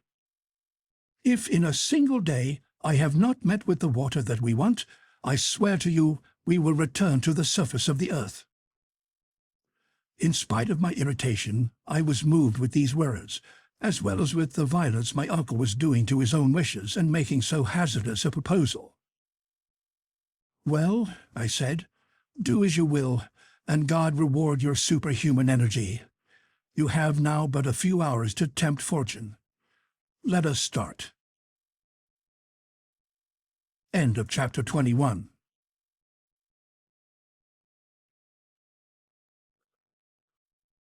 Chapter 22. Total failure of water. This time the descent commenced by the new gallery. Hans walked first, as was his custom. We had not gone 100 yards when the professor, moving his lantern along the walls, cried, "Here are primitive rocks. Now we are in the right way. Forward!" When in its early stages the earth was slowly cooling, its contraction gave rise in its crust to disruptions, distortions, fissures, and chasms. The passage through which we were moving was such a fissure, through which at one time granite poured out in a molten state. Its thousands of windings formed an inextricable labyrinth through the primeval mass. As fast as we descended, the succession of beds forming the primitive foundation came out with increasing distinctness. Geologists consider this primitive matter to be the base of the mineral crust of the earth, and have ascertained it to be composed of 3 different formations: schist, gneiss, and mica schist, resting upon that unchangeable foundation, the granite. Never had mineralogists found themselves in so marvelous a situation to study nature in situ. What the boring machine, an insensible inert instrument, was unable to bring to the surface of the inner structure of the globe, we were able to peruse with our own eyes and handle with our own hands. Through the beds of schist, colored with delicate shades of green, ran in winding coarse threads of copper and manganese, with traces of platinum and gold. I thought, what riches are here buried at an unapproachable depth in the earth, hidden forever from the covetous eyes of the human race. These treasures have been buried at such a profound depth by the convulsions of primeval times that they run no chance of ever being molested by the pickaxe or the spade. To the schists succeeded gneiss, partially stratified, remarkable for the parallelism and regularity of its lamina. Then mica schists, laid in large plates or flakes, revealing their lamellated structure by the sparkle of the white shiny mica. The light from our apparatus, reflected from the small facets of quartz, shot sparkling rays at every angle, and they seemed to be moving through a diamond within which the quickly darting rays broke across each other in 1,000 flashing coruscations. About 6 o'clock, this brilliant fed of illuminations underwent a sensible abatement of splendor, then almost ceased. The walls assumed a crystallized though somber appearance. Mica was more closely mingled with the feldspar and quartz to form the proper rocky foundations of the earth, which bears without distortion or crushing the weight of the 4 terrestrial systems. We were immured within prison walls of granite. It was 8 in the evening. No signs of water had yet appeared. I was suffering horribly. My uncle strode on. He refused to stop. He was listening anxiously for the murmur of distant springs, but no, there was dead silence. And now my limbs were failing beneath me. I resisted pain and torture that I might stop my uncle, which would have driven him to despair, for the day was drawing near to its end, and it was his last. At last I failed utterly. I uttered a cry and fell. "Come to me, I am dying." My uncle retraced his steps. He gazed upon me with his arms crossed. Then these muttered words passed his lips. "It's all over." The last thing I saw was a fearful gesture of rage, and my eyes closed. When I reopened them, I saw my 2 companions motionless and rolled up in their coverings. Were they asleep? As for me, I could not get 1 moment's sleep. I was suffering too keenly, and what embittered my thoughts was that there was no remedy. My uncle's last words echoed painfully in my ears. "It's all over." For in such a fearful state of debility, it was madness to think of ever reaching the upper world again. We had above us 1.5 leagues of terrestrial crust. The weight of it seemed to be crushing down upon my shoulders. I felt weighed down, and I exhausted myself with imaginary violent exertions to turn round upon my granite couch. A few hours passed away. A deep silence reigned around us, the silence of the grave. No sound could reach us through walls, the thinnest of which were 5 miles thick. Yet in the midst of my stupefaction, I seemed to be aware of a noise. It was dark down the tunnel, but I seemed to see the Icelander vanishing from our sight with the lamp in his hand. Why was he leaving us? Was Hans going to forsake us? My uncle was fast asleep. I wanted to shout, but my voice died upon my parched and swollen lips. The darkness became deeper, and the last sound died away in the far distance. "Hans has abandoned us," I cried.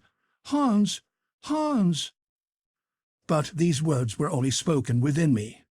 They went no farther. Yet after the first moment of terror, I felt ashamed of suspecting a man of such extraordinary faithfulness. Instead of ascending, he was descending the gallery. An evil design would have taken him up, not down. This reflection restored me to calmness, and I turned to other thoughts. None but some weighty motive could have induced so quiet a man to forfeit his sleep. Was he on a journey of discovery? Had he, during the silence of the night, caught a sound, a murmuring of something in the distance, which had failed to affect my hearing? End of chapter 22.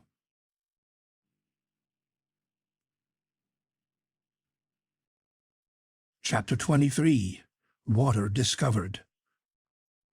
For a whole hour I was trying to work out in my delirious brain the reasons which might have influenced this seemingly tranquil huntsman. The absurdest notions ran in utter confusion through my mind. I thought madness was coming on. But at last a noise of footsteps was heard in the dark abyss. Hans was approaching. A flickering light was beginning to glimmer on the wall of our darksome prison. Then it came out full at the mouth of a gallery. Hans appeared. He drew close to my uncle, laid his hand upon his shoulder, and gently woke him. My uncle rose up. "What is the matter?" he asked. "Water," replied the huntsman. No doubt, under the inspiration of intense pain, everybody becomes endowed with the gift of diverse tongues. I did not know a word of Danish, yet instinctively I understood the word he had uttered. "Water! Water!" I cried, clapping my hands and gesticulating like a madman. "Water," repeated my uncle. "Var?" he asked in Icelandic. "Nedat," replied Hans.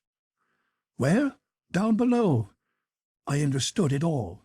I seized the hunter's hands and pressed them while he looked on me without moving a muscle of his countenance. The preparations for our departure were not long in making, and we were soon on our way down a passage inclining 2 feet and 7. In an hour we had gone 1.25 miles and descended 2,000 feet. Then I began to hear distinctly quite a new sound of something running within the thickness of the granite wall, a kind of dull, dead rumbling, like distant thunder.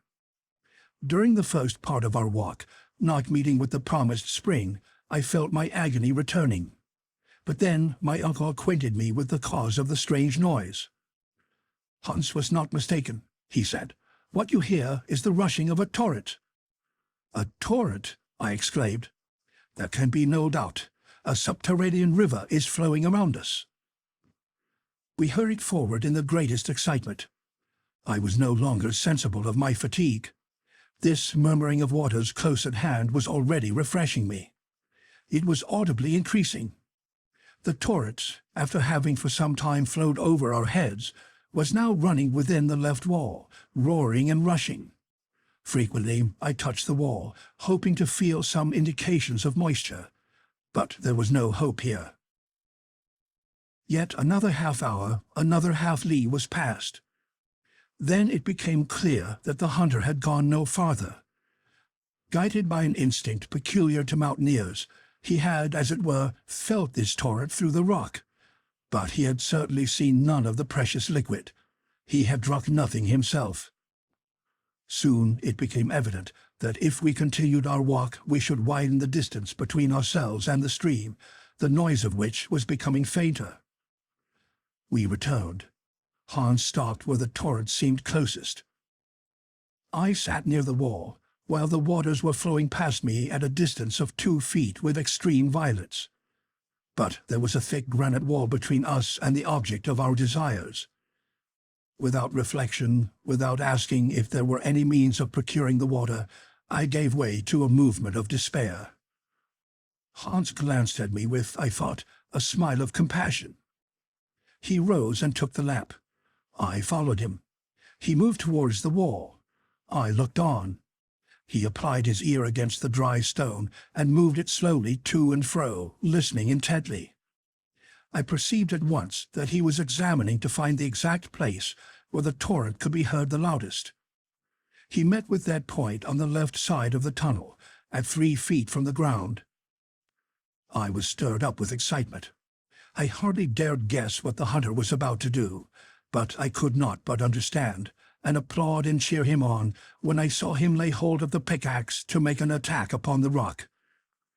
"We are saved!" I cried. "Yes," cried my uncle, almost frantic with excitement. "Hans is right. Capital fellow. Who but he would have thought of it?" Yes, who but he? Such an expedient, however simple, would never have entered into our minds.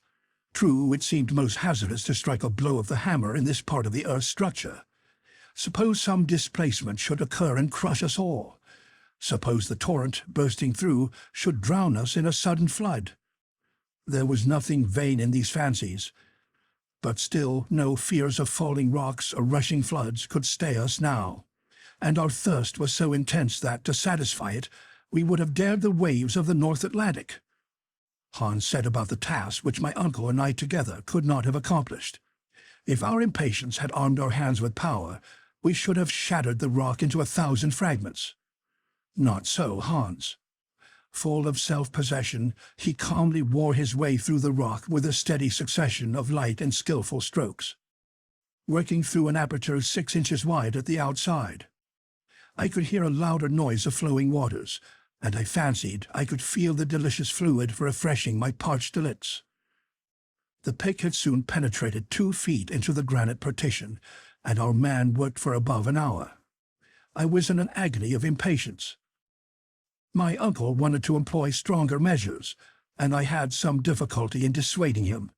Still, he had just taken a pickaxe in his hand, when a sudden hissing was heard, and a jet of water spurted out with violence against the opposite wall. Hans, almost thrown off his feet by the violence of the shock, uttered a cry of grief and disappointment, of which I soon understood the cause, when, plunging my hands into the spouting torrent, I withdrew them in haste, for the water was scalding hot. "The water is at the boiling point," I cried. "Well, never mind, let it cool," my uncle replied. The tunnel was filling with steam, whilst a stream was forming which by degrees wandered away into the subterranean windings, and soon we had the satisfaction of swallowing our first draught. Could anything be more delicious than the sensation that our burning intolerable thirst was passing away, and leaving us to enjoy comfort and pleasure? But where was this water from? No matter. It was water, and though still warm, it brought life back to the dying. I kept drinking without stopping, and almost without tasting. At last, after a most delightful time of reviving energy, I cried, "Why, this is a chalybeate spring!" "Nothing could be better for the digestion," said my uncle. "It is highly impregnated with iron. It will be as good for us as going to the spa or to Toplitz." "Well, it is delicious." "Of course it is. Water should be, found 6 miles underground. It has an inky flavour, which is not at all unpleasant. What a capital source of strength Hans has found for us here. We will call it after his name." "Agreed," I cried. And Hans Bach it was from that moment. Hans was none the prouder. After a moderate draught, he went quietly into a corner to rest. "Now," I said, "we must not lose this water." "What is the use of troubling ourselves?" my uncle replied. "I fancy it will never fail." "Never mind, we cannot be sure. Let us fill the water bottle and our flasks, and then stop up the opening." My advice was followed so far as getting in a supply, but the stopping up of the hole was not so easy to accomplish. It was in vain that we took up fragments of granite and stuffed them in with tow. We only scalded our hands without succeeding. The pressure was too great, and our efforts were fruitless. "It is quite plain," said I, "that the higher body of this water is at a considerable elevation. The force of the jet shows that." "No doubt," answered my uncle. "If this column of water is 32,000 feet high, that is, from the surface of the earth, it is equal to the weight of 1,000 atmospheres. But I have got an idea." "Well?" "Why should we trouble ourselves to stop the stream from coming out at all?" "Because—" Well, I could not assign a reason. "When our flasks are empty, where shall we fill them again? Can we tell that?" No, there was no certainty. "Well, let us allow the water to run on. It will flow down, and will both guide and refresh us." "That is well planned," I cried. "With this stream for our guide, there is no reason why we should not succeed in our undertaking." "Ah, my boy, you agree with me now," cried the professor, laughing. "I agree with you most heartily." "Well, let us rest a while, and then we will start again." I was forgetting that it was night. The chronometer soon informed me of that fact, and in a very short time, refreshed and thankful, we all three fell into a sound sleep. End of chapter 23.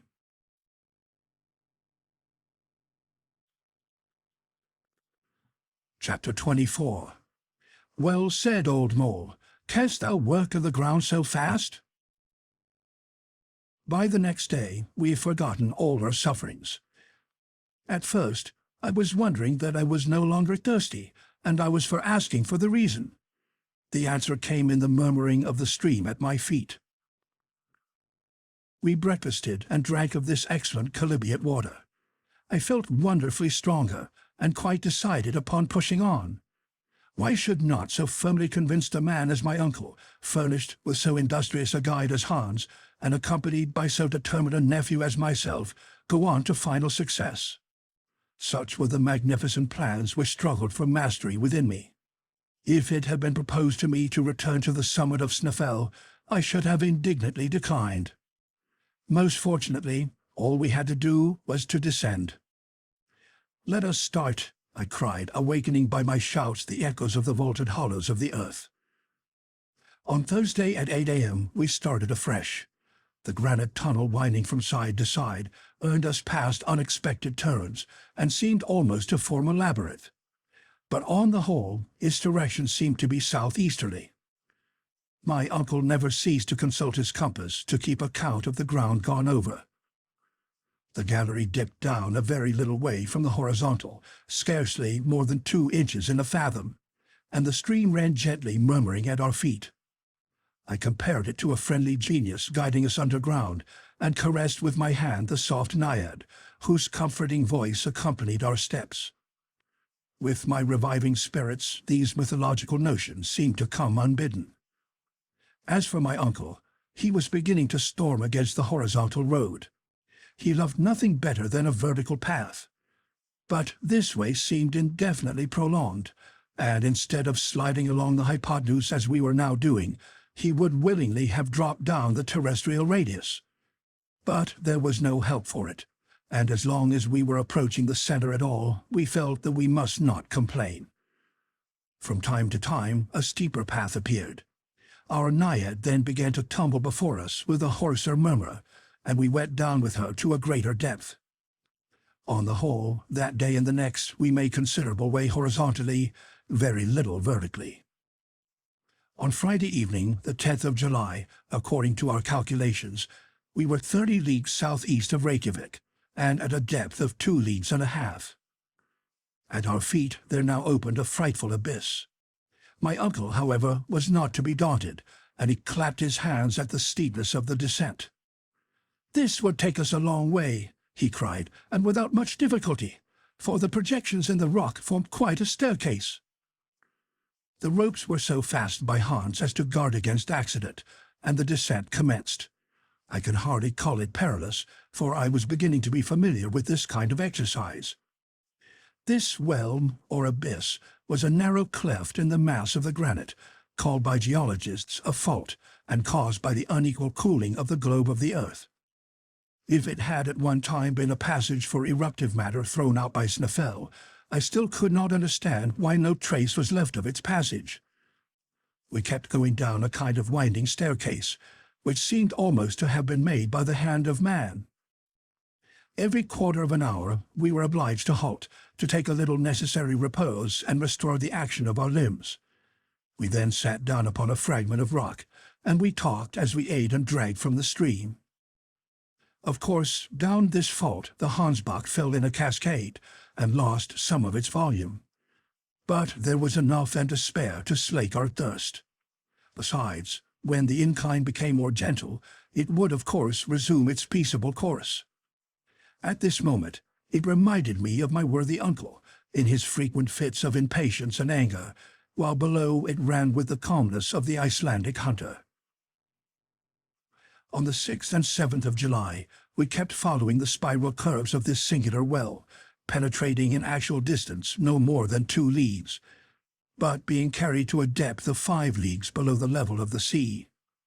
But on the 8th, about noon, the fault took towards the southeast a much gentler slope, one of about 45 degrees. Then the road became monotonously easy. It could not be otherwise, for there was no landscape to vary the stages of our journey. On Wednesday the 15th, we were 7 leagues underground, and had travelled 50 leagues away from Snæfell. Although we were tired, our health was perfect, and the medicine chest had not yet had occasion to be opened. My uncle noted every hour the indications of the compass, the chronometer, the aneroid, and the thermometer, the very same which he has published in his scientific report of our journey. It was therefore not difficult to know exactly our whereabouts. When he told me that we had gone 50 leagues horizontally, I could not repress an exclamation of astonishment at the thought that we had now long left Iceland behind us. "What is the matter?" he cried. "I was reflecting that, if your calculations are correct, we are no longer under Iceland." "Do you think so?" "I am not mistaken," I said, and examining the map, I added, "We have passed Cape Portland, and those 50 leagues bring us under the wide expanse of the ocean." "Under the sea," my uncle repeated, rubbing his hands with delight. "Can it be?" I said. "Is the ocean spread above our heads?" "Of course, Axel. What can be more natural? At Newcastle, are there not coal mines extending far under the sea?" It was all very well for the professor to call this so simple, but I could not feel quite easy at the thought that the boundless ocean was rolling over my head. And yet it really mattered very little whether it was the plains and mountains that covered our heads, or the Atlantic waves, as long as we were arched over by solid granite. And besides, I was getting used to this idea. For the tunnel, now running straight, now winding as capriciously in its inclines as in its turnings, but constantly preserving its southeasterly direction and always running deeper, was gradually carrying us to very great depths indeed. 4 days later, Saturday the 18th of July in the evening, we arrived at a kind of vast grotto, and here my uncle paid Hans his weekly wages, and it was settled that the next day, Sunday, should be a day of rest. End of chapter 24.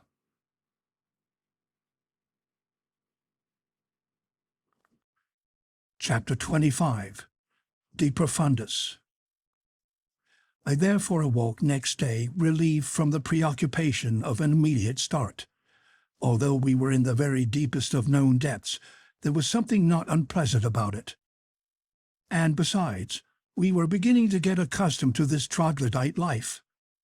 I no longer thought of sun, moon, and stars, trees, houses, and towns, nor of any of those terrestrial superfluities which are necessaries of men who live upon the earth's surface. Being fossils, we looked upon all those things as mere jokes. The grotto was an immense apartment. Along its granite floor ran a faithful stream. At this distance from its spring the water was scarcely tepid, and we drank of it with pleasure. After breakfast, the professor gave a few hours to the arrangement of his daily notes. "First," said he, "I will make a calculation to ascertain our exact position.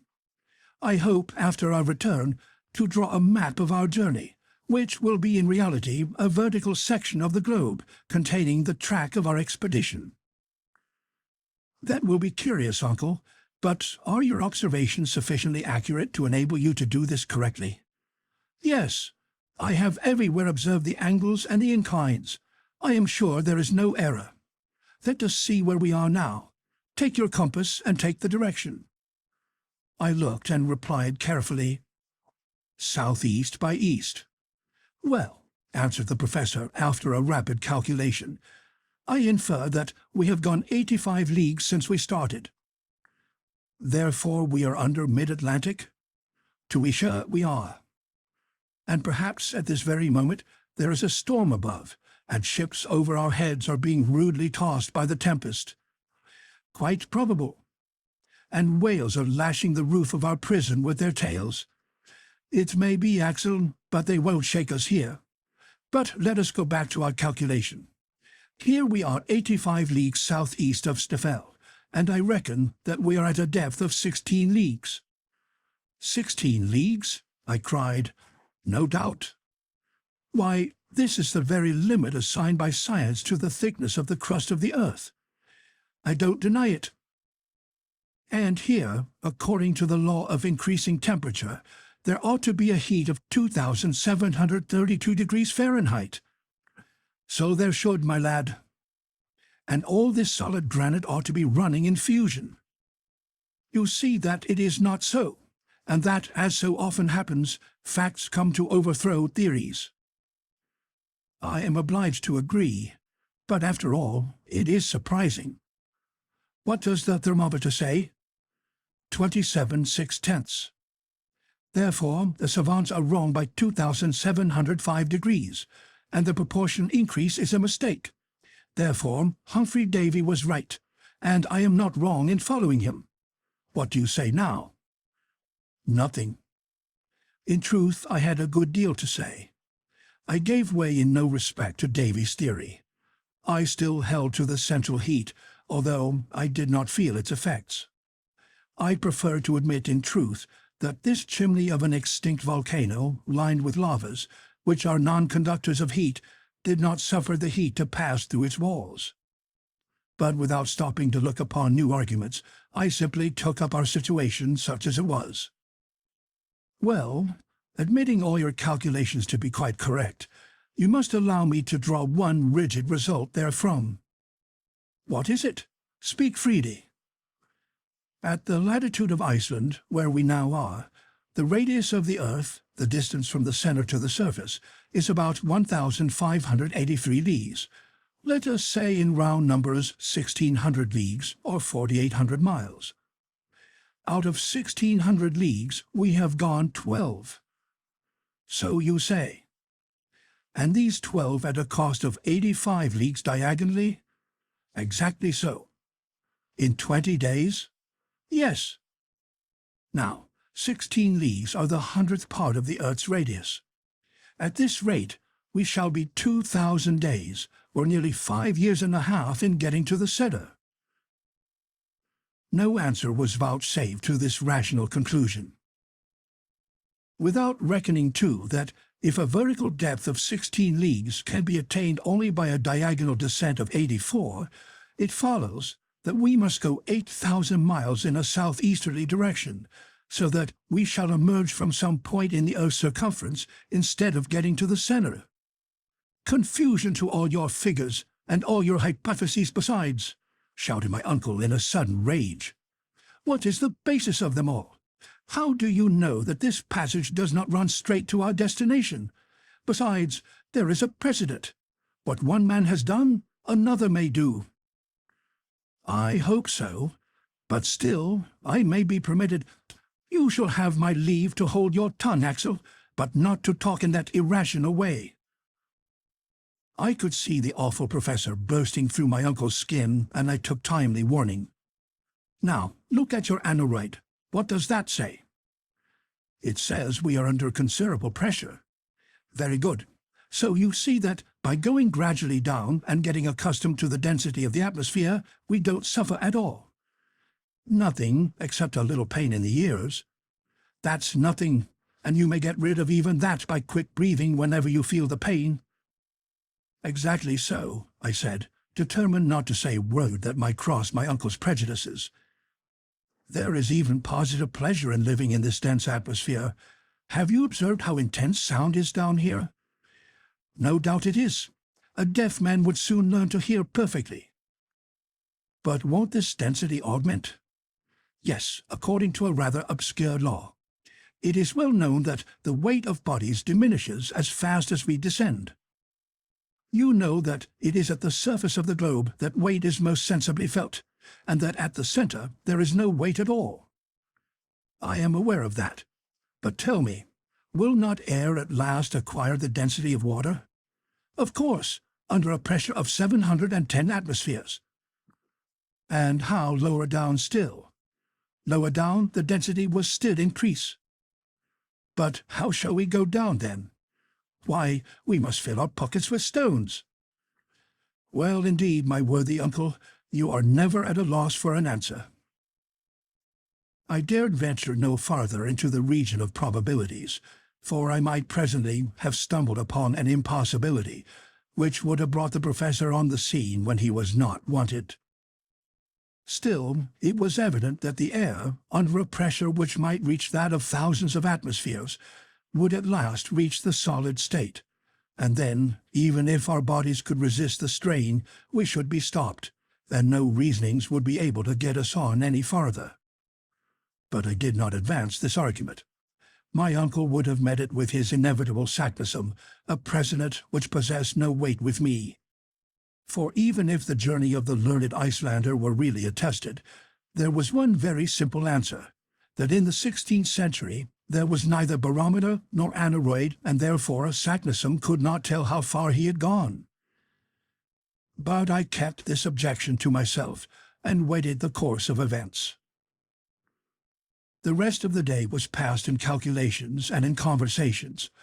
I remained a steadfast adherent of the opinions of Professor Lidenbrock, and I envied the stolid indifference of Hans, who, without going into causes and effects, went on with his eyes shut wherever his destiny guided him.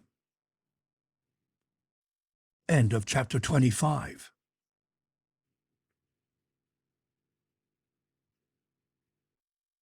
Chapter 26. The worst peril of all. It must be confessed that hitherto things had not gone on so badly, and that I had small reason to complain. If our difficulties became no worse, we might hope to reach our end, and to what a height of scientific glory we should then attain. I had become quite a Lidenbrock in my reasonings. Seriously, I had. But would this state of things last in the strange place we had come to? Perhaps it might. For several days, steeper inclines, some even frightfully near to the perpendicular, brought us deeper and deeper into the mass of the interior of the earth. Some days we advanced nearer to the center by 1.5 leagues, or nearly 2 leagues. These were perilous descents, in which the skill and marvelous coolness of Hans were invaluable to us. That unimpassioned Icelander devoted himself with incomprehensible deliberation, and, thanks to him, we crossed many a dangerous spot which we should never have cleared alone. But his habit of silence gained upon him day by day, and was infecting us. External objects produce decided effects upon the brain. A man shut up between 4 walls soon loses the power to associate words and ideas together. How many prisoners in solitary confinement become idiots, if not mad, for want of exercise for the thinking faculty? During the fortnight following our last conversation, no incident occurred worthy of being recorded. But I have good reason for remembering one very serious event which took place at this time, and of which I could scarcely now forget the smallest details. By the 7th of August, our successive descents had brought us to a depth of 30 leagues. That is, that for a space of 30 leagues there were over our heads solid beds of rock, ocean, continents, and towns. We must have been 200 leagues from Iceland. On that day the tunnel went down a gentle slope. I was ahead of the others. My uncle was carrying one of Ruhmkorff's lance and I the other. I was examining the beds of granite. Suddenly, turning round, I observed that I was alone. Well, well, I thought, I have been going too fast, or Hans and my uncle have stopped on the way. Come, this won't do. I must join them. Fortunately, there is not much of an ascent. I retraced my steps. I walked for a quarter of an hour. I gazed into the darkness. I shouted. No reply. My voice was lost in the mist of the cavernous echoes which alone replied to my call. I began to feel uneasy. A shudder ran through me. Calmly, I said aloud to myself, I am sure to find my companions again. There are not 2 roads. I was too far ahead. I will return.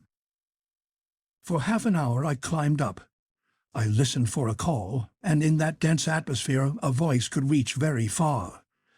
But there was a dreary silence in all that long gallery. I stopped. I could not believe that I was lost. I was only bewildered for a time, not lost. I was sure I should find my way again.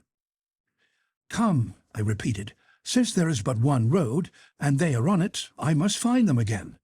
I have but to ascend still. Unless, indeed, missing me, and supposing me to be behind, they too should have gone back. But even in this case, I have only to make the greater haste. I shall find them, I am sure. I repeated these words in the fainter tones of a half-convinced man. Besides, to associate even such simple ideas with words and reason with them was a work of time.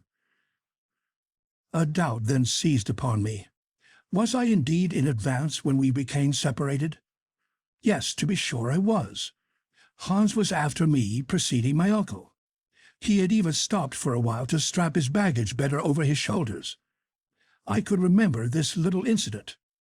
It was at that very moment that I must have gone on.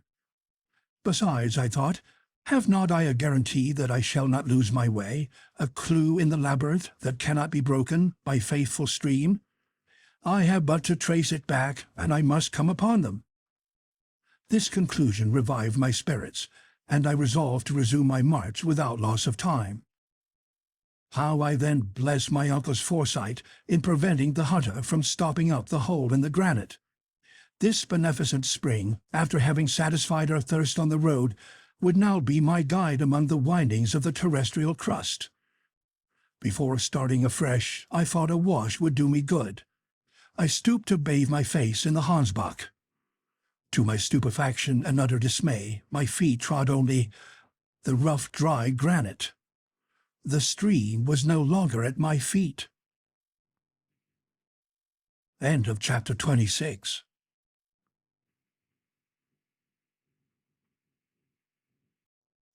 Chapter 27. Lost in the bowels of the earth. To describe my despair would be impossible. No words could tell it. I was buried alive, with the prospect before me of dying of hunger and thirst.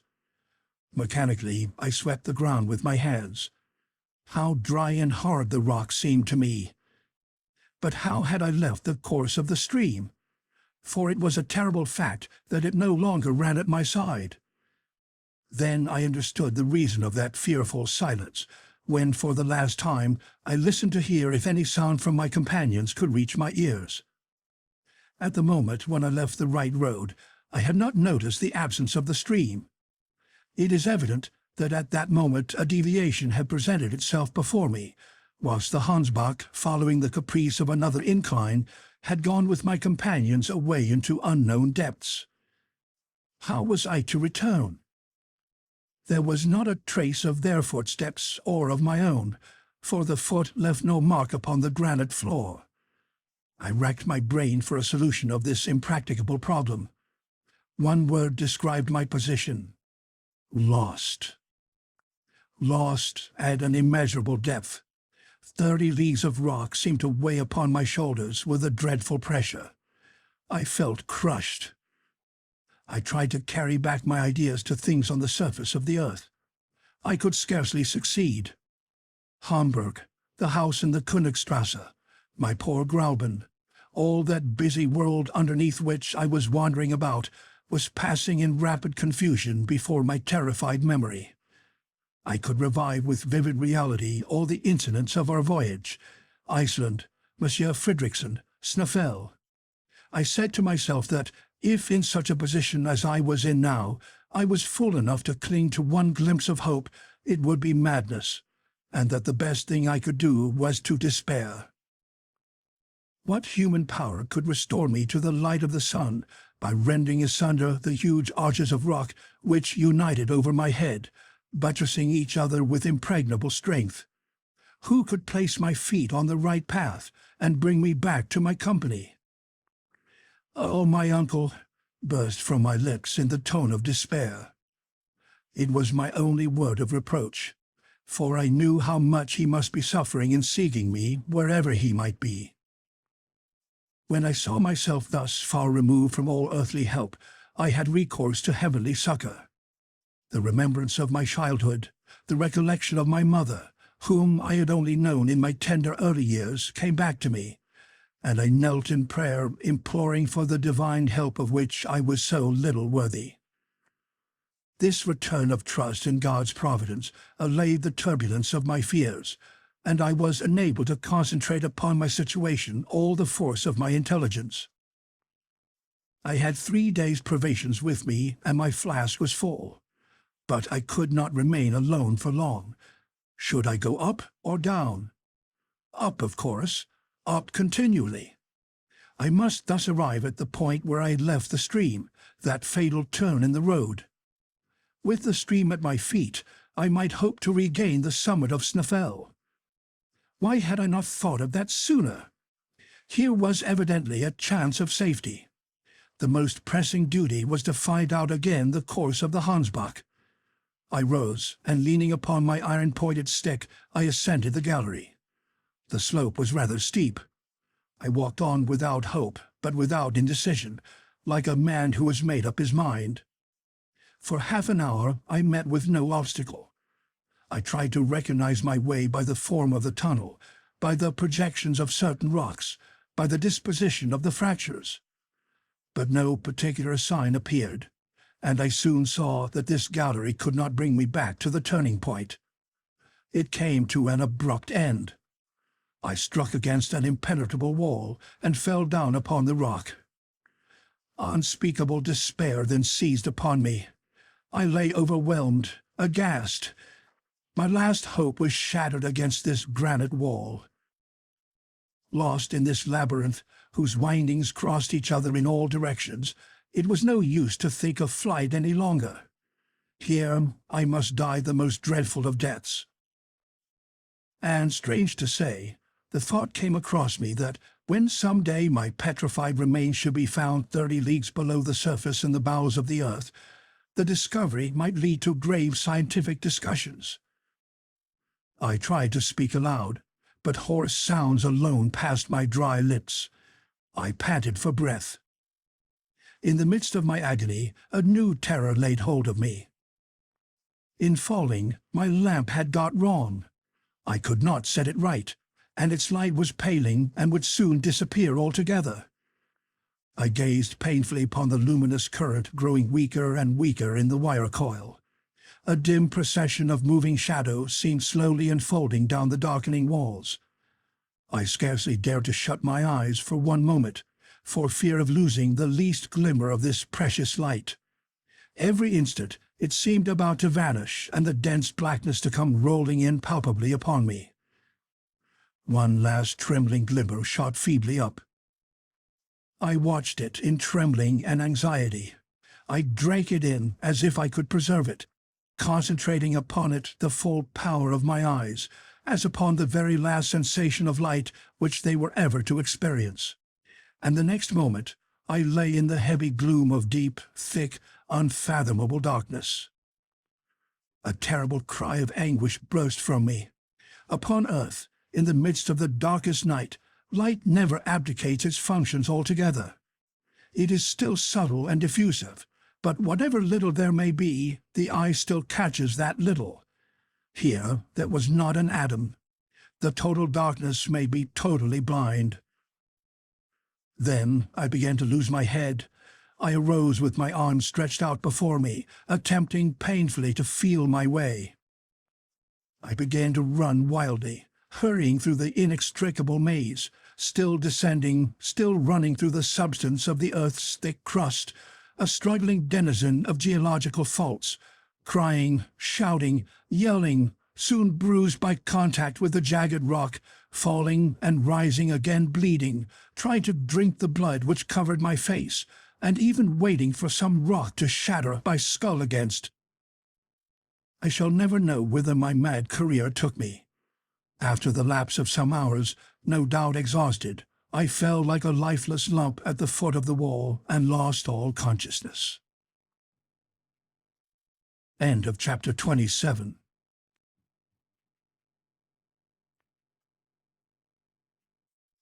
Chapter 28. The Rescue in the Whispering Gallery. When I returned to partial life, my face was wet with tears. How long that state of insensibility had lasted, I cannot say. I had no means now of taking account of time. Never was solitude equal to this. Never had any living being been so utterly forsaken. After my fall, I had lost a good deal of blood. I felt it flowing over me. Ah, how happy I should have been could I have died, and if death were not yet to be gone through. I would think no longer. I drove away every idea, and conquered by my grief, I rolled myself to the foot of the opposite wall. Already I was feeling the approach of another fate, and was hoping for complete annihilation, when a loud noise reached me. It was like the distant rumble of continuous thunder, and I could hear its sounding undulations rolling far away into the remote recesses of the abyss. Whence could this noise proceed? It must be from some phenomenon proceeding in the great depths amidst which I lay helpless. Was it an explosion of gas? Was it the fall of some mighty pillar of the globe? I listened still. I wanted to know if the noise would be repeated. A quarter of an hour passed away. Silence reigned in this gallery. I could not hear even the beating of my heart. Suddenly, my ear, resting by chance against the wall, caught, or seemed to catch, certain vague, indescribable, distant, articulate sounds, as of words. This is a delusion, I thought. But it was not. Listening more attentively, I heard in reality a murmuring of voices. But my weakness prevented me from understanding what the voices said. Yet it was language, I was sure of it. For a moment, I feared the words might be my own, brought back by the echo. Perhaps I had been crying out unknown to myself. I closed my lips firmly and laid my ear against the wall again. Yes, truly, someone is speaking. Those are words. Even a few feet from the wall I could hear distinctly. I succeeded in catching uncertain, strange, undistinguishable words. They came as if pronounced in low, murmured whispers. The word "Forlarad" was several times repeated in a tone of sympathy and sorrow. "Help!" I cried with all my might. "Help!" I listened. I watched in the darkness for an answer, a cry, a mere breath of sound, but nothing came. Some minutes passed. A whole world of ideas had opened in my mind.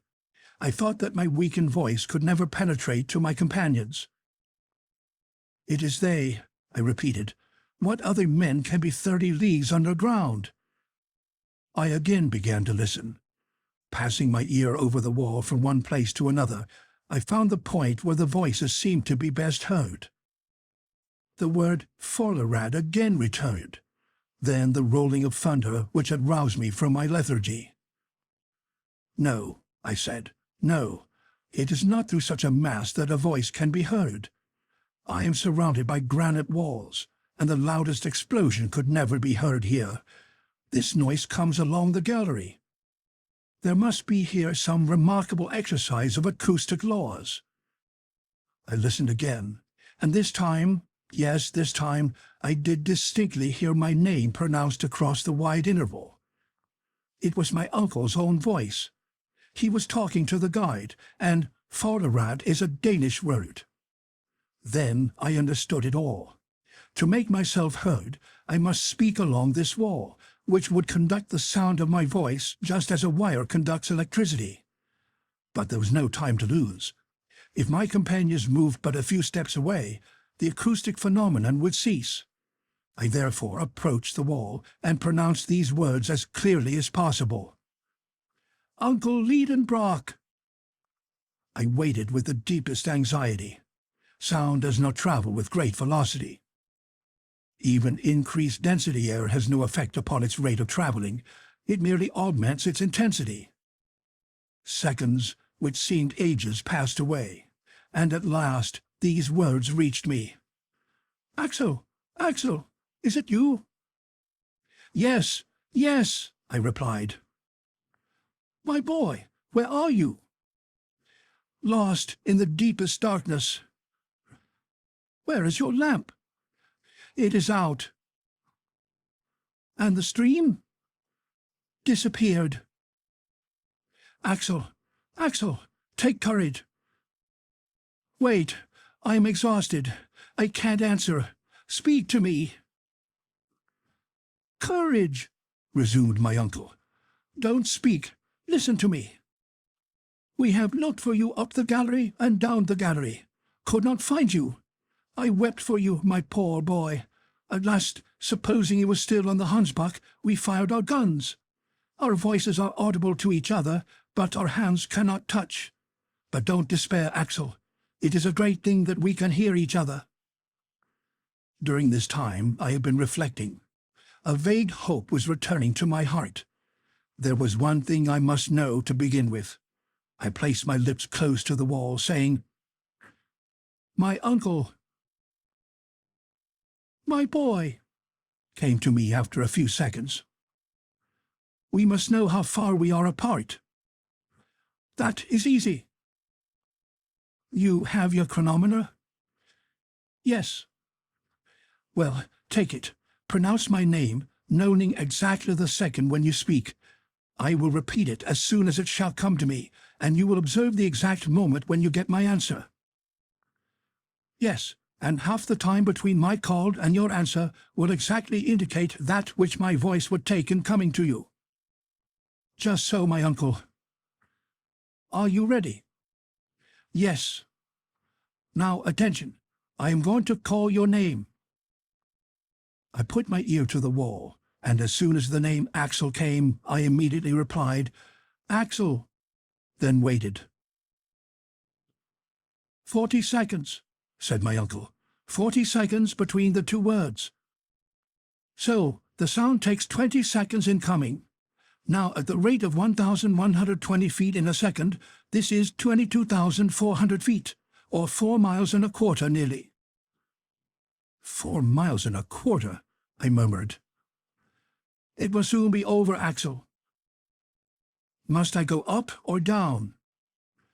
"Down. For this reason. We are in a vast chamber, with endless galleries. Yours must lead into it, for it seems as if all the clefts and fractures of the globe radiated round this vast cavern. So, get up and begin walking. Walk on. Drag yourself along. If necessary, slide down the steep places, and at the end you will find us ready to receive you.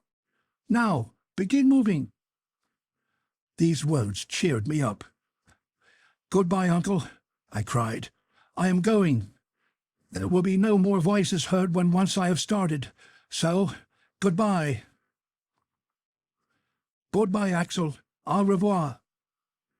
These were the last words I heard. This wonderful underground conversation, carried on with a distance of 4 miles and a quarter between us, concluded with these words of hope.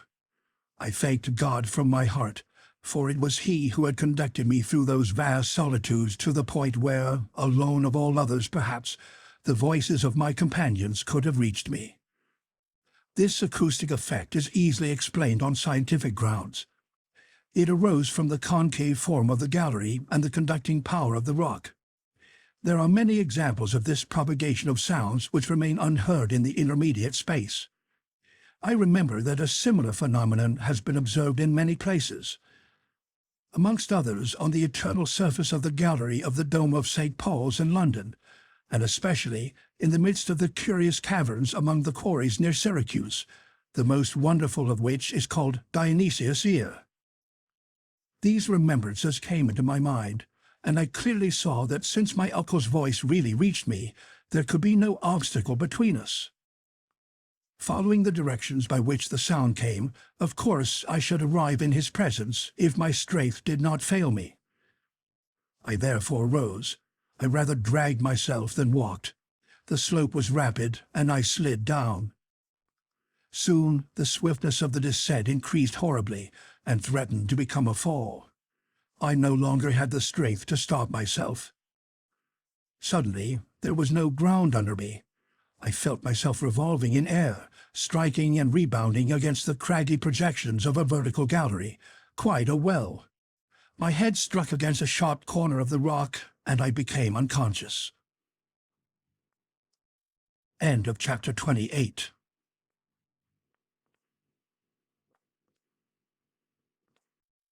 Chapter 29. The Ladder. When I came to myself, I was stretched in half-darkness, covered with thick coats and blankets. My uncle was watching over me to discover the least sign of life. At my first sigh, he took my hand. When I opened my eyes, he uttered a cry of joy. "He lives! He lives!" he cried. Yes, I am still alive, I answered feebly. My dear nephew, said my uncle, pressing me to his breast, you are saved.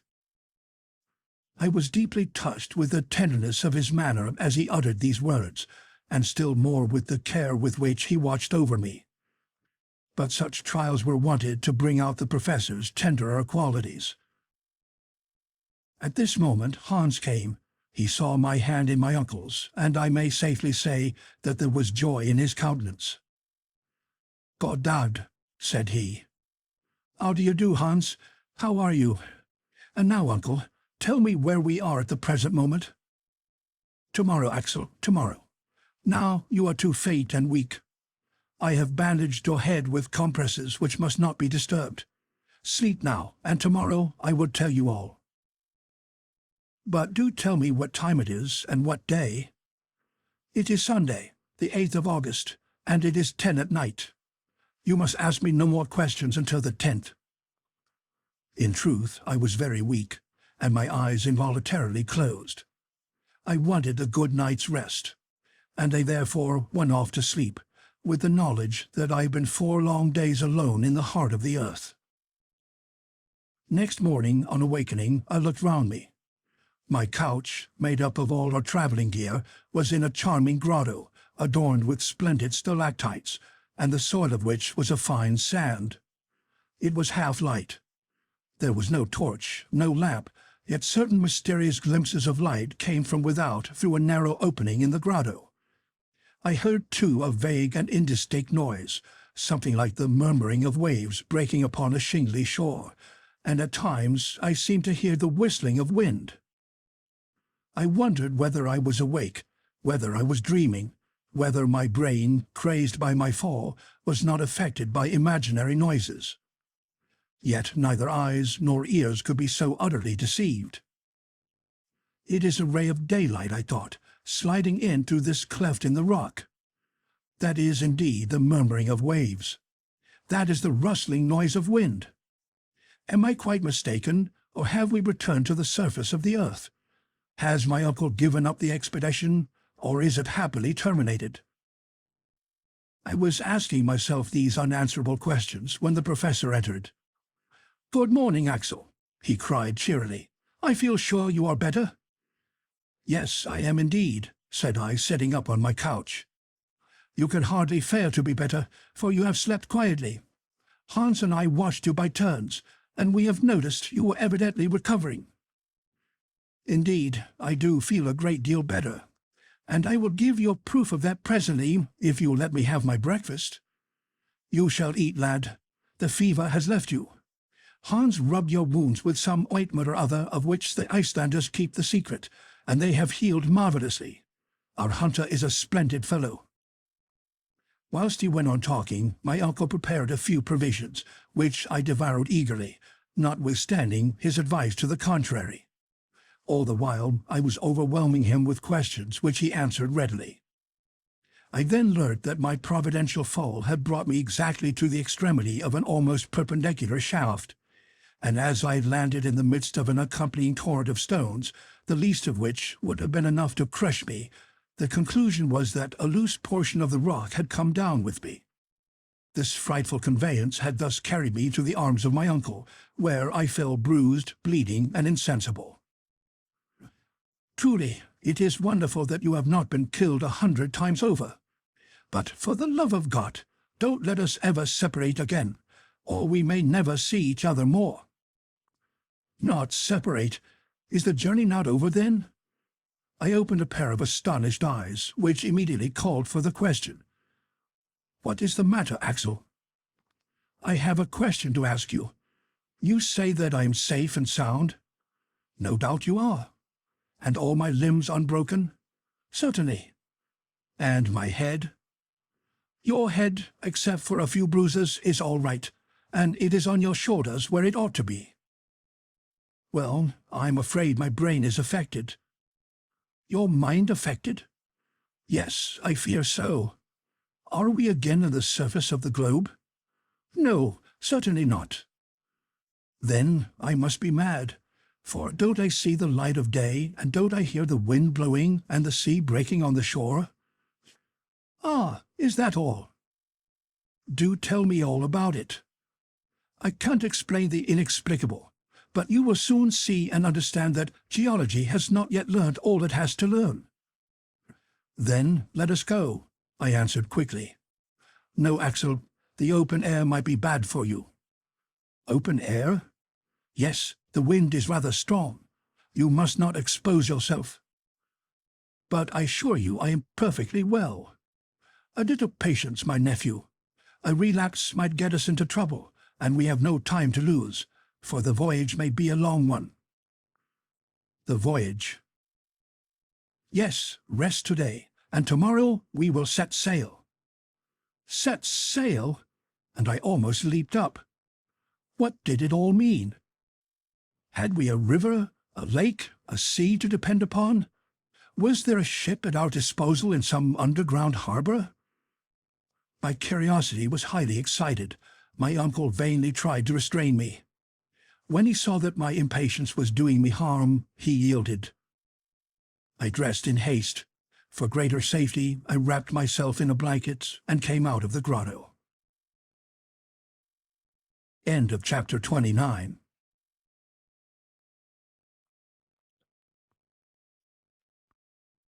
Chapter 30. A New Mare Internum. At first, I could hardly see anything. My eyes, unaccustomed to the light, quickly closed. When I was able to reopen them, I stood more stupefied even than surprised. "The sea!" I cried. "Yes," my uncle replied, "the Lidenbrock Sea, and I don't suppose any other discoverer will ever dispute my claim to name it after myself as its first discoverer. A vast sheet of water, the commencement of a lake or an ocean, spread far away beyond the range of the eye, reminding me forcibly of that open sea which drew from Xenophon's 10,000 Greeks, after their long retreat, the simultaneous cry, "Thalata, Thalata, the sea, the sea." The deeply indented shore was lined with a breadth of fine shining sand, softly lapped by the waves, and strewn with the small shells which have been inhabited by the first of created beings. The waves broke on this shore with the hollow echoing murmur peculiar to vast enclosed spaces. A light foam flew over the waves before the breath of a moderate breeze, and some of the spray fell upon my face. On this slightly inclining shore, about 100 fathoms from the limit of the waves, came down the foot of a huge wall of vast cliffs, which rose majestically to an enormous height. Some of these, dividing the beach with their sharp spurs, formed capes and promontories, worn away by the ceaseless action of the surf. Farther on, the eye discerned their massive outlines sharply defined against the hazy, distant horizon. It was quite an ocean, with the irregular shores of earth, but desert and frightfully wild in appearance. If my eyes were able to range afar over this great sea, it was because a peculiar light brought to view every detail of it. It was not the light of the sun, with his dazzling shouts of brightness and the splendor of his rays, nor was it the pale and uncertain shimmer of the moonbeams, the dim reflection of a nobler body of light. No, the illuminating power of this light, its trembling diffusiveness, its bright, clear whiteness, and its low temperature, showed that it must be of electric origin. It was like an aurora borealis, a continuous cosmical phenomenon, filling a cavern of sufficient extent to contain an ocean. The vault that spanned the space above, the sky, if it could be called so, seemed composed of vast plains of cloud, shifting and variable vapors, which, by their condensation, must at certain times fall in torrents of rain. I should have thought that, under so powerful a pressure of the atmosphere, there could be no evaporation. And yet, under a law unknown to me, there were broad tracts of vapor suspended in the air. But then the weather was fine. The play of the electric light produced singular effects upon the upper strata of cloud. Deep shadows reposed upon their lower wreaths, and often, between two separated fields of cloud, there glided down a ray of unspeakable luster. But it was not solar light, and there was no heat. The general effect was sad, supremely melancholy. Instead of the shining firmament, spangled with its innumerable stars shining singly or in clusters, I felt that all these subdued and shaded lights were ribbed in by vast walls of granite, which seemed to overpower me with their weight, and that all this space, great as it was, would not be enough for the march of the humblest of satellites. Then I remembered the theory of an English captain, who likened the earth to a vast hollow sphere, in the interior of which the air became luminous because of the vast pressure that weighed upon it, while two stars, Pluto and Proserpine, rolled within upon the circuit of their mysterious orbits. We were in reality shut up inside an immeasurable excavation. Its width could not be estimated, since the shore ran widening as far as the eye could reach, nor could its length, for the dim horizon bounded the new. As for its height, it must have been several leagues. Where this vault rested upon its granite base, no eye could tell, but there was a cloud hanging far above, the height of which we estimated at 12,000 feet, a greater height than that of any terrestrial vapor, and no doubt due to the great density of the air. The word cavern does not convey any idea of this immense space. Words of human tongue are inadequate to describe the discoveries of him who ventures into the deep abysses of earth. Besides, I could not tell upon what geological theory to account for the existence of such an excavation. Had the cooling of the globe produced it? I knew of celebrated caverns from the descriptions of travelers, but had never heard of any of such dimensions as this. If the grotto of Wahara in Colombia, visited by Humboldt, had not given up the whole of the secret of its depth to the philosopher, who investigated it to the depth of 2,500 feet, it probably did not extend much farther. The immense Mammoth Cave in Kentucky is of gigantic proportions, since its vaulted roof rises 500 feet above the level of an unfathomable lake, and travelers have explored its ramifications to the extent of 40 miles. But what were these cavities compared to that in which I stood with wonder and admiration, with its sky of luminous vapors, its bursts of electric light, and a vast sea filling its bed? My imagination fell powerless before such immensity. I gazed upon these wonders in silence. Words failed me to express my feelings. I felt as if I was in some distant planet, Uranus or Neptune, and in the presence of phenomena of which my terrestrial experience gave me no cognizance. For such novel sensations, new words were wanted, and my imagination failed to supply them. I gazed, I thought, I admired, with a stupefaction mingled with a certain amount of fear. The unforeseen nature of this spectacle brought back the color to my cheeks. I was under a new course of treatment with the aid of astonishment, and my convalescence was promoted by this novel system of therapeutics. Besides, the dense and breezy air invigorated me, supplying more oxygen to my lungs.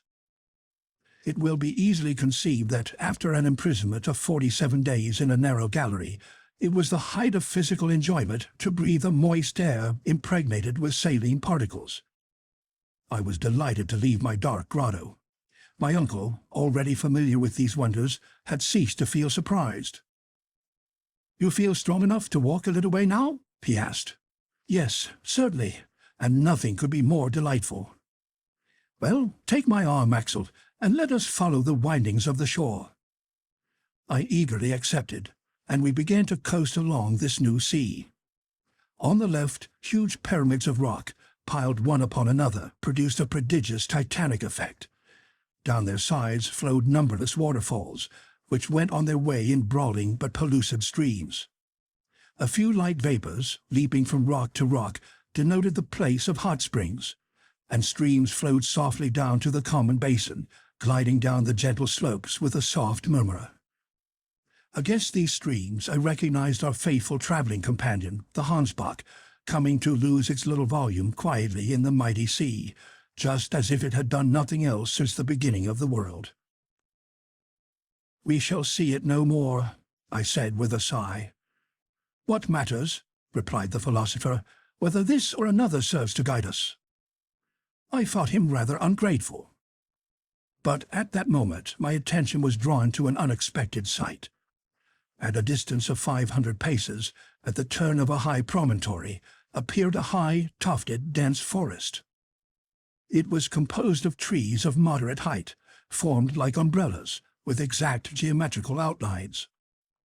The currents of wind seemed to have had no effect upon their shape, and in the midst of the windy blast they stood unmoved and firm, just like a clump of petrified cedars. I hastened forward. I could not give any name to these singular creations. Were they some of the 200,000 species of vegetables known hitherto, and did they claim a place of their own in the lacustrine flora? No. When we arrived under their shade, my surprise turned into admiration.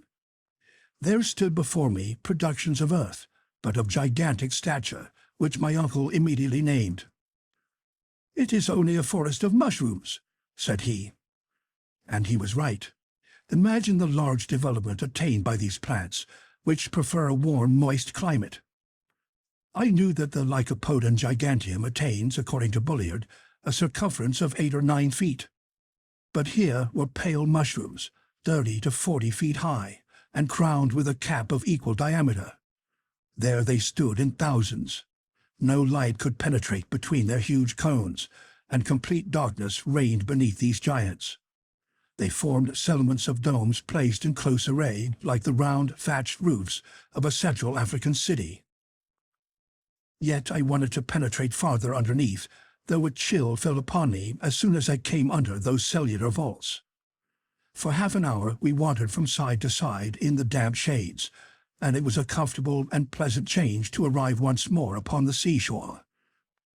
But the subterranean vegetation was not confined to these fungi. Farther on rose groups of tall trees of colorless foliage and easy to recognize. They were lowly shrubs of earth, here attaining gigantic size. Lycopodiums 100 feet high, the huge sigillaria found in our coal mines. Tree ferns as tall as our fir trees in northern latitudes. Lepidodendra with cylindrical forked stems, terminated by long leaves and bristling with rough hairs like those of the cactus. "Wonderful! Magnificent! Splendid!" cried my uncle. "Here is the entire flora of the second period of the world, the transition period. These humble garden plants with us were tall trees in the early ages. Look, Axel, and admire it all. Never had a botanist such a feast as this." "You are right, my uncle. Providence seems to have preserved in this immense conservatory the antediluvian plants which the wisdom of philosophers has so sagaciously put together again. It is a conservatory, Axel, but is it not also a menagerie?" "Surely not a menagerie?" "Yes, no doubt of it. Look at that dust under your feet. See the bones scattered on the ground." "So there are," I cried, "bones of extinct animals."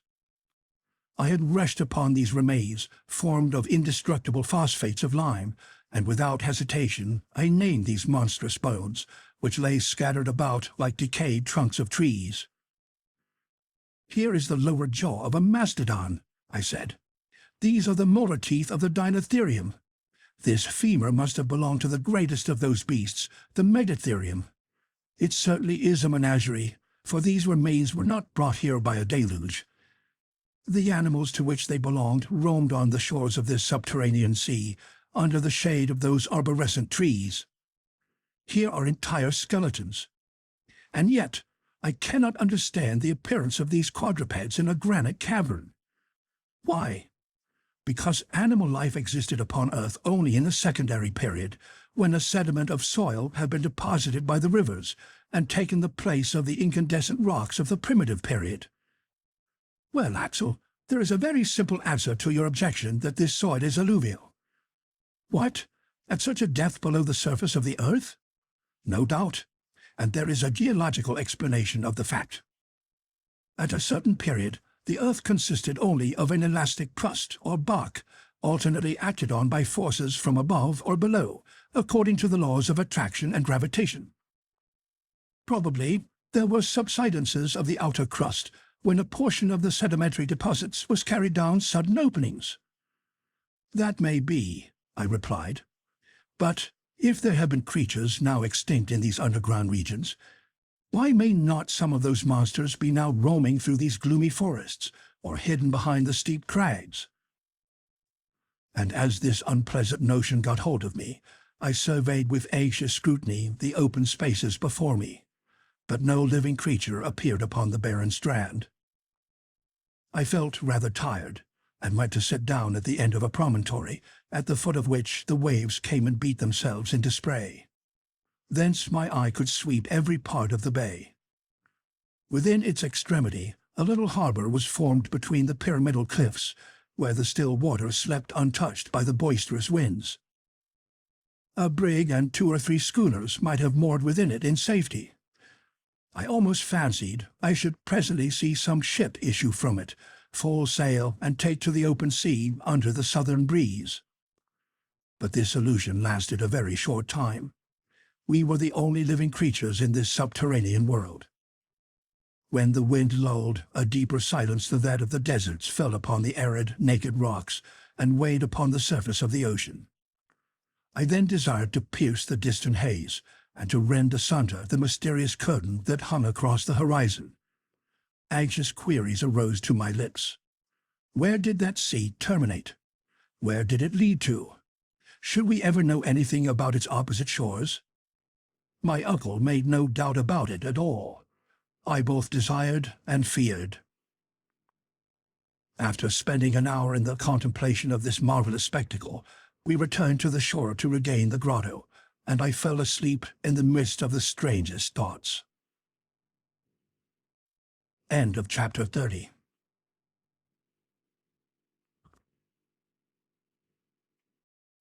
Chapter 31. Preparations for a Voyage of Discovery.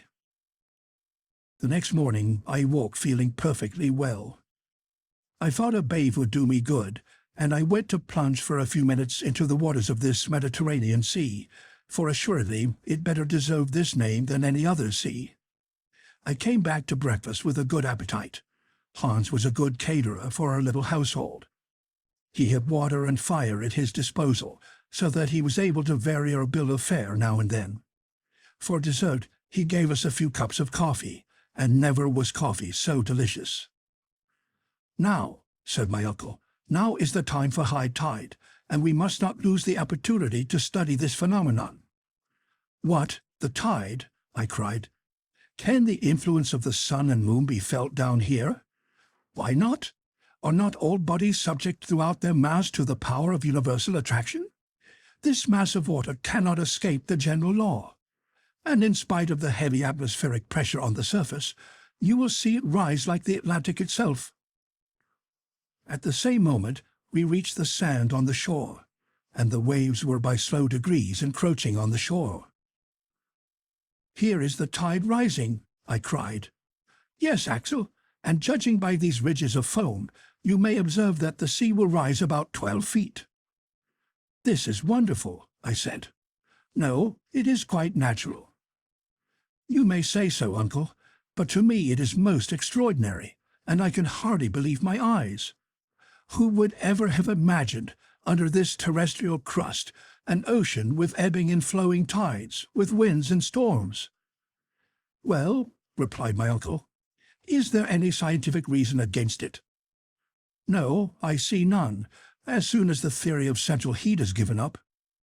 "So then, thus far," he answered, "the theory of Sir Humphrey Davy is confirmed." "Evidently it is. And now there is no reason why there should not be seas and continents in the interior of the earth." "No doubt," said my uncle, "and inhabited too." "To be sure," said I.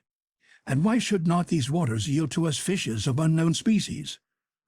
"At any rate," he replied, "we have not seen any yet."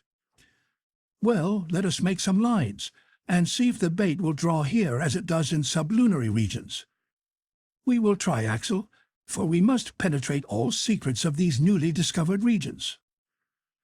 "But where are we, uncle? For I have not yet asked you that question, and your instruments must be able to furnish the answer." "Horizontally, 350 leagues from Iceland." "So much as that? I am sure of not being a mile out of my reckoning." "And does the compass still show southeast?" "Yes, with a westerly deviation of 19 degrees 45 minutes, just as above ground. As for its dip, a curious fact is coming to light, which I have observed carefully, that the needle, instead of dipping towards the pole, as in the northern hemisphere, on the contrary, rises from it. Would you then conclude, I said, that the magnetic pole is somewhere between the surface of the globe and the point where we are? Exactly so, and it is likely enough that if we were to reach the spot beneath the polar regions, about that 71st degree where Sir James Ross has discovered the magnetic pole to be situated, we should see the needle point straight up. Therefore, that mysterious centre of attraction is at no great depth. I remarked, "It is so, and here is a fact which science has scarcely suspected. Science, my lad, has been built upon many errors, but they are errors which it is good to fall into, for they led to the truth." What depth have we now reached? We are 35 leagues below the surface. So, I said, examining the map, the highlands of Scotland are over our heads, and the Grampians are raising their rugged summits above us. Yes, answered the professor, laughing. It is rather a heavy weight to bear, but a solid arch spans over our heads. The great architect has built it of the best materials, and never could man have given it so wide a stretch. What are the finest arches of bridges and the arcades of cathedrals compared with this far-reaching vault, with a radius of 3 leagues, beneath which a wide and tempest-tossed ocean may flow at its ease? Oh, I am not afraid that it will fall down upon my head. But now what are your plans? Are you not thinking of returning to the surface now? Return? No, indeed. We will continue our journey, everything having gone on well so far. But how are we to get down below this liquid surface? Oh, I am not going to dive head foremost. But if all oceans are properly speaking but lakes, since they are encompassed by land, of course this internal sea will be surrounded by a coast of granite, and on the opposite shores we shall find fresh passages opening. How long do you suppose the sea to be? 30 or 40 leagues, so that we have no time to lose, and we shall set sail tomorrow. I looked about for a ship. Set sail, shall we? But I should like to see my boat first. It will not be a boat at all, but a good, well-made raft. Why, I said, a raft would be just as hard to make as a boat, and I don't see— I know you don't see, but you might hear if you would listen. Don't you hear the hammer at work? Hans is already busy at it. What? Has he already felled the trees? Oh, the trees were already down. Come, and you will see for yourself. After half an hour's walking, on the other side of the promontory which formed the little natural harbour, I perceived Hans at work. In a few more steps I was at his side. To my great surprise, a half-finished raft was already lying on the sand, made of a peculiar kind of wood, and a great number of planks, straight and bent, and of frames, were covering the ground enough almost for a little fleet. "Uncle, what wood is this?" I cried. "It is fir, pine or birch, or other northern coniferæ, mineralized by the action of the sea.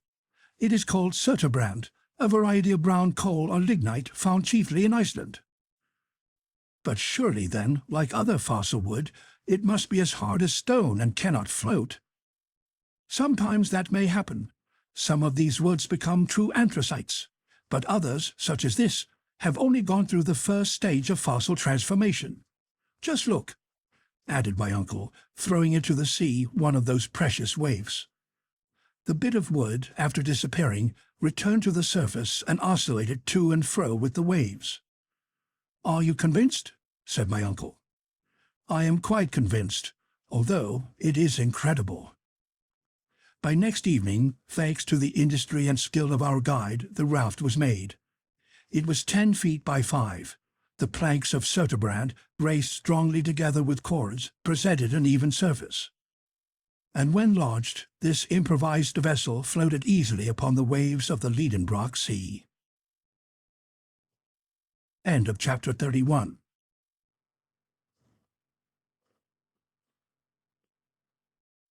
Chapter 32. Wonders of the Deep. On the 13th of August, we awoke early. We were now to begin to adopt a mode of travelling both more expeditious and less fatiguing than hitherto. A mast was made of 2 poles spliced together, a yard was made of a third, a blanket borrowed from our coverings made a tolerable sail. There was no want of cordage for the rigging, and everything was well and firmly made. The provisions, the baggage, the instruments, the guns, and a good quantity of fresh water from the rocks around all found their proper places on board. And at 6, the professor gave the signal to embark. Hans had fitted up a rudder to steer his vessel. He took the tiller and unmoored. The sail was set, and we were soon afloat. At the moment of leaving the harbour, my uncle, who was tenaciously fond of naming his new discoveries, wanted to give it a name, and proposed mine amongst others. "But I have a better to propose," I said. "Grauben. Let it be called Port Grauben. It will look very well upon the map."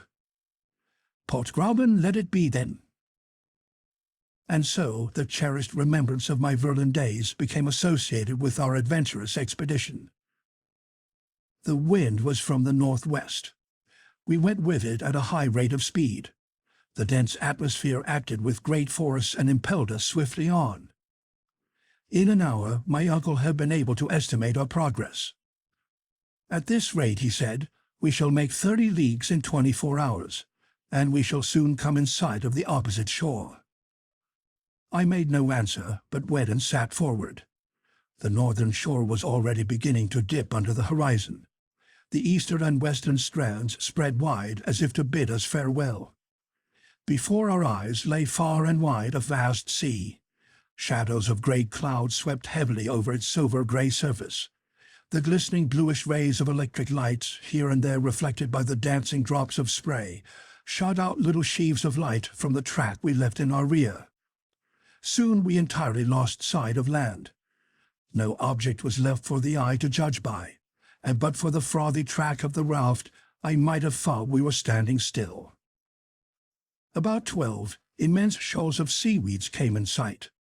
I was aware of the great powers of vegetation that characterize these plants, which grow at a depth of 12,000 feet, reproduce themselves under a pressure of 400 atmospheres, and sometimes form barriers strong enough to impede the course of a ship. But never, I think, were such seaweeds as those which we saw floating in immense waving lines upon the sea of Lidenbrock.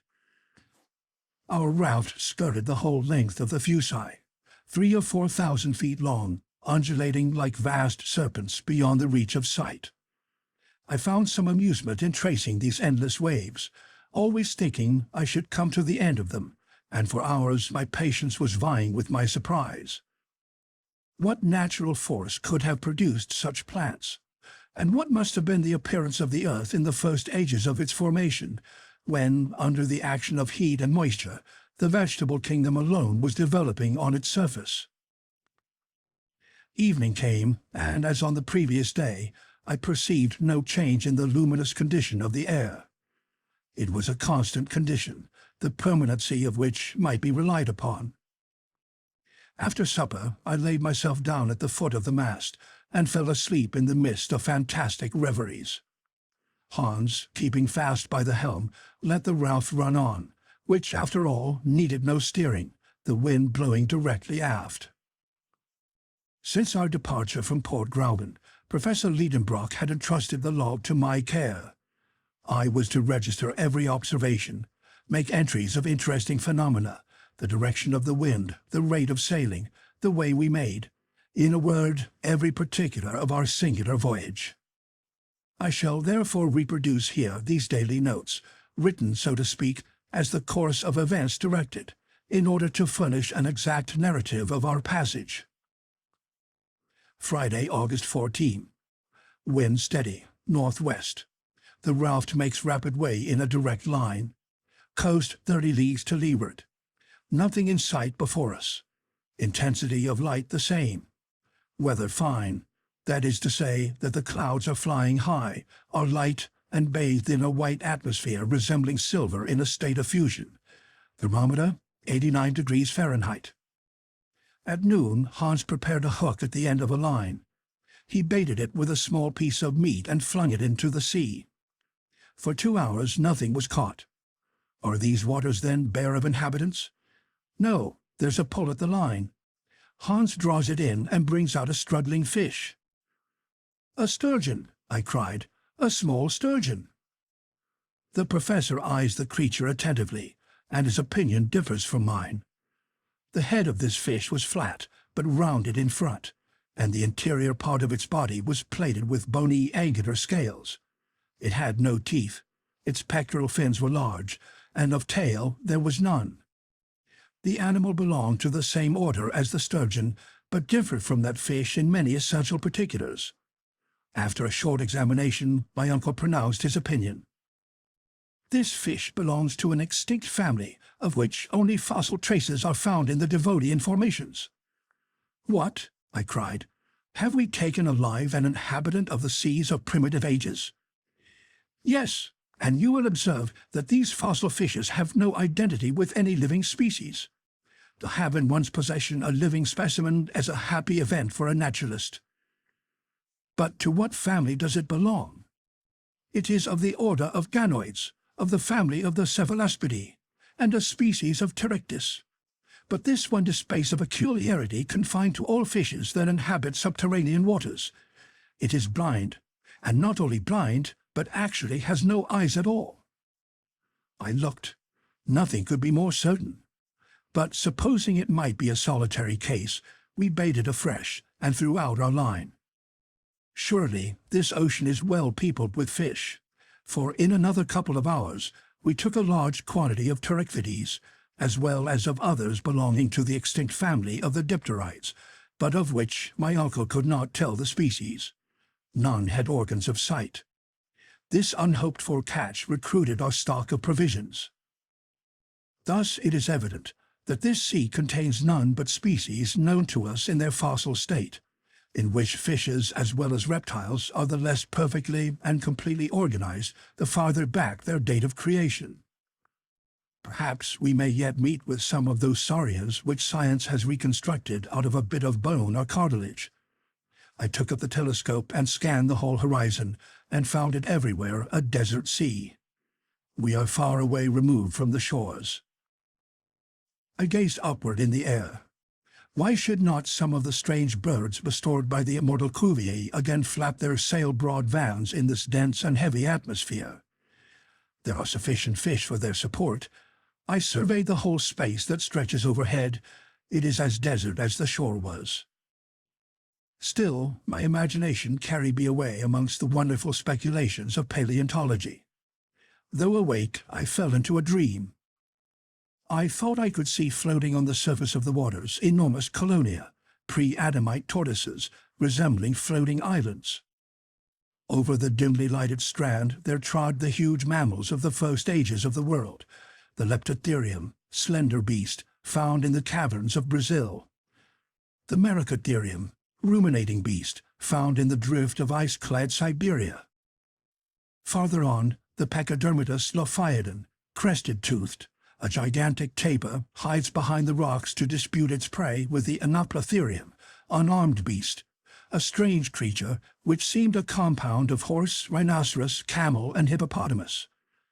The colossal mastodon, nipple-toothed, twists and untwists its trunk, and brays and pounds with its huge tusks the fragments of rock that covered the shore, whilst the Megatherium, huge beast, buttressed upon his enormous hinder paws, grubs in the soil, awaking the sonorous echoes of the granite rocks with its tremendous roarings. Higher up, the Protopitheca, the first monkey that appeared on the globe, is climbing up the steep ascents. Higher yet, the pterodactyl, wing-fingered, darts in irregular zigzags to and fro in the heavy air. In the uppermost regions of the air, immense birds, more powerful than the cassowary and larger than the ostrich, spread their vast breadth of wings and strike with their heads the granite vault that bounds the sky. All this fossil world rises to life again in my vivid imagination. I return to the scriptural periods or ages of the world, conventionally called days, long before the appearance of man, when the unfinished world was as yet unfitted for his support. Then my dream back even farther still into the ages before the creation of living beings. The mammals disappear, then the birds vanish, then the reptiles of the secondary period, and finally the fish, the crustaceans, mollusks, and articulated beings. Then the zoophytes of the transition period also return to nothing. I am the only living thing in the world. All life is concentrated in my beating heart alone. There are no more seasons. Climates are no more. The heat of the globe continually increases and neutralizes that of the sun. Vegetation becomes accelerated. I glide like a shade amongst arborescent ferns, treading with unsteady feet the colored marls and the party-colored clays. I lean for support against the trunks of immense conifers. I lie in the shade of sphenophylla, wedge-leaved, astrophylla, star-leaved, and lycopods 100 feet high. Ages seem no more than days. I am passed, against my will in retrograde order, through the long series of terrestrial changes. Plants disappear. Granite rocks soften. Intense heat converts solid bodies into thick fluids. The waters again cover the face of the earth. They boil. They rise in whirling eddies of steam.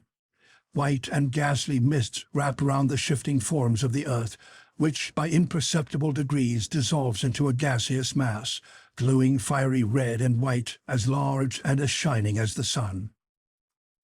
And I myself am floating with wild caprice in the midst of this nebulous mass of 1,400,000 times the volume of the earth into which it will one day be condensed, and carried forward amongst the planetary bodies. My body is no longer firm and terrestrial. It is resolved into its constituent atoms, subtilized, volatilized.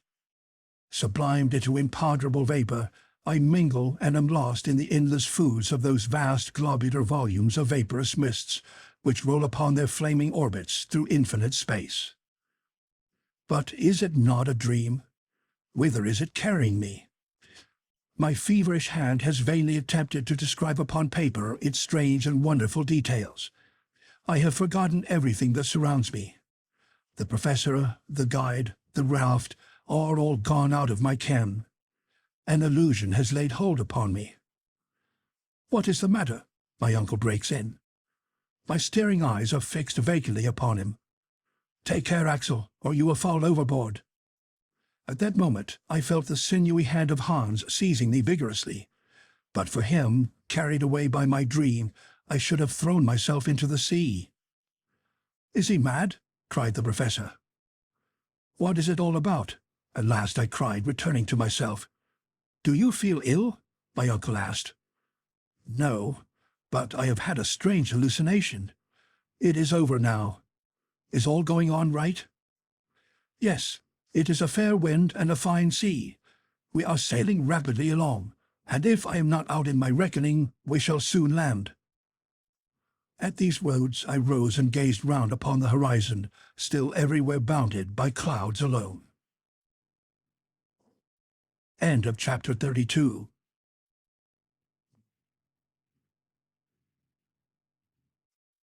Chapter 33. A Battle of Monsters. Saturday, August 15th. The sea unbroken all round. No land in sight. The horizon seems extremely distant. My head is still stupefied with the vivid reality of my dream.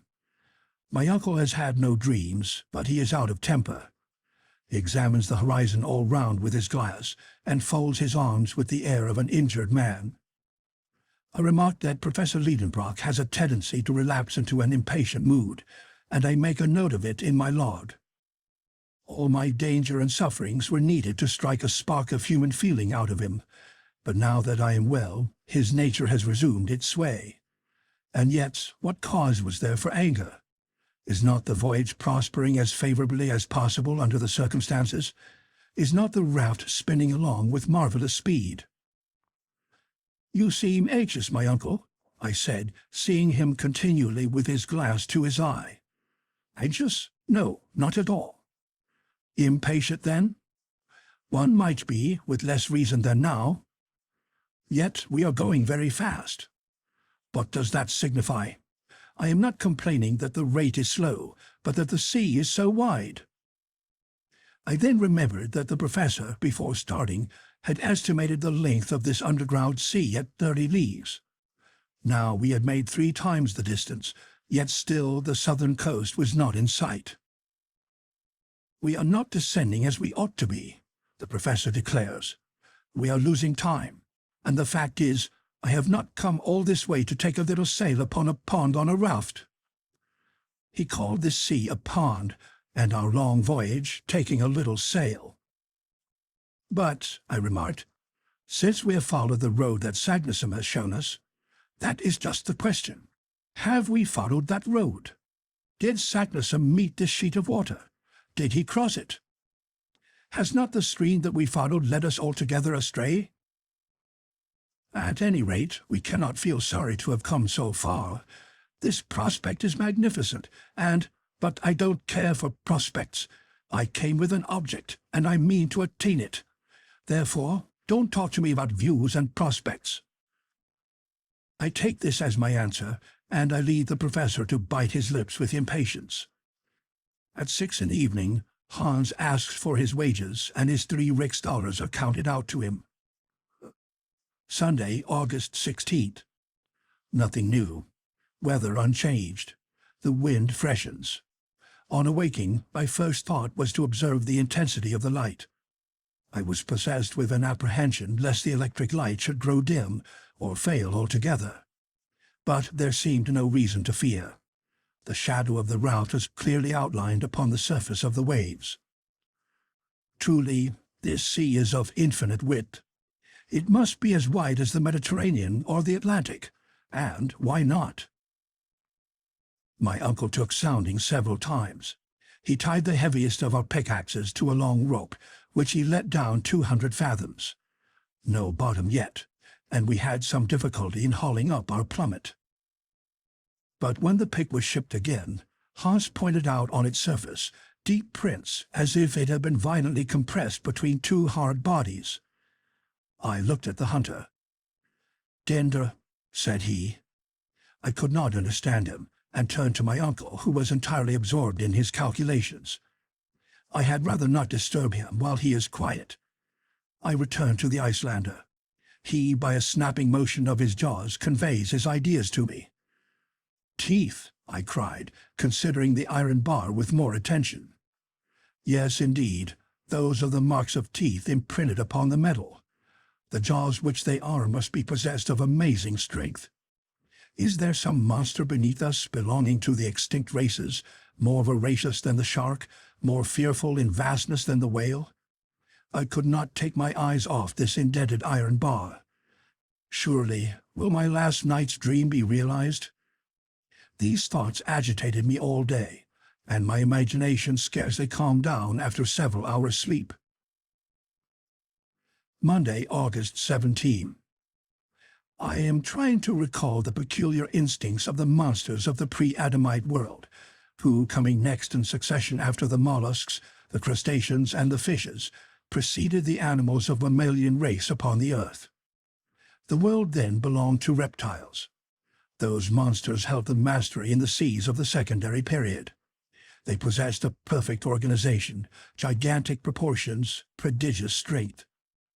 The saurians of our day, the alligators and the crocodiles, are but feeble reproductions of their forefathers of primitive ages. I shudder as I recall these monsters to my remembrance. No human eye has ever beheld them living. They burdened this earth 1,000 ages before man appeared, but their fossil remains, found in the argillaceous limestone called by the English the lias, have enabled their colossal structure to be perfectly built up again and anatomically ascertained. I saw at the Hamburg Museum the skeleton of one of these creatures 30 feet in length. Am I then fated, I, a denizen of earth, to be placed face to face with these representatives of long-extinct families? No, surely it cannot be. Yet the deep marks of the conical teeth upon the iron pick are certainly those of the crocodile. My eyes are fearfully bent upon the sea. I dread to see one of these monsters darting forth from its submarine caverns.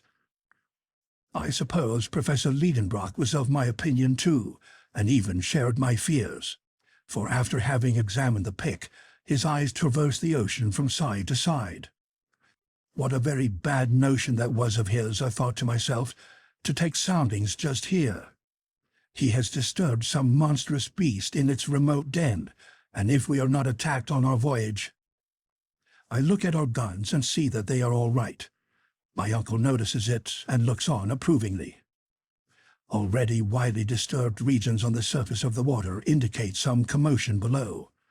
The danger is approaching. We must be on the lookout. Tuesday, August 18th. Evening came, or rather the time came when sleep weighs down the weary eyelids, for there is no night here, and the ceaseless light wearies the eyes with its persistency, just as if we were sailing under an Arctic sun. Hans was at the helm. During his watch I slept. 2 hours afterwards a terrible shock awoke me. The raft was heaved up on a watery mountain and pitched down again at a distance of 20 fathoms. "What is the matter?" shouted my uncle. "Have we struck land?" Hans pointed with his finger at a dark mass 600 yards away, rising and falling alternately with heavy plunges. I looked and cried, "It is an enormous porpoise." "Yes," replied my uncle, "and there is a sea lizard of vast size." "And farther on a monstrous crocodile. Look at its vast jaws and its rows of teeth. It is diving down." "There is a whale! A whale!" cried the professor. "I can see its great fins. See how he is throwing out air and water through his blowers." And in fact, 2 liquid columns were rising to a considerable height above the sea. We stood amazed, thunderstruck, at the presence of such a herd of marine monsters. They were of supernatural dimensions. The smallest of them would have crunched our raft, crew and all, at one snap of its huge jaws. Hans must attack to get away from this dangerous neighborhood, but he sees on the other hand enemies not less terrible. A tortoise 40 feet long, and a serpent of 30, lifting its fearful head and gleaming eyes above the flood. Flight was out of the question now. The reptiles rose. They wheeled around our little raft with a rapidity greater than that of express trains. They described around us gradually narrowing circles. I took up my rifle. But what could a ball do against the scaly armor with which these enormous beasts were clad? We stood dumb with fear. They approached us close. On one side the crocodile, on the other the serpent. The remainder of the sea monsters have disappeared. I prepare to fire. Hans stops me by a gesture. The 2 monsters pass within 150 yards of the raft and hurl themselves the one upon the other, with a fury which prevents them from seeing us. At 300 yards from us the battle was fought.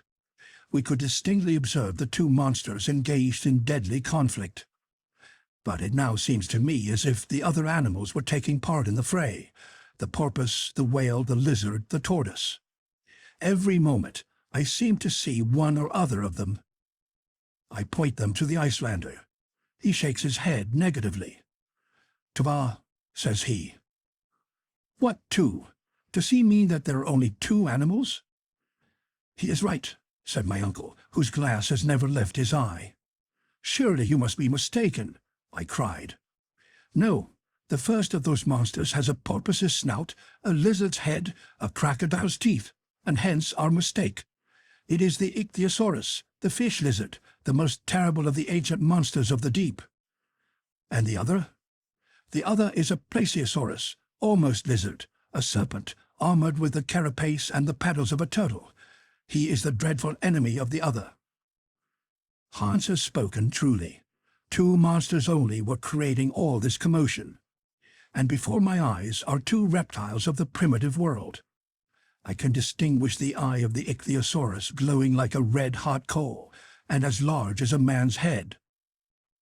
Nature has endowed it with an optical apparatus of extreme power, and capable of resisting the pressure of the great volume of water in the depths it inhabits. It has been appropriately called the saurian whale, for it has both the swiftness and the rapid movements of this monster of our own day. This one is not less than 100 feet long, and I can judge of its size when it sweeps over the waters the vertical coils of its tail. Its jaw is enormous, and according to naturalists, it is armed with no less than 182 teeth. The plesiosaurus, a serpent with a cylindrical body and a short tail, has 4 flappers or paddles to act like oars. Its body is entirely covered with a thick armor of scales, and its neck, as flexible as a swan's, rises 30 feet above the waves. Those huge creatures attacked each other with the greatest animosity. They heaved around them liquid mountains, which rolled even to our raft and rocked it perilously. 20 times we were near capsizing. Hissings of prodigious force are heard. The 2 beasts are fast locked together. I cannot distinguish one from the other. The probable range of the conqueror inspires us with intense fear. 1 hour, 2 hours pass away. The struggle continues with unabated ferocity. The combatants alternately approach and recede from our raft. We remain motionless, ready to fire. Suddenly, the ichthyosaurus and the plesiosaurus disappear below, leaving a whirlpool eddying in the water. Several minutes pass by while the fight goes on underwater. All at once, an enormous head is darted up, the head of the plesiosaurus. The monster is wounded to death. I no longer see his scaly armor. Only his long neck shoots up, drops again, coils and uncoils, droops, lashes the water like a gigantic whip, and writhes like a worm that you tread on. The water is splashed for a long way around. The spray almost blinds us. But soon the reptile's agony draws to an end. Its movements become fainter, its contortions cease to be so violent, and the long serpentine form lies a lifeless log on the laboring deep. As for the ichthyosaurus, has he returned to his submarine cavern, or will he reappear on the surface of the sea? End of chapter 33.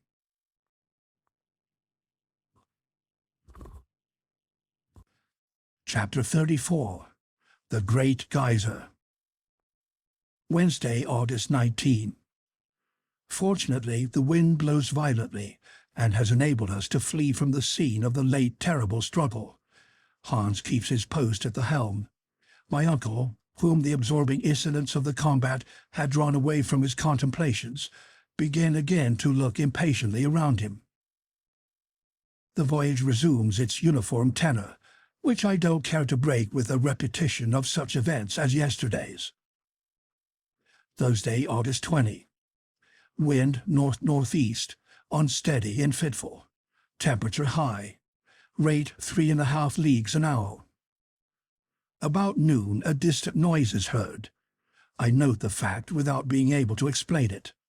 It is a continuous roar.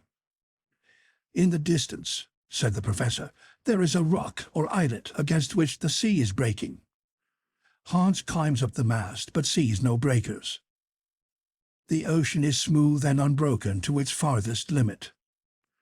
3 hours pass away. The roaring seemed to proceed from a very distant waterfall. I remark upon this to my uncle, who replies doubtfully, "Yes, I am convinced that I am right." Are we then speeding forward to some cataract which will cast us down an abyss?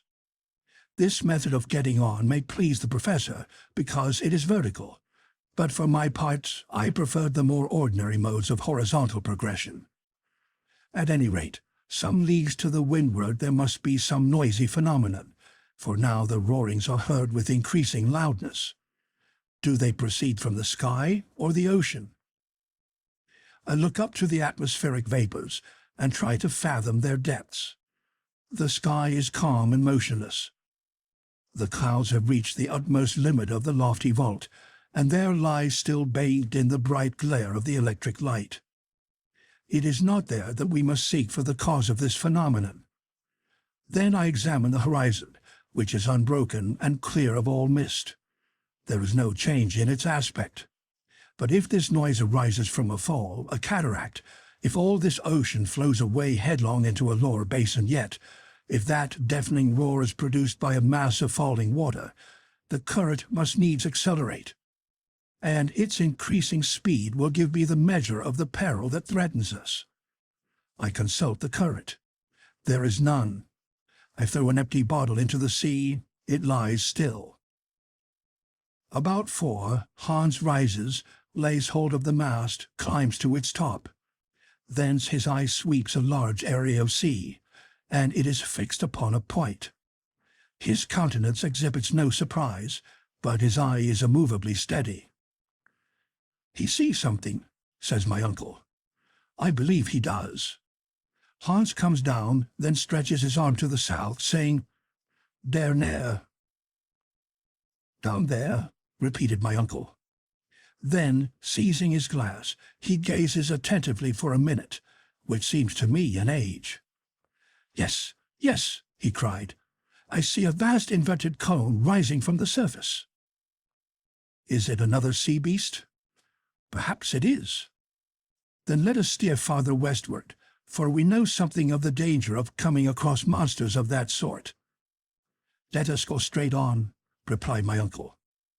I appealed to Hans. He maintained his course inflexibly. Yet, if at our present distance from the animal, a distance of 12 leagues at least, the column of water driven through its blowers may be distinctly seen, it must needs be of vast size. The commonest prudence would counsel immediate flight, but we did not come so far to be prudent. Imprudently, therefore, we pursue our way. The nearer we approach, the higher mounts the jet of water. What monster could possibly fill itself with such a quantity of water and spurt it up so continuously? At 8 in the evening, we are not 2 leagues distant from it. Its body, dusky, enormous, hillocky, lies spread upon the sea like an islet. Is it illusion or fear? Its length seems to me a couple of 1,000 yards. What can be this cetacean, which neither Cuvier nor Blumenbach knew anything about? It lies motionless, as if asleep. The sea seems unable to move it in the least. It is the waves that undulate upon its sides. The column of water thrown up to a height of 500 feet falls in rain with a deafening uproar. And here are we scudding like lunatics before the wind to get near to a monster that 100 whales a day would not satisfy. Terror seizes upon me. I refuse to go further. I will cut the halyards if necessary. I am in open mutiny against the professor, who vouchsafes no answer. Suddenly Hans rises, and pointing with his finger at the menacing object, he says, "Holm." "An island," cries my uncle. "That's not an island," I cried skeptically. "It's nothing else," shouted the professor with a loud laugh. "But that column of water?" "Geyser," said Hans. "No doubt it is a geyser, like those in Iceland." At first, I protest against being so widely mistaken as to have taken an island for a marine monster. But the evidence is against me, and I have to confess my error. It is nothing worse than a natural phenomenon. As we approach nearer, the dimensions of the liquid column become magnificent. The islet resembles, with a most deceiving likeness, an enormous cetacean, whose head dominates the waves at a height of 20 yards. The geyser, a word meaning fury, rises majestically from its extremity. Deep and heavy explosions are heard from time to time, when the enormous jet, possessed with more furious violence, shakes its plumy crest and springs with a bound till it reaches the lowest stratum of the clouds. It stands alone. No steam vents, no hot springs surround it, and all the volcanic power of the region is concentrated here. Sparks of electric fire mingle with the dazzling sheaf of lighted fluid, every drop of which refracts the prismatic colors. "Let us land," said the professor, "but we must carefully avoid this waterspout, which would sink our raft in a moment." Hans, steering with his usual skill, brought us to the other extremity of the islet. I leaped up on the rock. My uncle lightly followed, while our hunter remained at his post, like a man too wise ever to be astonished. We walked upon granite mingled with siliceous tufa.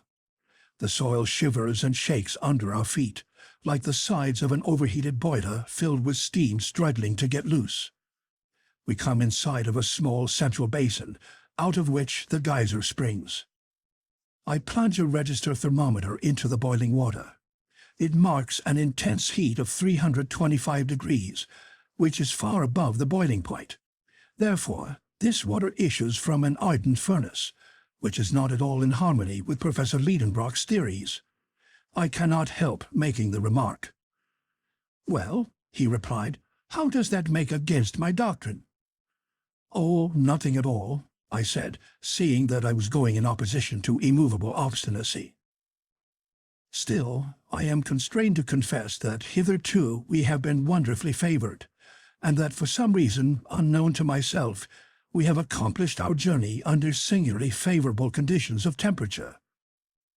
But it seems manifest to me that some day we shall reach a region where the central heat attains its highest limits and goes beyond a point that can be registered by our thermometers.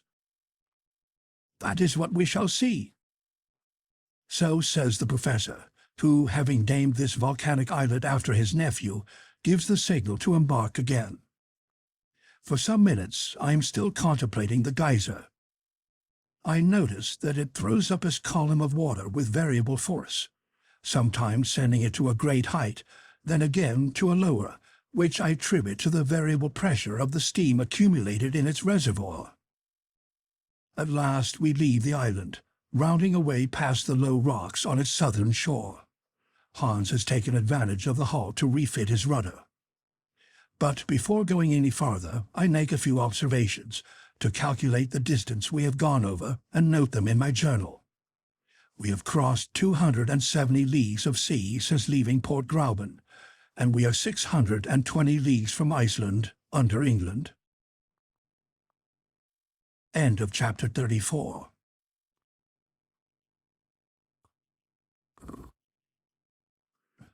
Chapter 35. An Electric Storm. Friday, August 21. On the morrow, the magnificent geyser has disappeared. The wind has risen and has rapidly carried us away from Axel Island. The roarings become lost in the distance. The weather, if we may use that term, will change before long. The atmosphere is charged with vapors, pervaded with the electricity generated by the evaporation of saline waters. The clouds are sinking lower and assume an olive hue. The electric light can scarcely penetrate through the dense curtain which has dropped over the theater on which the battle of the elements is about to be waged.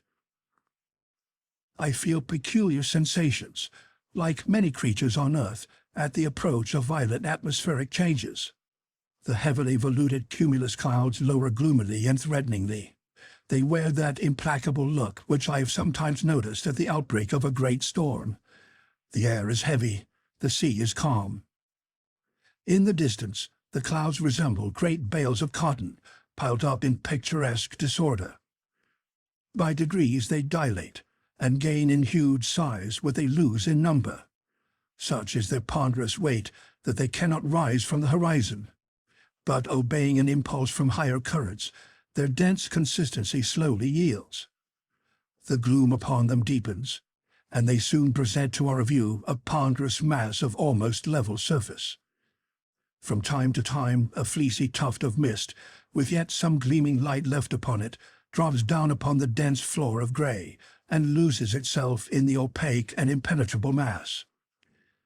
The atmosphere is evidently charged and surcharged with electricity. My whole body is saturated. My hair bristles, just as when you stand upon an insulated stool under the action of an electrical machine. It seems to me as if my companions, the moment they touched me, would receive a severe shock like that from an electric eel. At 10 in the morning, the symptoms of storm become aggravated. The wind never lulls but to acquire increased strength. The vast bank of heavy clouds is a huge reservoir of fearful windy gusts and rushing storms. I am loath to believe these atmospheric menaces, and yet I cannot help muttering, "Here's some very bad weather coming on." The professor made no answer. His temper is awful, to judge from the working of his features, as he sees this vast length of ocean unrolling before him to an indefinite extent. He can only spare time to shrug his shoulders viciously. "There's a heavy storm coming on," I cried, pointing towards the horizon. "Those clouds seem as if they were going to crush the sea." A deep silence falls on all around. The lately roaring winds are hushed into a dead calm. Nature seems to breathe no more, and to be sinking into the stillness of death. On the mast already I see the light play of a lamp at Sanomo's fire. The outstretched sail catches not a breath of wind, and hangs like a sheet of lead. The rudder stands motionless in a sluggish, waveless sea. But if we have now ceased to advance, why do we yet leave that sail loose, which at the first shock of the tempest may capsize us in a moment? "Let us reef the sail and cut the mast down," I cried. "That will be safest." "No, no, never," shouted my impetuous uncle. "Never. Let the wind catch us if it will. What I want is to get the least glimpse of a rock or shore, even if our raft should be smashed into shivers." The words were hardly out of his mouth when a sudden change took place in the southern sky. The piled-up vapors condense into water, and the air, put into violent action to supply the vacuum left by the condensation of the mists, rouses itself into a whirlwind. It rushes on from the farthest recesses of the vast cavern. The darkness deepens. Scarcely can I jot down a few hurried notes. The helm makes a bound. My uncle falls full length. I creep close to him. He has laid a firm hold upon a rope, and appears to watch with grim satisfaction this awful display of elemental strife. Hans stirs not. His long hair, blown by the pelting storm and laid flat across his immovable countenance, makes him a strange figure, for the end of each lock of loose flowing hair is tipped with little luminous radiations. This frightful mask of electric sparks suggests to me, even in this dizzy excitement, a comparison with pre-Adamite man, the contemporary of the ichthyosaurus and the megatherium. The mast yet holds firm. The sail stretches tight like a bubble ready to burst. The raft flies at a rate that I cannot reckon, but not so fast as the foaming clouds of spray which it dashes from side to side in its headlong speed. "The sail! The sail!" I cry, motioning to lower it. "No," replies my uncle. "Nay," repeats Hans, leisurely shaking his head. But now the rain forms a rushing cataract in front of that horizon toward which we are running with such maddening speed. But before it has reached us, the rain cloud parts asunder, the sea boils, and the electric fires are brought into violent action by a mighty chemical power that descends from the higher regions. The most vivid flashes of lightning are mingled with the violent crash of a continuous thunder. Ceaseless fiery arrows dart in and out amongst the flying thunderclouds. The vaporous mass soon glows with incandescent heat. Hailstones rattle fiercely down, and as they dash upon our iron tools, they too emit gleams and flashes of lurid light. The heavy waves resemble fiery volcanic hills, each belching forth its own interior flames, and every crest is plumed with dancing fire. My eyes fail under the dazzling light. My ears are stunned with the incessant crash of thunder. I must be bound to the mast, which bows like a reed before the mighty strength of the storm. Here my notes become vague and indistinct. I have only been able to find a few which I seem to have jotted down almost unconsciously, but their very brevity and their obscurity reveal the intensity of the excitement which dominated me and describe the actual position even better than my memory could do. Sunday, the 23rd. Where are we? Driven forward with a swiftness that cannot be measured. The night was fearful. No abatement of the storm. The din and uproar were incessant. Our ears are bleeding. To exchange a word is impossible. The lightning flashes with intense brilliancy and never seems to cease for a moment. Zigzag streams of bluish-white fire dash down upon the sea and rebound, and then take an upward flight till they strike the granite vault that overarches our heads. Suppose that solid roof should crumble down upon our heads. Other flashes with incessant play cross their vivid fires. while others again roll themselves into balls of living fire which explode like bombshells, but the music of which scarcely adds to the din of the battle strife that almost deprives us of our senses of hearing and sight. The limit of intense loudness has been passed within which the human ear can distinguish one sound from another. If all the powder magazines in the world were to explode at once, we should hear no more than we do now. From under the surface of the clouds, there are continual emissions of lurid light. Electric matter is in continual evolution from their component molecules. The gaseous elements of the air need to be slaked with moisture. For innumerable columns of water rush upwards into the air and fall back again in white foam. Whither are we flying? My uncle lies full length across the raft. The heat increases. I refer to the thermometer. It indicates the figure is obliterated. Monday, August 24. Will there be an end to it? Is the atmospheric condition, having once reached this density, to become final? We are prostrated and worn out with fatigue, but Hans is as usual.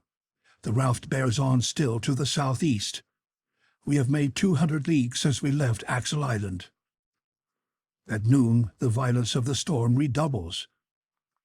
We are obliged to secure as fast as possible every article that belongs to our cargo. Each of us is lashed to some part of the raft. The waves rise above our heads.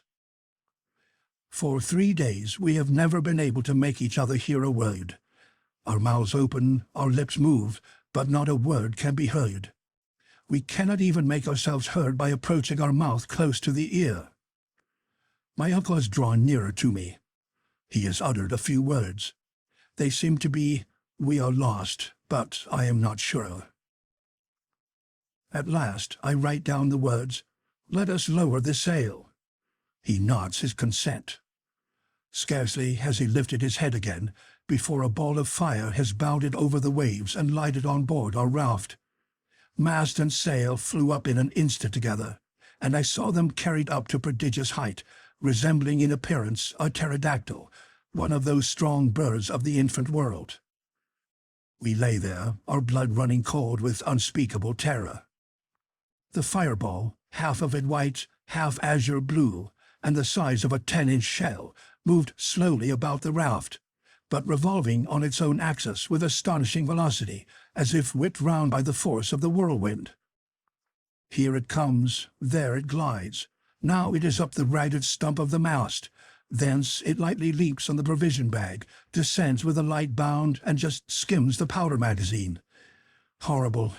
We shall be blown up. But no, the dazzling disk of mysterious light nimbly leaps aside. It approaches Hans, who fixes his blue eye upon it steadily. It threatens the head of my uncle, who falls upon his knees with his head down to avoid it. And now my turn comes. Pale and trembling under the blinding splendor and the melting heat, it drops at my feet, spinning silently round upon the deck. I try to move my foot away, but cannot. A suffocating smell of nitrogen fills the air. It enters the throat, it fills the lungs. We suffer stifling pains. Why am I unable to move my foot? Is it riveted to the planks? Alas, the fall upon our fated raft of this electric globe has magnetized every iron article on board. The instruments, the tools, our guns, are clashing and clanking violently in their collisions with each other. The nails of my boot cling tenaciously to a plate of iron let into the timbers, and I cannot draw my foot away from the spot. At last, by a violent effort, I release myself at the instant when the ball in its gyrations was about to seize upon it and carry me off my feet. Ah, what a flood of intense and dazzling light! The globe has burst, and we are deluged with tongues of fire. Then all the light disappears. I could just see my uncle at full length on the raft, and Hans still at his helm and spitting fire under the action of the electricity which has saturated him. But where are we going to? Where? Tuesday, August 25th. I recover from a long swoon. The storm continues to roar and rage. The lightnings dash hither and thither, like broods of fiery serpents filling all the air. Are we still under the sea?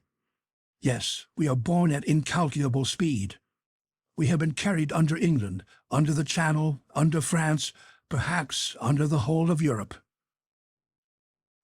A fresh noise is heard. Surely it is the sea breaking upon the rocks. But then... End of chapter 35.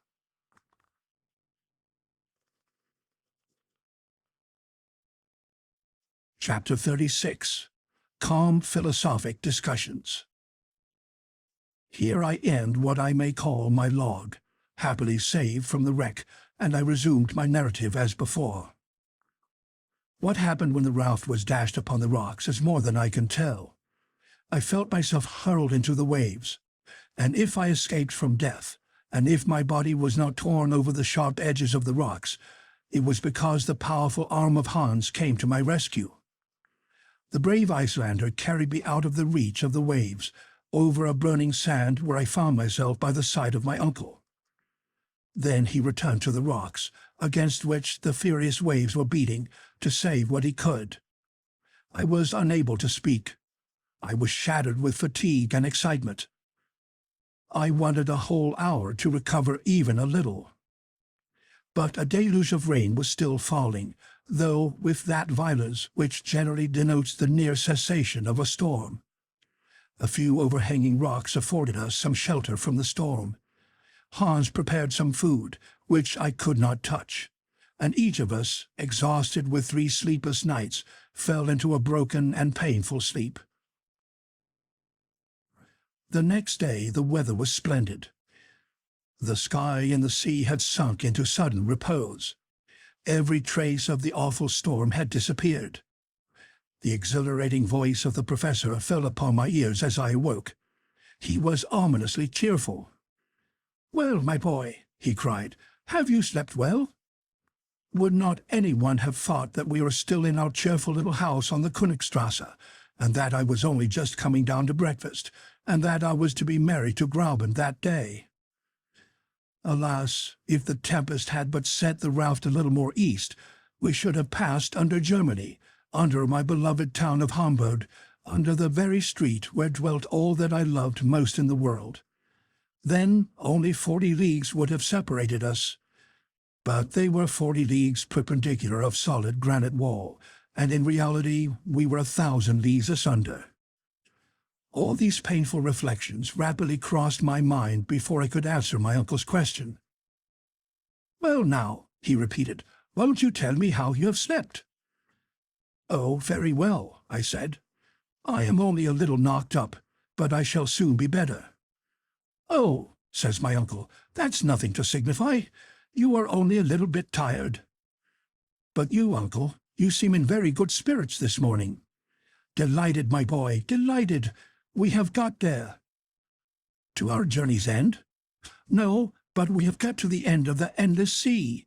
Now we shall go by land, and really begin to go down, down, down." "But, my dear uncle, do let me ask you one question." "Of course, Axel." "How about returning?" "Returning? Why, you are talking about the return before the arrival." "No, I only want to know how that is to be managed." "In the simplest way possible. When we have reached the center of the globe, either we shall find some new way to get back, or we shall come back like decent folks the way we came. I feel pleased at the thought that it is sure not to be shut against us." "But then we shall have to refit the raft." "Of course." "Then as to provisions, have we enough to last?" "Yes, to be sure we have. Hans is a clever fellow, and I am sure he must have saved a large part of our cargo. But still, let us go and make sure." We left this grotto, which lay open to every wind. At the same time I cherished a trembling hope, which was a fear as well.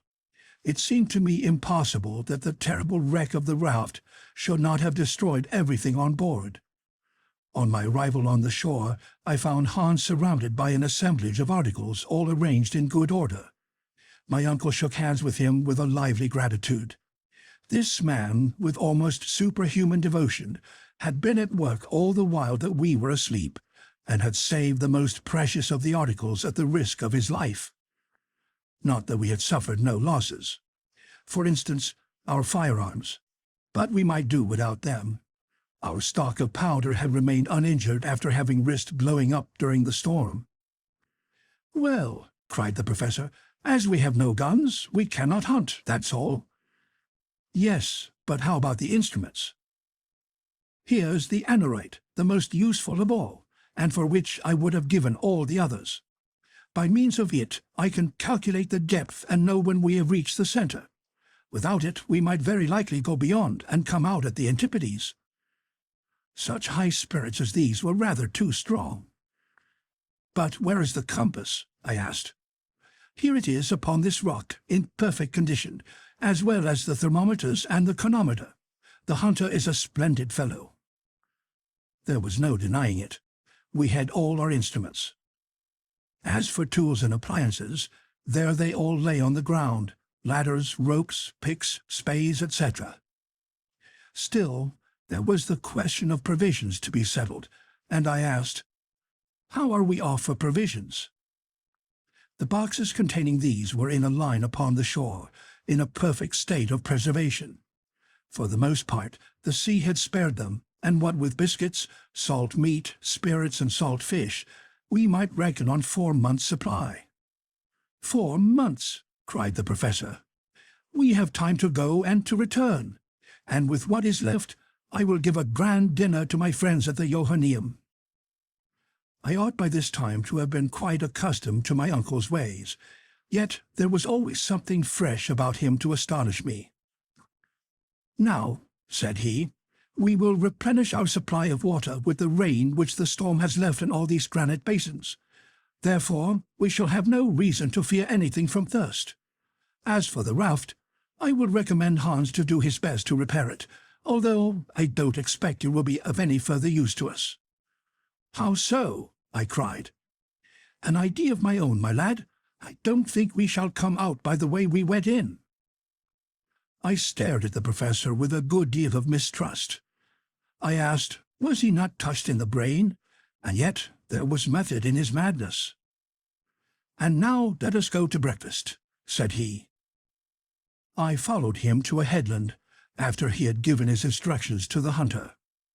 There preserved meat, biscuit, and tea made us an excellent meal, one of the best I ever remember.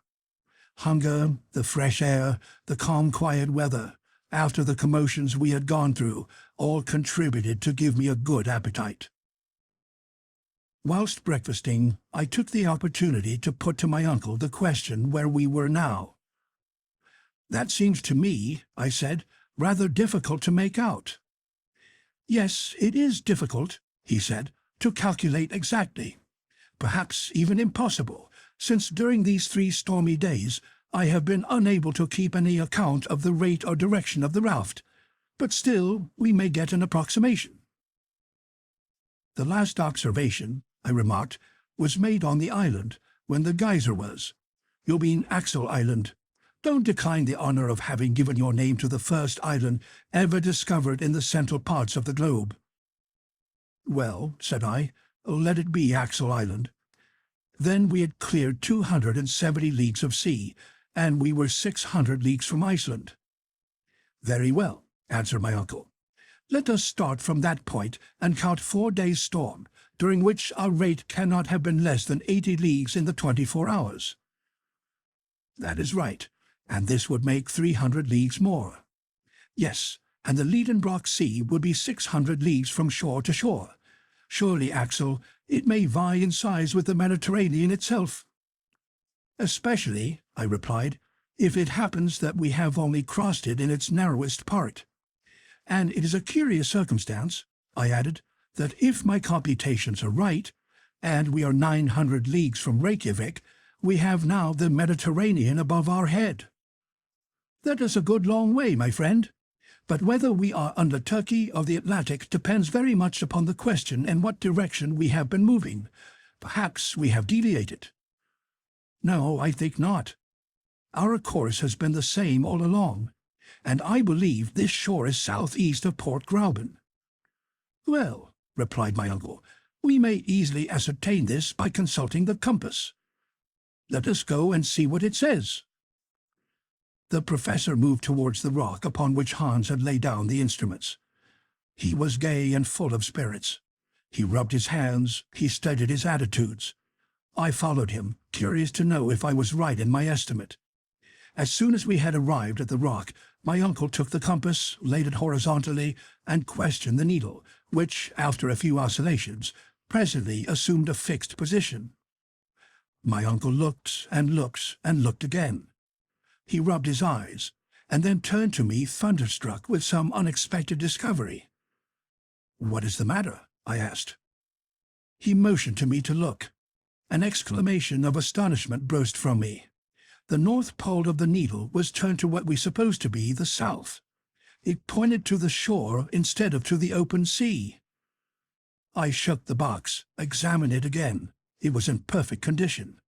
In whatever position I placed the box, the needle pertinaciously returned to this unexpected quarter. Therefore, there seemed no reason to doubt that during the storm there had been a sudden change of wind unperceived by us, which had brought our raft back to the shore which we thought we had left so long a distance behind us. End of chapter 36.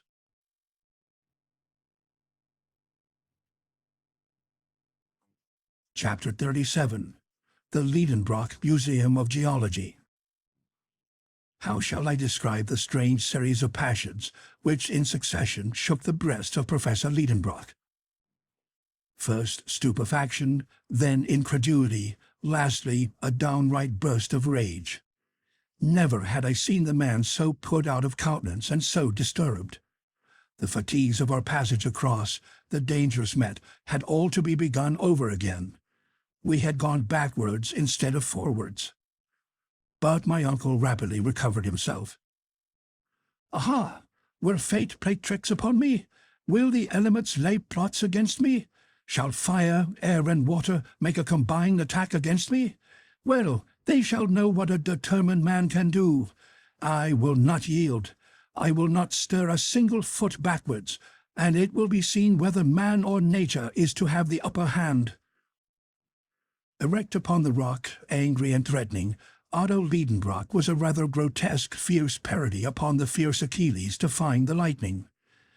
But I thought it my duty to interpose and attempt to lay some restraint upon this unmeasured fanaticism. "Just listen to me," I said firmly. "Ambition must have a limit somewhere. We cannot perform impossibilities. We are not at all fit for another sea voyage. Who would dream of undertaking a voyage of 500 leagues upon a heap of rotten planks, with a blanket and rags for a sail, a stick for a mast, and fierce winds in our teeth? We cannot steer. We shall be buffeted by the tempests, and we shall be fools and madmen to attempt to cross a second time." I was able to develop this series of unanswerable reasons for 10 minutes without interruption. Not that the professor was paying any respectful attention to his nephew's arguments, but because he was deaf to all my eloquence. "To the raft!" he shouted. Such was his only reply. It was no use for me to entreat, supplicate, get angry, or do anything else in the way of opposition. It would only have been opposing a will harder than the granite rock. Hans was finishing the repairs of the raft.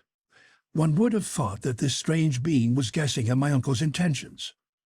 With a few more pieces of surturbrand, he had refitted our vessel. A sail already hung from the new mast, and the wind was playing in its waving folds. The professor said a few words to the guide, and immediately he put everything on board and arranged every necessary for our departure. The air was clear, and the northwest wind blew steadily. What could I do? Could I stand against the two? It was impossible. If Hans had but taken my side.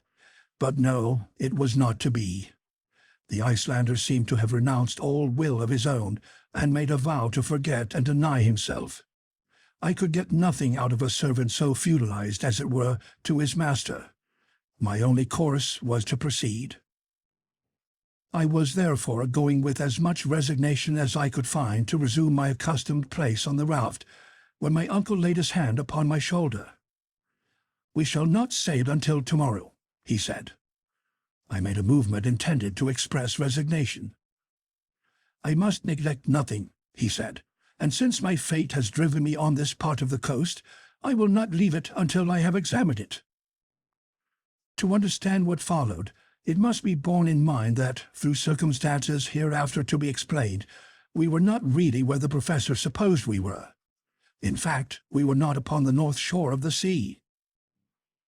"Now let us start upon fresh discoveries," I said. And leaving Hans to his work, we started off together. The space between the water and the foot of the cliffs was considerable. It took half an hour to bring us to the wall of rock. We trampled under our feet numberless shells of all the forms and sizes which existed in the earliest ages of the world. I also saw immense carapaces more than 15 feet in diameter. They had been the coverings of those gigantic glyptodons or armadillos of the Pliocene period, of which the modern tortoise is but a miniature representative.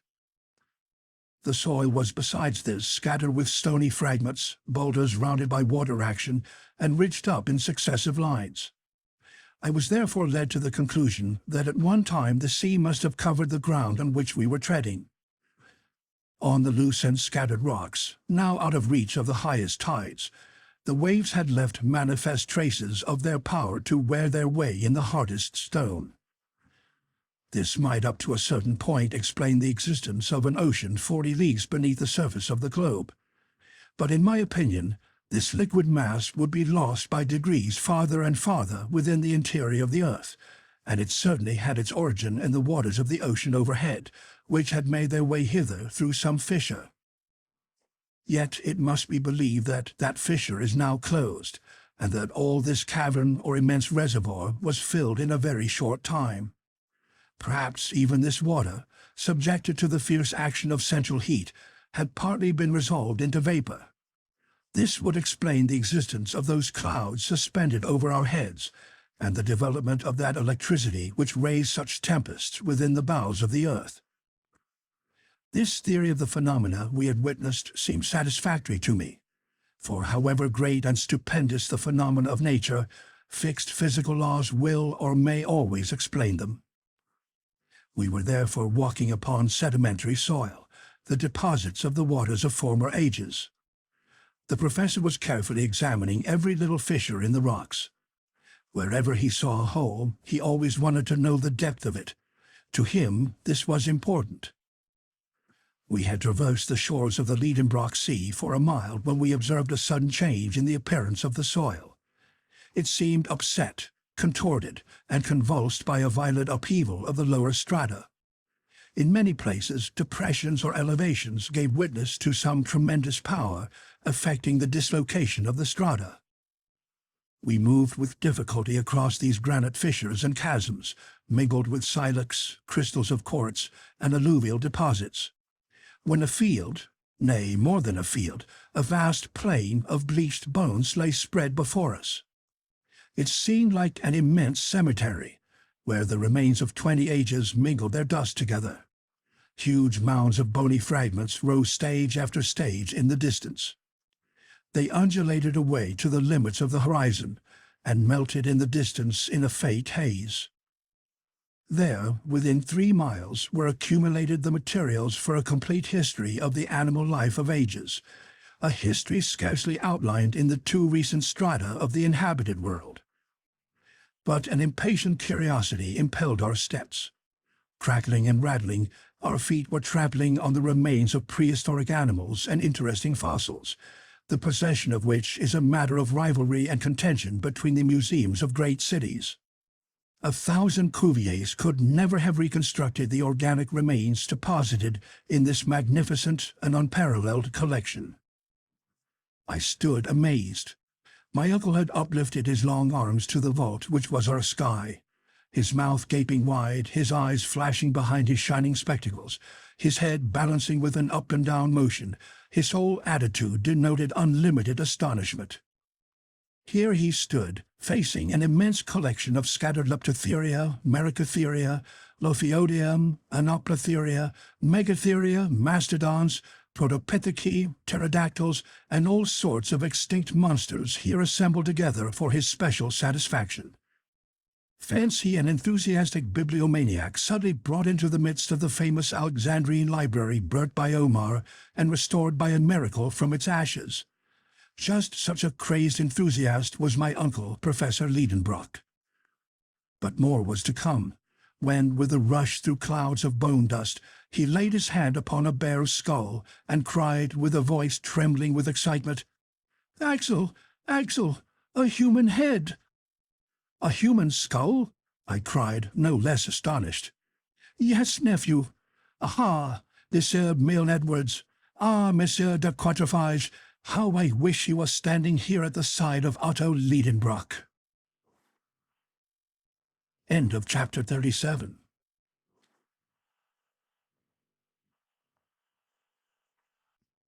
Chapter 38. The Professor in his Chair Again. To understand this apostrophe of my uncle's, made to absent French savants, it will be necessary to allude to an event of high importance in the paleontological point of view, which had occurred a little while before our departure. On the 28th of March, 1863, some excavators working under the direction of Monsieur Boucher de Ped in the stone quarries of Moulin-Quignon near Abbeville in the department of Somme found a human jawbone 14 feet beneath the surface.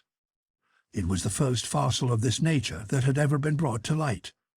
Not far distant were found stone hatchets and flint arrowheads, stained and encased by lapse of time with a uniform coat of rust. The noise of this discovery was very great, not in France alone, but in England and in Germany.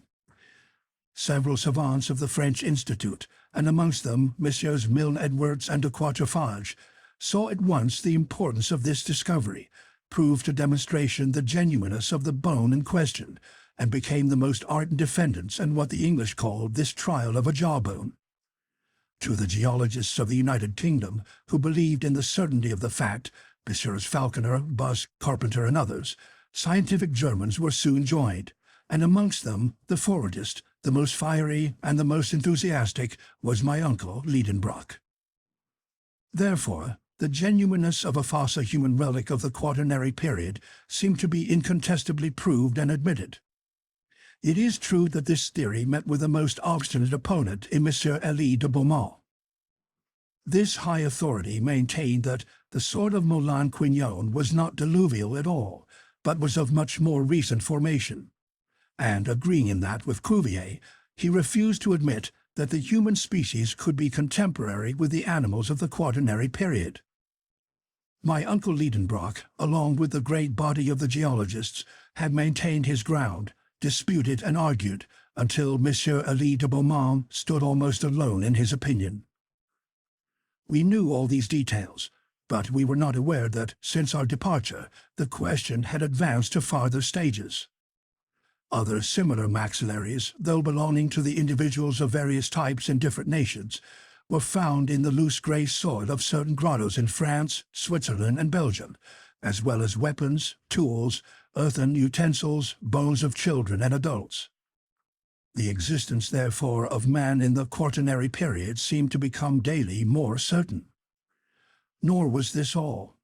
Fresh discoveries of remains in the Pliocene formation had emboldened other geologists to refer back to the human species to a higher antiquity still. It is true that these remains were not human bones, but objects bearing the traces of his handiwork, such as fossil leg bones of animals, sculptured and carved evidently by the hand of man. Thus, at one bound, the record of the existence of man receded far back into the history of ages past. He was a predecessor of the mastodon. He was a contemporary of the southern elephant.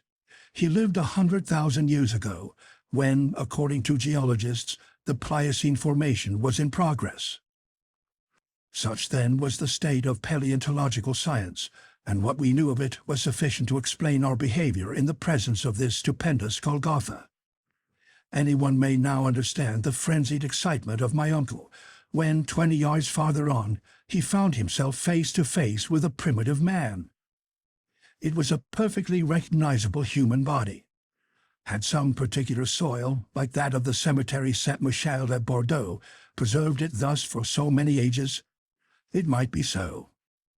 But this dried corpse, with its parchment-like skin drawn tightly over the bony frame, the limbs still preserving their shape, sound teeth, abundant hair, and finger and toenails of frightful length, this desiccated mummy startled us by appearing just as it had lived countless ages ago. I stood mute before this apparition of remote antiquity. My uncle, usually so garrulous, was struck dumb likewise. We raised the body. We stood it up against a rock. It seemed to stare at us out of its empty orbits. We sounded with our knuckles his hollow frame. After some moments' silence, the professor was himself again. Otto Lidenbrock, yielding to his nature, forgot all the circumstances of our eventful journey, forgot where we were standing, forgot the vaulted cavern which contained us. No doubt he was in mind back again in his Johanneum, holding forth to his pupils, for he assumed his learned air, and addressing himself to an imaginary audience, he proceeded thus. "Gentlemen, I have the honor to introduce to you a man of the quaternary or post-tertiary system. Eminent geologists have denied his existence. Others, no less eminent, have affirmed it. The St. Thomases of paleontology, if they were here, might now touch him with their fingers, and would be obliged to acknowledge their error. I am quite aware that science has to be on its guard with discoveries of this kind. I know what capital enterprising individuals like Barnum have made out of fossil men. I have heard the tale of the knee-pan of Ajax, the pretended body of Orestes, claimed to have been found by the Spartans, and of the body of Asterius, 10 cubits long, of which Pausanias speaks. I have read the reports of the skeleton of Trapani, found in the 14th century, and which was at the time identified as that of Polyphemus, and the history of the giant unearthed in the 16th century near Palermo. You know, as well as I do, gentlemen, the analysis made at Lucerne in 1577 of those huge bones which the celebrated Dr. Fidus Plater affirmed to be those of a giant 19 feet high. I have gone through the treatises of Cassanion, and all those memoirs, pamphlets, answers, and rejoinders published respecting the skeleton of Teutobochus, the invader of Gaul, dug out of a sandpit in the Dauphiné in 1613. In the 18th century, I would have stood up for Schweitzer's pre-Adamite man against Peter Campet. I have perused a writing entitled Here my uncle's unfortunate infirmity met him, that of being unable in public to pronounce hard words. The pamphlet entitled He can go no further. Gigantia. It was not to be done. The unlucky word would not come out. At the Johanneum there would have been a laugh. Gigantos theology. At last the professor burst out between two words which I shall not record here. Then, rushing on with renewed vigor and with great animation, "Yes, gentlemen, I know all these things and more. I know that Cuvier and Bruenbach have recognized in these bones nothing more remarkable than the bones of the mammoth and other mammals of the post-tertiary period. But in the presence of this specimen, to doubt would be to insult science. There stands the body. You may see it, touch it. It is not a mere skeleton, it is an entire body, preserved for a purely anthropological end and purpose." I was good enough not to contradict this startling assertion. "If I could only wash it in a solution of sulfuric acid," pursued my uncle, "I should be able to clear it from all the earthly particles and the shells which are encrusted about it. But I do not possess that valuable solvent. Yet, such as it is, the body shall tell us its own wonderful story." Here the professor laid hold of the fossil skeleton and handled it with the skill of a dexterous showman. "You see," he said, "that it is not 6 feet long, and that we are still separated by a long interval from the pretended race of giants. As for the family to which it belongs, it is evidently Caucasian. It is the white race, our own. The skull of this fossil is a regular oval, or rather ovoid. It exhibits no prominent cheekbones, no projecting jaws. It presents no appearance of that prognatism which diminishes the facial angle. Measure that angle. It is nearly 90 degrees.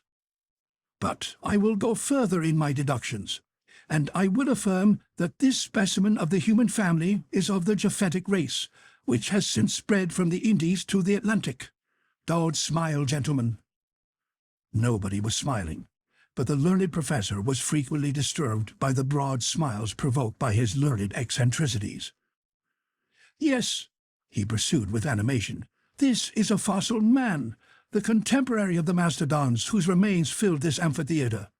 But if you ask me how he came here, how those strata on which he lay slipped down into this enormous hollow in the globe, I confess I cannot answer that question. No doubt, in the post-tertiary period, considerable commotions were still disturbing the crust of the earth. The long-continued cooling of the globe produced chasms, fissures, clefts, and faults, into which, very probably, portions of the upper earth may have fallen.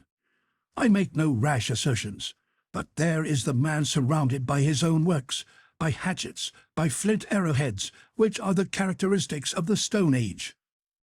And unless he came here, like myself, as a tourist on a visit and as a pioneer of science, I can entertain no doubt of the authenticity of his remote origin." The professor ceased to speak, and the audience broke out into loud and unanimous applause. For of course my uncle was right, and wiser men than his nephew would have had some trouble to refute his statements. Another remarkable thing. This fossil body was not the only one in this immense catacomb.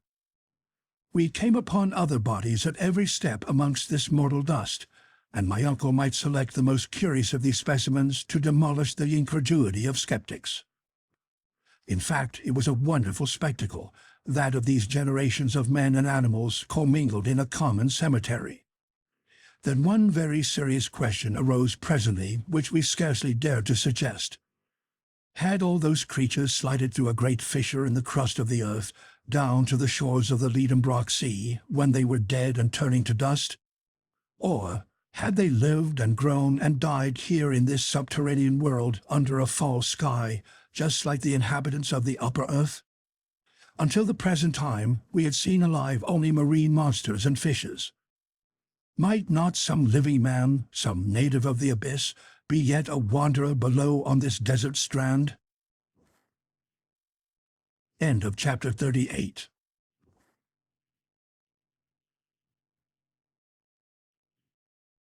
Chapter 39.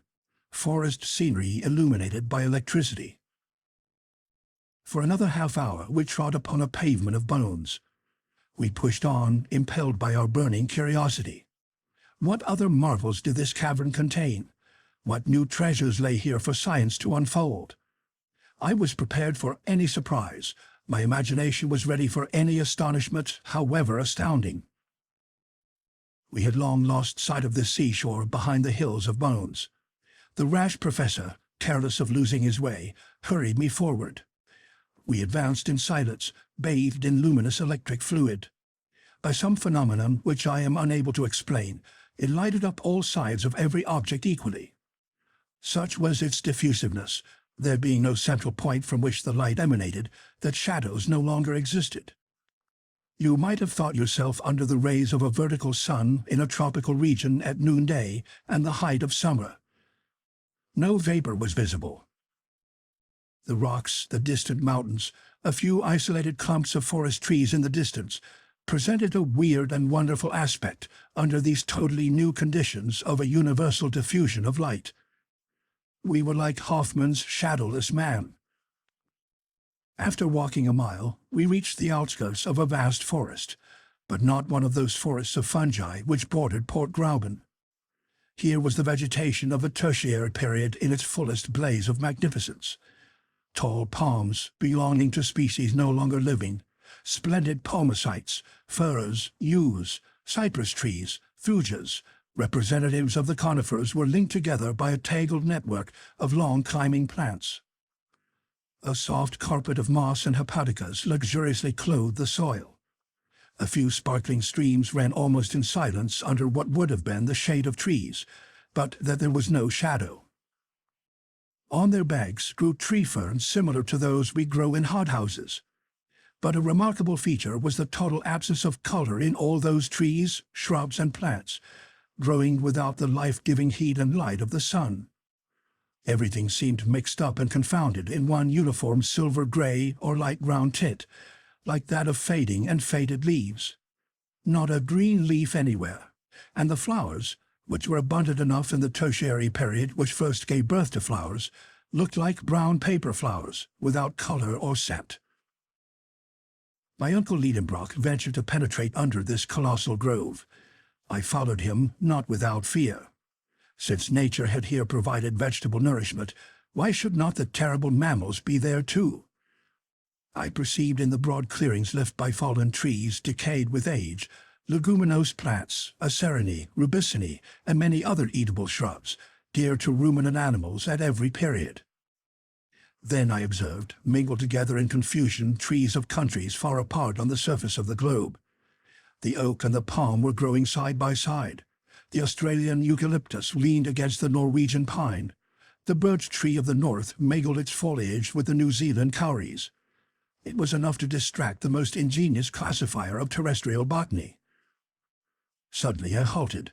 I drew back my uncle. The diffused light revealed the smallest object in the dense and distant thickets. I had thought I saw— no, I did see, with my own eyes, vast colossal forms moving amongst the trees. They were gigantic animals. It was a herd of mastodons, not fossil remains, but living and resembling those the bones of which were found in the marshes of Ohio in 1801. I saw those huge elephants whose long, flexible trunks were grouting and turning up the soil under the trees like a legion of serpents. I could hear the crashing noise of their long ivory tusks boring into the old decaying trunks. The boughs cracked, and the leaves torn away by cartloads went down the cavernous throats of the vast brutes. So then, the dream in which I had had a vision of the prehistoric world, of the tertiary and post-tertiary periods, was now realized. And there we were alone, in the bowels of the earth, at the mercy of its wild inhabitants. My uncle was gazing with intense and eager interest. "Come on," he said, seizing my arm. "Forward, forward!" "No, I will not," I cried. "We have no firearms.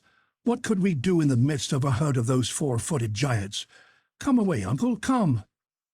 No human being may with safety dare the anger of these monstrous beasts." "No human creature," replied my uncle in a lower voice. "You are wrong, Axel. Look down there. I fancy I see a living creature similar to ourselves. It is a man." I looked, shaking my head incredulously. But though at first I was unbelieving, I had to yield to the evidence of my senses. In fact, at a distance of a quarter of a mile, leaning against the trunk of a gigantic kauri, stood a human being, the Proteus of those subterranean regions, a new son of Neptune, watching this countless herd of mastodons. The manus pecoris custos immanior ipsi, the shepherd of giant herds, and huger still himself. Yes, truly huger still himself. It was no longer a fossil being like him whose dry remains we had easily lifted up in the field of bones. It was a giant, able to control those monsters. In stature, he was at least 12 feet high. His head, huge and unshapely as a buffalo's, was half hidden in the thick and tangled growth of his unkempt hair. It most resembled the mane of the primitive elephant. In his hand he wielded with ease an enormous bow, a staff worthy of this shepherd of the geologic period. We stood petrified and speechless with amazement. But he might see us. We must fly. "Come, do come," I said to my uncle, who for once allowed himself to be persuaded. In another quarter of an hour our nimble heels had carried us beyond the reach of this horrible monster. And yet, now that I could reflect quietly, now that my spirit has grown calm again, now that months have slipped by since this strange and supernatural meeting, what am I to think? What am I to believe? I must conclude that it was impossible that our senses had been deceived, that our eyes did not see what we supposed they saw. No human being lives in this subterranean world. No generation of men dwells in those inferior caverns of the globe, unknown to and unconnected with the inhabitants of its surface. It is absurd to believe it. I had rather admit that it may have been some animal whose structure resembled the human, some ape or baboon of the early geological ages, some Protopitheca or some Mesopitheca, some early or middle ape, like that discovered by Mr. Lartet in the bone cave of Sansao. But this creature surpassed in stature all the measurements known in modern paleontology. But that a man, a living man, and therefore whole generations doubtless besides, should be buried there in the bowels of the earth is impossible. However, we had left behind us the luminous forest, dumb with astonishment, overwhelmed and struck down with a terror which amounted to stupefaction. We kept running on for fear the horrible monster might be on our track. It was a flight, a fall, like that fearful pulling and dragging which is peculiar to nightmare. Instinctively we got back to the Lidenbrock Sea, and I cannot say into what vagaries my mind would not have carried me but for a circumstance which brought me back to practical matters. Although I was certain that we were now treading upon soil not hitherto touched by our feet, I often perceived groups of rocks which reminded me of those about Port Gräuben. Besides, this seemed to confirm the indications of the needle, and to show that we had against our will returned to the north of the Lidenbrock Sea. Occasionally we felt quite convinced. Brooks and waterfalls were tumbling everywhere from the projections in the rocks. I thought I recognized the bed of Söderbrand, our faithful Hansbach, and the grotto in which I recovered life and consciousness. Then, a few paces farther on, the arrangement of the cliffs, the appearance of an unrecognized stream, or the strange outline of a rock came to throw me again into doubt. I communicated my doubts to my uncle. Like myself, he hesitated. He could recognize nothing again amidst this monotonous scene. "Evidently," said I, "we have not landed again at our original starting point, but the storm has carried us a little higher, and if we follow the shore we shall find Port Gräuben. If that is the case, it will be useless to continue our exploration, and we had better return to our raft. But, Axel, are you not mistaken?" "It is difficult to speak decidedly, uncle, for all these rocks are so very much alike. Yet I think I recognize the promontory at the foot of which Hans constructed our lodge. We must be very near the little port, if indeed this is not it," I added, examining a creek which I thought I recognized. "No, Axel, we should at least find our own traces, and I see nothing." "But I do see," I cried, darting upon an object lying on the sand. And I showed my uncle a rusty dagger which I had just picked up. "Come," said he, "had you this weapon with you?" "I? No, certainly. But you, perhaps?" "Not that I am aware," said the professor. "I have never had this object in my possession." "Well, this is strange." "No, Axel, it is very simple. The Icelanders often wear arms of this kind. This must have belonged to Hans, and he has lost it." I shook my head. Hans had never had an object like this in his possession. "Did it not belong to some pre-Adamite warrior?" I cried. "To some living man, contemporary with the huge cattle driver? But no, this is not a relic of the Stone Age. It is not even of the Iron Age. This blade is steel." My uncle stopped me abruptly on my way to a dissertation which would have taken me a long way, and said coolly, "Be calm, Axel, and reasonable. This dagger belongs to the 16th century. It is a poniard, such as gentlemen carried in their belts to give the coup de grace. Its origin is Spanish. It was never either yours or mine or the hunter's, nor did it belong to any of those human beings who may or may not inhabit this inner world. See, it was never jagged like this by cutting men's throats. Its blade is coated with a rust neither a day, nor a year, nor 100 years old." The professor was getting excited according to his wont, and was allowing his imagination to run away with him.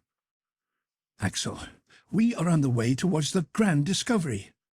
This blade has been left on the strand for from 100 to 300 years, and has blunted its edge upon the rocks that fringe this subterranean sea. But it has not come alone. It has not twisted itself out of shape. Someone has been here before us.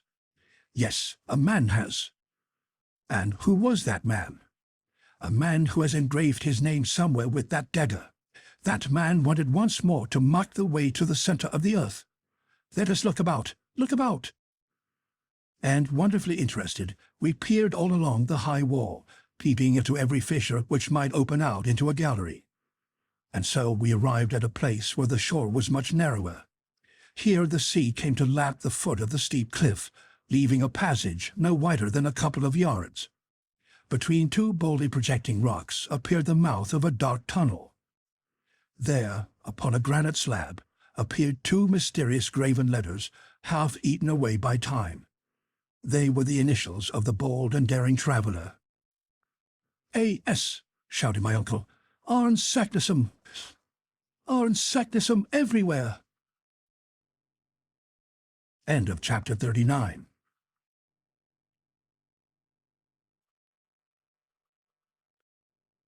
Chapter 40. Preparations for blasting a passage to the center of the earth. Since the start upon this marvelous pilgrimage, I have been through so many astonishments that I might well be excused for thinking myself well hardened against any further surprise. Yet at the sight of these two letters, engraved on this spot 300 years ago, I stood aghast in dumb amazement. Not only were the initials of the learned alchemist visible upon the living rock, but there lay the iron point with which the letters had been engraved. I could no longer doubt of the existence of that wonderful traveller and of the fact of his unparalleled journey without the most glaring incredulity. Whilst these reflections were occupying me, Professor Lidenbrock had launched into a somewhat rhapsodical eulogium, of which Arne Saknussemm was of course the hero. "Thou marvellous genius," he cried, "thou hast not forgotten one indication which might serve to lay open to mortals the road through the terrestrial crust, and thy fellow creatures may even now, after the lapse of 3 centuries, again trace thy footsteps through these deep and darksome ways. You reserve the contemplation of these wonders for other eyes besides your own. Your name, graven from stage to stage, leads the bold follower of your footsteps to the very center of our planet's core, and there again we shall find your own name written with your own hand. I too will inscribe my name upon this dark granite page.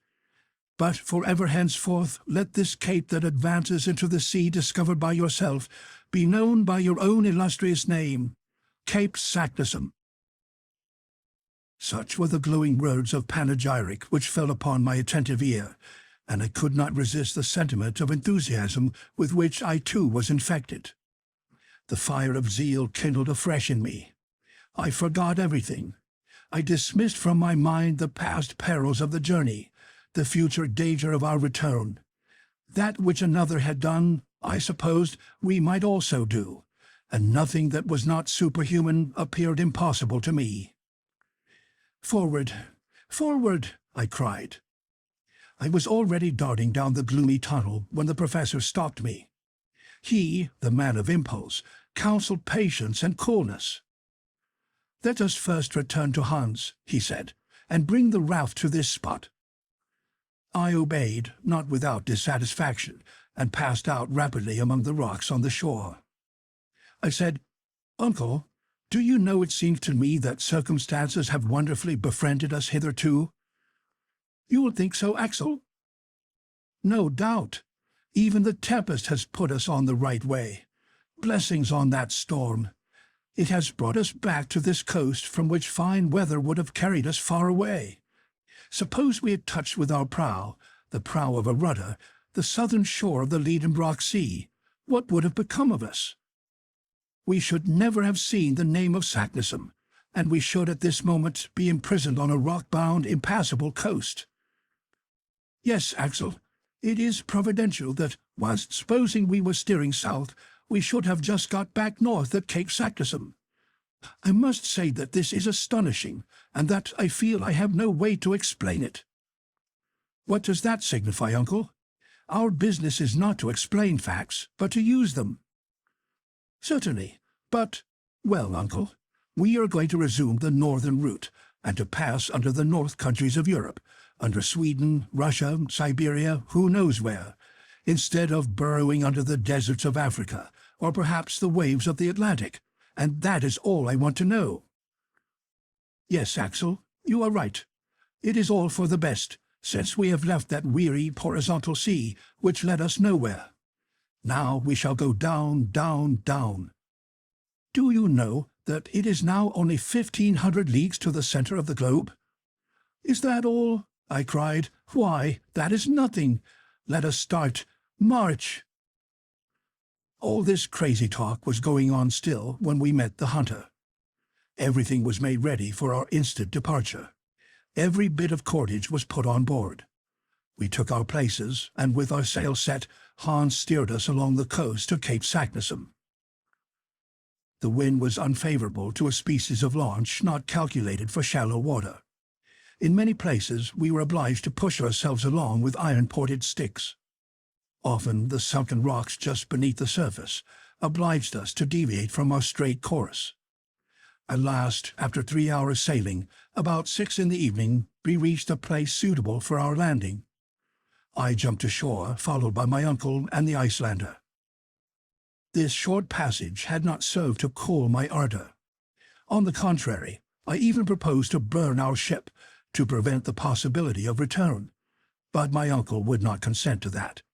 I thought him singularly lukewarm. "At least," I said, "don't let us lose a minute."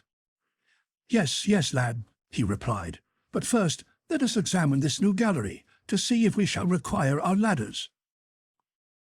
My uncle put his Ruhmkorff's apparatus in action. The raft moored to the shore was left alone. The mouth of a tunnel was not 20 yards from us, and our party, with myself at the head, made for it without a moment's delay. The aperture, which was almost round, was about 5 feet in diameter.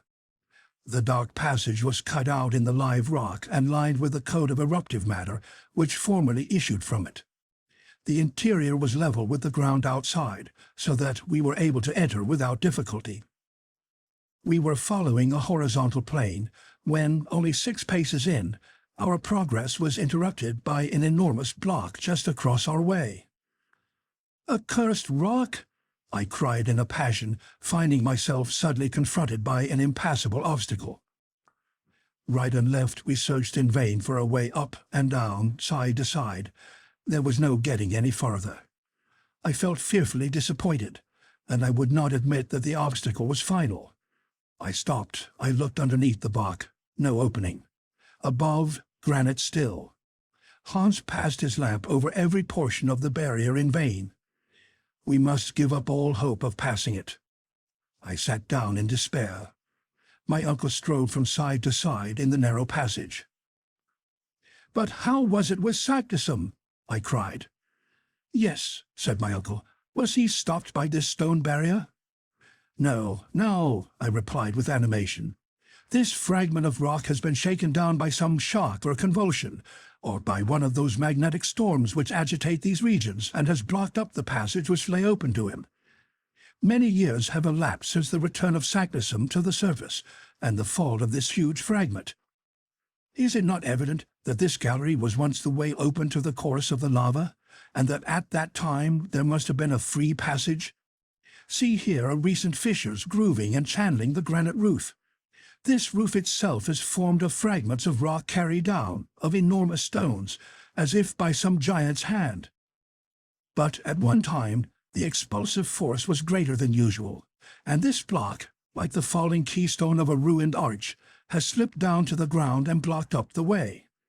It is only an accidental obstruction, not met by Saknussemm, and if we don't destroy it, we shall be unworthy to reach the center of the earth." Such was my sentence.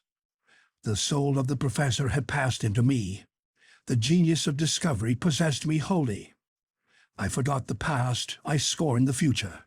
I gave not a thought to the things of the surface of this globe into which I had dived, its cities and its sunny plains, Hamburg and the Königstrasse, even poor Grauben, who must have given us up for lost, all were for the time dismissed from the pages of my memory. "Well," cried my uncle, "let us make our way with pickaxes." "Too hard for the pickaxe." "Well then, the spade." "That would take us too long." "What then?" "Why, gunpowder, to be sure. Let us mine the obstacle and blow it up." "Oh, yes, it is only a bit of rock to blast." "Hans, to work!" cried my uncle. The Icelander returned to the raft and soon came back with an iron bar which he made use of to bore a hole for the charge. This was no easy work. A hole was to be made large enough to hold 50 pounds of gun cotton, whose expansive force is 4 times that of gunpowder. I was terribly excited. Whilst Hans was at work, I was actively helping my uncle to prepare a slow match of wetted powder encased in linen. "This will do it," I said. "It will," replied my uncle. By midnight, our mining preparations were over. The charge was rammed into the hole, and the slow match uncoiled along the gallery showed its end outside the open end. A spark would now develop the whole of our preparations into activity. "Tomorrow," said the professor. I had to be resigned and to wait 6 long hours. End of chapter 40.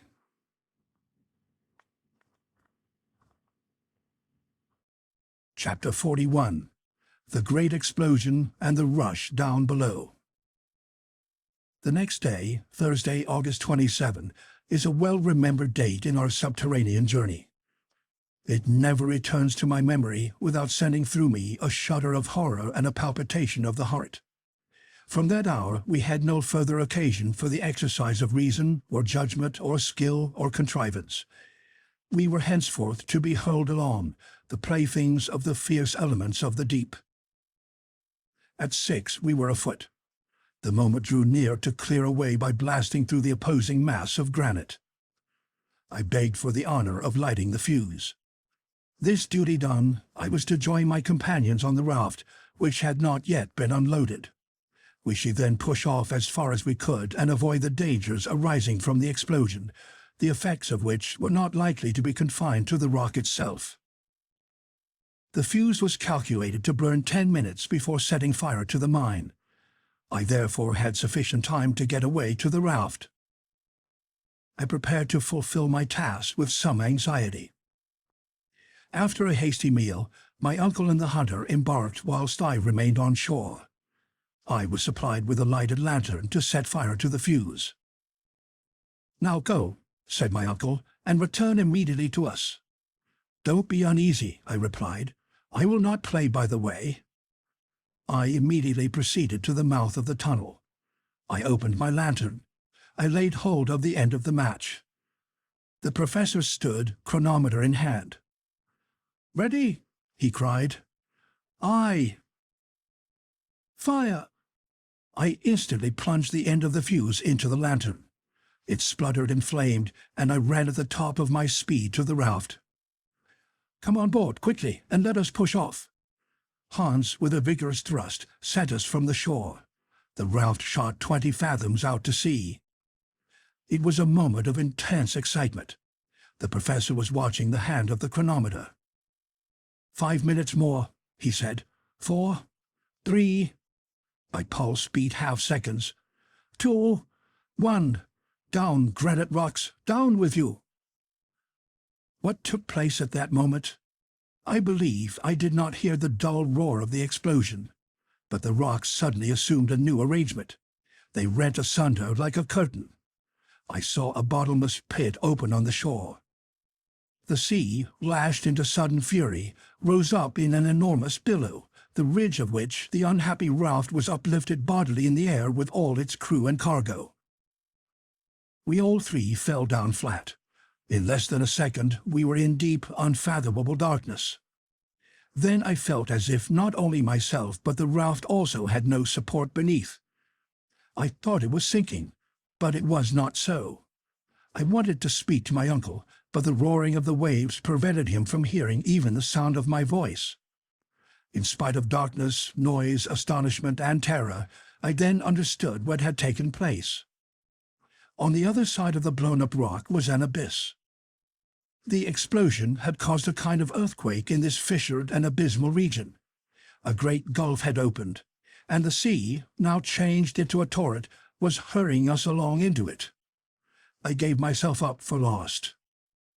An hour passed away, 2 hours perhaps, I cannot tell. We clutched each other fast to save ourselves from being thrown off the raft. We felt violent shocks whenever we were borne heavily against the craggy projections. Yet these shocks were not very frequent, for which I concluded that the gully was widening. It was no doubt the same road that Saknussemm had taken. But instead of walking peaceably down it, as he had done, we were carrying a whole sea along with us. These ideas, it will be understood, presented themselves to my mind in a vague and undetermined form. I had difficulty in associating any ideas together during this headlong race, which seemed like a vertical descent. To judge by the air which was whistling past me and made a whizzing in my ears, we were moving faster than the fastest express trains. To light a torch under these conditions would have been impossible, and our last electric apparatus had been shattered by the force of the explosion. I was therefore much surprised to see a clear light shining near me. It lighted up the calm and unmoved countenance of Hans. The skilful huntsman had succeeded in lighting the lantern, and although it flickered so much as to threaten to go out, it threw a fitful light across the awful darkness. I was right in my supposition. It was a wide gallery. The dim light could not show us both its walls at once. The fall of the waters which were carrying us away exceeded that of the swiftest rapids in American rivers. Its surface seemed composed of a sheaf of arrows hurled with inconceivable force. I cannot convey my impressions by a better comparison. The raft, occasionally seized by an eddy, spun round as it still flew along. When it approached the walls of the gallery, I threw on them the light of the lantern, and I could judge somewhat of the velocity of our speed by noticing how the jagged projections of the rocks spun into endless ribbons and bands, so that we seemed confined within a network of shifting lines. I supposed we were running at the rate of 30 leagues an hour. My uncle and I gazed on each other with haggard eyes, clinging to the stump of the mast, which had snapped asunder at the first shock of our great catastrophe. We kept our backs to the wind, not to be stifled by the rapidity of a movement which no human power could check. Hours passed away, no change in our situation, but a discovery came to complicate matters and make them worse. In seeking to put our cargo into somewhat better order, I found that the greater part of the articles embarked had disappeared at the moment of the explosion, when the sea broke in upon us with such violence. I wanted to know exactly what we had saved, and with the lantern in my hand I began my examination. Of our instruments, none were saved but the compass and the chronometer. Our stock of ropes and ladders was reduced to the bit of cord rolled round the stump of the mast. Not a spade, not a pickaxe, not a hammer was left us, and, irreparable disaster, we had only one day's provisions left. I searched every nook and corner, every crack and cranny in the raft. There was nothing. Our provisions were reduced to one bit of salt meat and a few biscuits. I stared at our failing supplies stupidly. I refused to take in the gravity of our loss. And yet, what was the use of troubling myself? If we had had provisions enough for months, how could we get out of the abyss into which we were being hurled by an irresistible torrent? Why should we fear the horrors of famine when death was swooping down upon us in a multitude of other forms? Would there be time left to die of starvation? Yet, by an inexplicable play of the imagination, I forgot my present dangers to contemplate the threatening future. Was there any chance of escaping from the fury of this impetuous torrent, and of returning to the surface of the globe? I could not form the slightest conjecture how or when. But one chance in 1,000 or 10,000 is still a chance, whilst death from starvation will leave us not the smallest hope in the world. The thought came into my mind to declare the whole truth to my uncle, to show him the dreadful straits to which we were reduced, and to calculate how long we might yet expect to live. But I had the courage to preserve silence. I wished to leave him cool and self-possessed. At that moment, the light from our lantern began to sink by little and little, and then went out entirely. The wick had burned itself out. Black night reigned again, and there was no hope left of being able to dissipate the palpable darkness. We had yet a torch left, but we could not have kept it alight. Then, like a child, I closed my eyes firmly, not to see the darkness. After a considerable lapse of time, our speed redoubled. I could perceive it by the sharpness of the currents that blew past my face. The descent became steeper. I believed we were no longer sliding, but falling down. I had an impression that we were dropping vertically. My uncle's hand and the vigorous arm of Hans held me fast. Suddenly, after a space of time that I could not measure, I felt a shock. The raft had not struck against any hard resistance, but had suddenly been checked in its fall. A waterspout, an immense liquid column, was beating upon the surface of the waters. I was suffocating. I was drowning. But this sudden flood was not of long duration. In a few seconds I found myself in the air again, which I inhaled with all the force of my lungs. My uncle and Hans were still holding me fast by the arms, and the raft was still carrying us. End of chapter 41.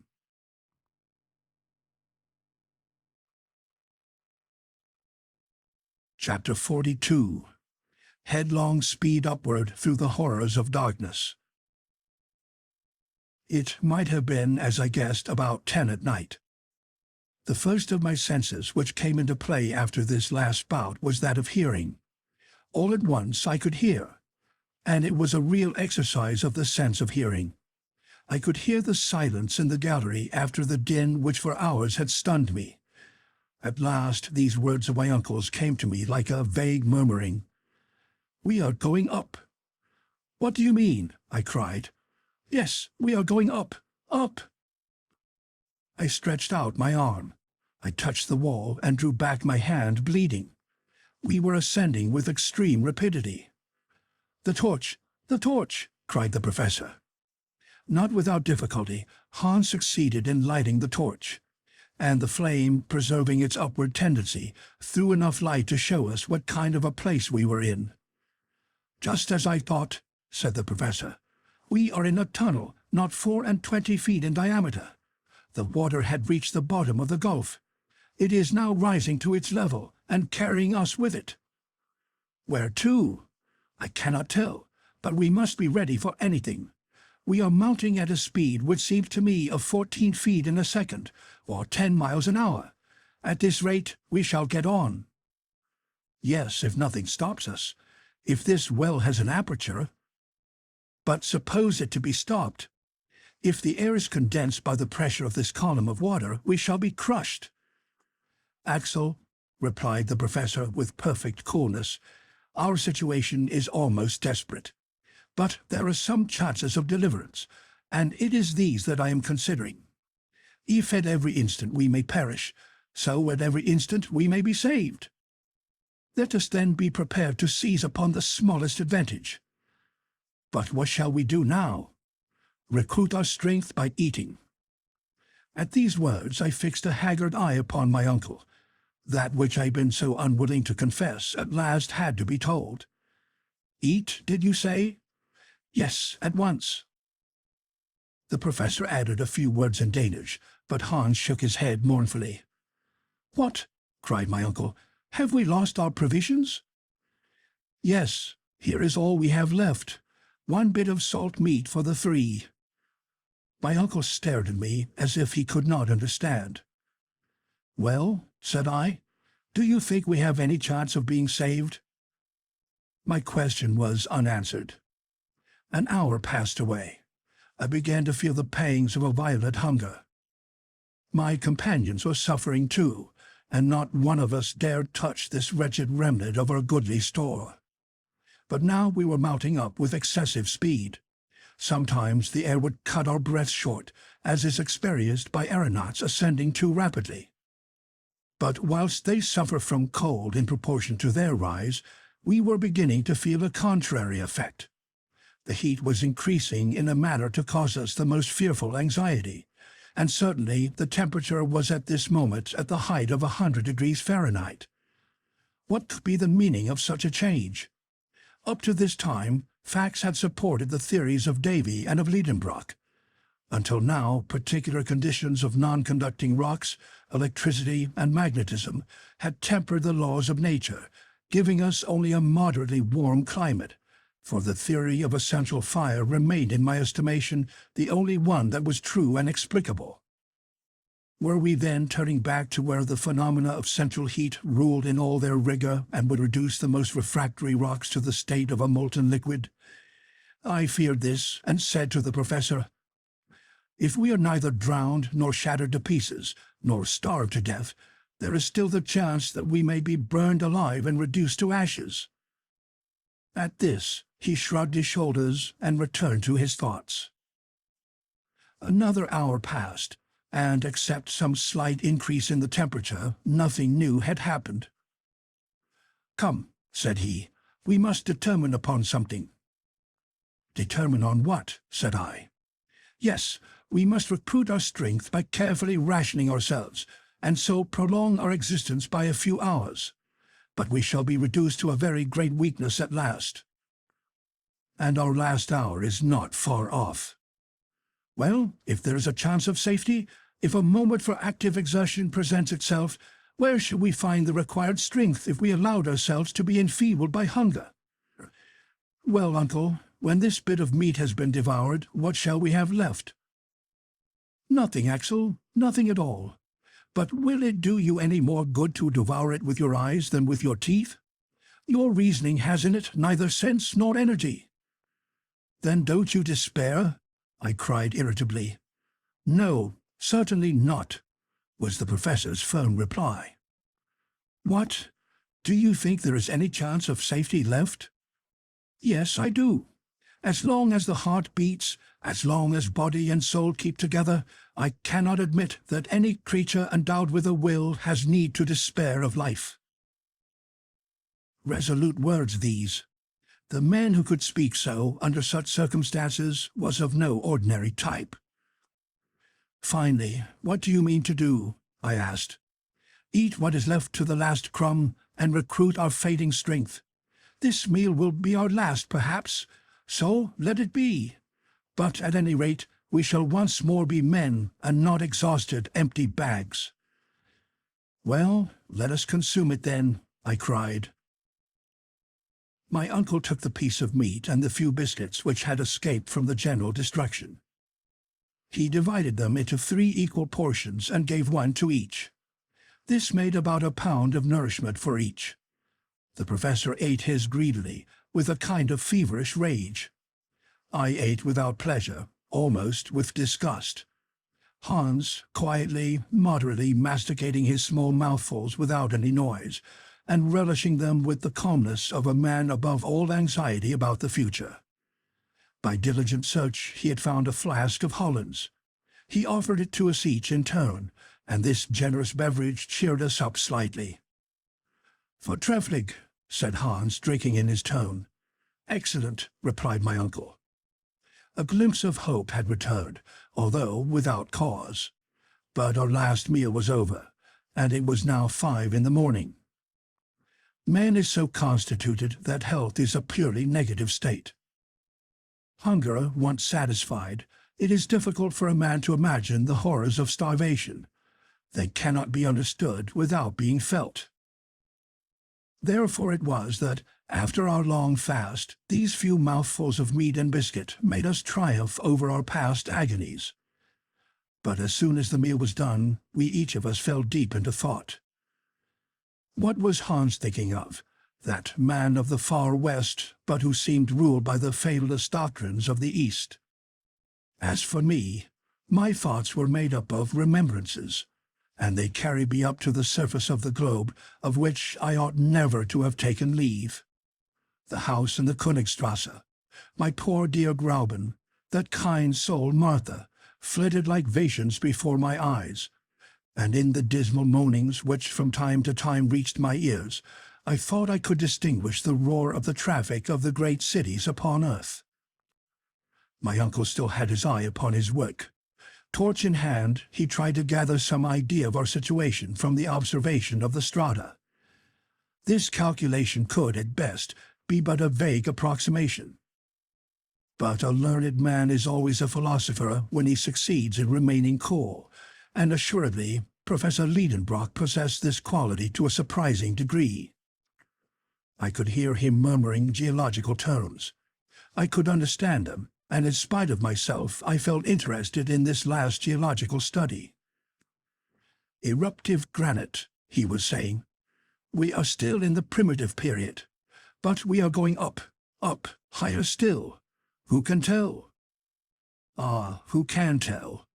With his hand he was examining the perpendicular wall, and in a few more minutes he continued. This is nice. Here is mica schist. Ah, presently we shall come to the transition period, and then— What did the professor mean?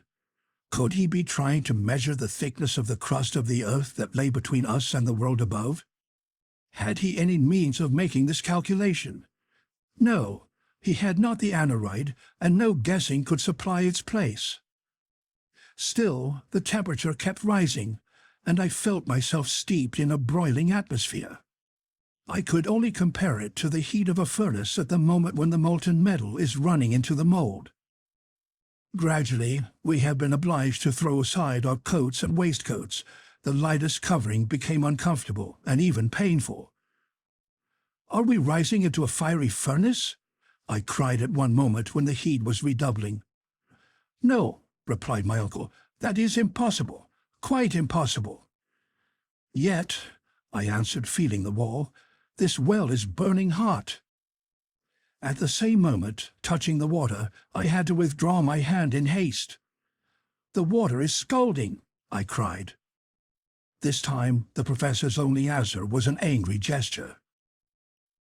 Then an unconquerable terror seized upon me, from which I could no longer get free. I felt that a catastrophe was approaching before which the boldest spirit must quail. A dim, vague notion laid hold of my mind, but which was fast hardening into certainty. I tried to repel it, but it would return. I dared not express it in plain terms. Yet a few involuntary observations confirmed me in my view. By the flickering light of the torch, I could distinguish contortions in the granite beds. A phenomenon was unfolding in which electricity would play the principal part. Then this unbearable heat, this boiling water. I consulted the compass. The compass had lost its properties. It had ceased to act properly. End of chapter 42.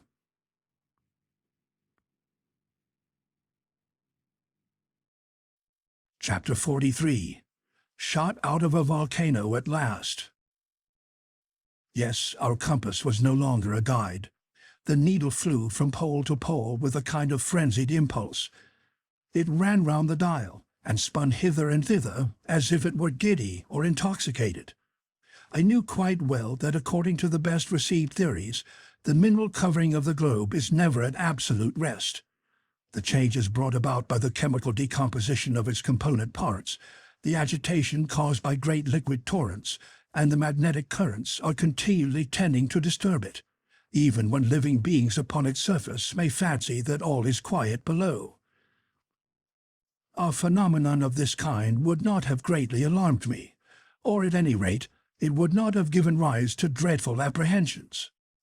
But other facts, other circumstances of a peculiar nature, came to reveal to me by degrees the true state of the case. There came incessant and continuous explosions. I could only compare them to the loud rattle of a long train of chariots driven at full speed over the stones, or a roar of intermitting thunder. Then the disordered compass, thrown out of gear by the electric currents, confirmed me in a growing conviction. The mineral crust of the globe threatened to burst up, the granite foundations to come together with a crash. The fissure through which we were helplessly driven would be filled up. The void would be full of crushed fragments of rock, and we poor wretched mortals were to be buried and annihilated in this dreadful consummation. "My uncle," I cried, "we are lost now, utterly lost." "What are you in a fright about now?" was the calm rejoinder. "What is the matter with you?" "The matter? Look at those quaking walls. Look at those shivering rocks. Don't you feel the burning heat? Don't you see how the water boils and bubbles? Are you blind to the dense vapors and steam growing thicker and denser every minute? See this agitated compass needle? It is an earthquake that is threatening us." My undaunted uncle calmly shook his head. "Do you think," said he, "an earthquake is coming?" "I do." "Well, I think you are mistaken." "What? Don't you recognize the symptoms of an earthquake?" "No, I am looking out for something better." "What can you mean? Explain." "It is an eruption, Axel." "An eruption? Do you mean to affirm that we are running up the shaft of a volcano?" "I believe we are," said the indomitable professor with an air of perfect self-possession. "And it is the best thing that could possibly happen to us under our circumstances." The best thing? Was my uncle stark mad? What did the man mean? And what was the use of saying facetious things at a time like this? "What?" I shouted. "Are we being taken up in an eruption? Our fate has flung us here among burning lavas, molten rocks, boiling waters, and all kinds of volcanic matter. We are going to be pitched out, expelled, tossed up, vomited, spit out high into the air along with fragments of rock, showers of ashes and scoria, in the midst of a towering rush of smoke and flames, and it is the best thing that could happen to us?" "Yes," replied the professor, eyeing me over his spectacles. "I don't see any other way of reaching the surface of the earth." I passed rapidly over the 1,000 ideas which passed through my mind. My uncle was right, undoubtedly right, and never had he seemed to be more daring and more confirmed in his notions than at this moment when he was calmly contemplating the chances of being shot out of a volcano. In the meantime, up we went. The night passed away in continual ascent. The din and uproar around us became more and more intensified. I was stifled and stunned. I thought my last hour was approaching. And yet imagination is such a strong thing that even in this supreme hour I was occupied with strange and almost childish speculations. But I was the victim, not the master of my own thoughts. It was very evident that we were being hurried upward upon the crest of a wave of eruption. Beneath our raft were boiling waters, and under these the more sluggish lava was working its way up in a heated mass, together with shoals of fragments of rock, which, when they arrived at the crater, would be dispersed in all directions, high and low. We were imprisoned in the shaft or chimney of some volcano. There was no room to doubt of that. But this time, instead of Snæfell, an extinct volcano, we were inside one in full activity. I wondered, therefore, where could this mountain be, and in what part of the world we were to be shot out. I made no doubt but that it would be in some northern region. Before its disorder set in, the needle had never deviated from that direction. From Cape Saknussemm we had been carried due north for hundreds of leagues. Were we under Iceland again? Were we destined to be thrown up out of Hekla, or by which of the 7 other fiery craters in that island? Within a radius of 500 leagues to the west, I remembered under this parallel of latitude only the imperfectly known volcanoes of the northeast coast of America. To the east there was only one in the 80th degree of north latitude, the Esk and Jan Mayen Island, not far from Spitzbergen. Certainly there was no lack of craters, and there were some capacious enough to throw out a whole army. But I wanted to know which of them was to serve us for an exit from the inner world. Towards morning, the ascending movement became accelerated. If the heat increased, instead of diminishing, as we approached nearer to the surface of the globe, this effect was due to local causes alone, and those volcanic. The manner of our locomotion left no doubt in my mind. An enormous force, a force of hundreds of atmospheres, generated by the extreme pressure of confined vapors, was driving us irresistibly forward. But to what numberless dangers it exposed us! Soon lurid lights began to penetrate the vertical gallery, which widened as we went up. Right and left I could see deep channels, like huge tunnels, out of which escaped dense volumes of smoke. Tongues of fire lapped the walls, which crackled and sputtered under the intense heat.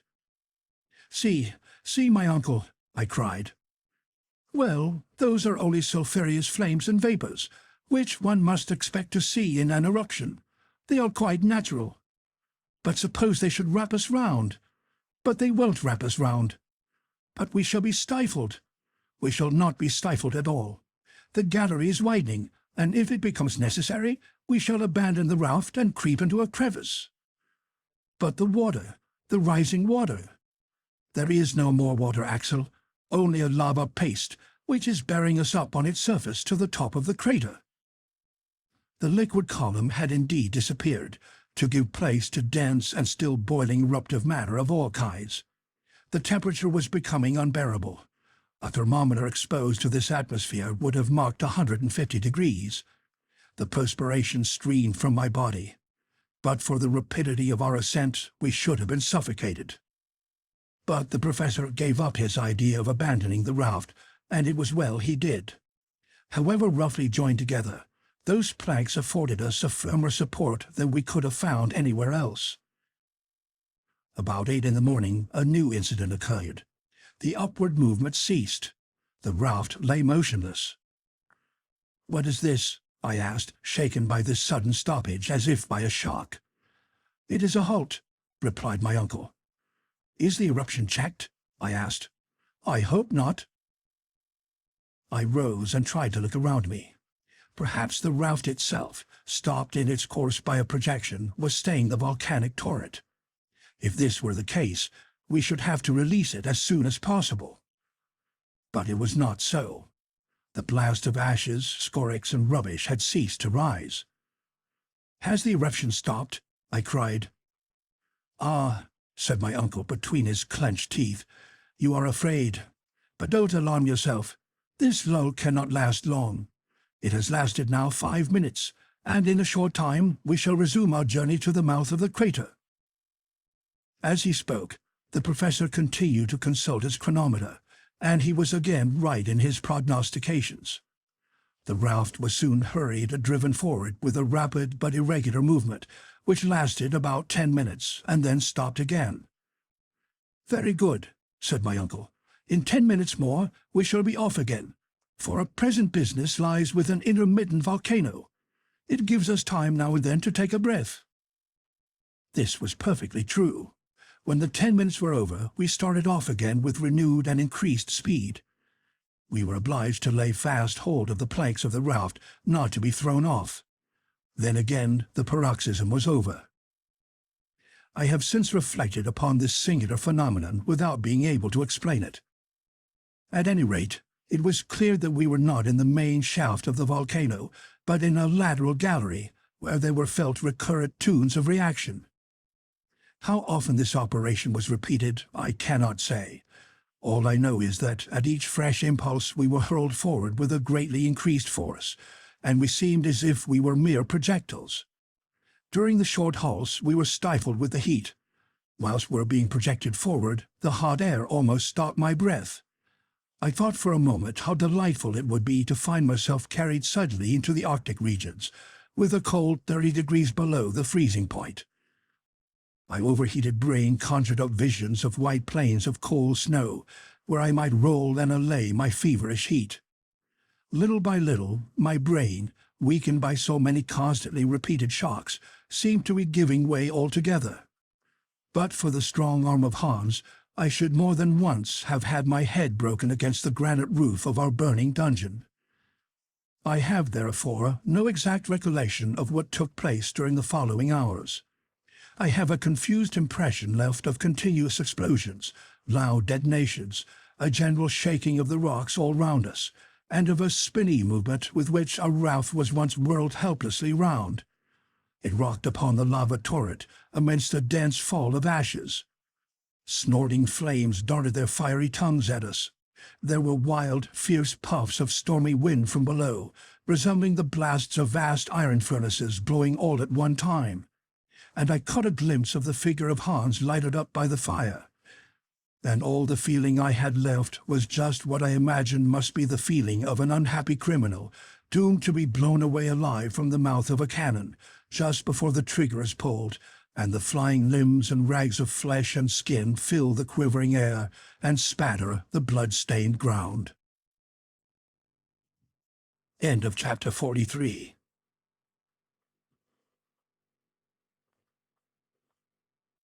Chapter 44.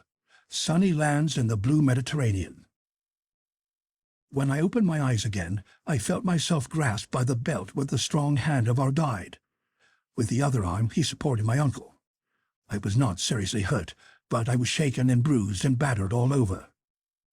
I found myself lying on the sloping side of a mountain only 2 yards from a gaping gulf, which would have swallowed me up had I leaned at all that way.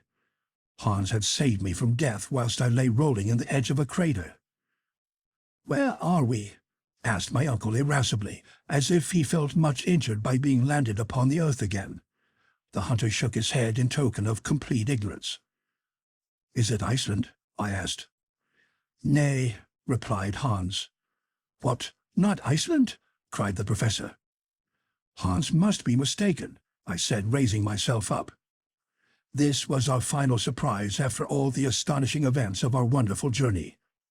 I expected to see a white cone covered with the eternal snow of ages rising from the midst of the barren deserts of the icy north, faintly lighted with the pale rays of the Arctic sun, far away in the highest latitudes known.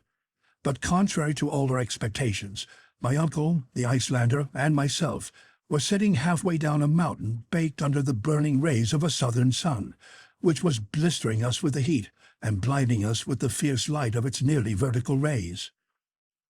I could not believe my own eyes, but the heated air and the sensation of burning left me no room for doubt. We had come out of the crater half naked, and the radiant orb to which we had been strangers for 2 months was lavishing upon us out of his blazing splendors more of his light and heat than we were able to receive with comfort. When my eyes had become accustomed to the bright light to which they had been so long strangers, I began to use them to set my imagination right. At least I would have it to be Spitzbergen, and I was in no humor to give up this notion. The professor was the first to speak, and said, "Well, this is not much like Iceland." "But is it Jan Mayen?" I asked. "Nor that either," he answered. "There is no northern mountain. Here are no granite peaks capped with snow. Look, Axel, look!"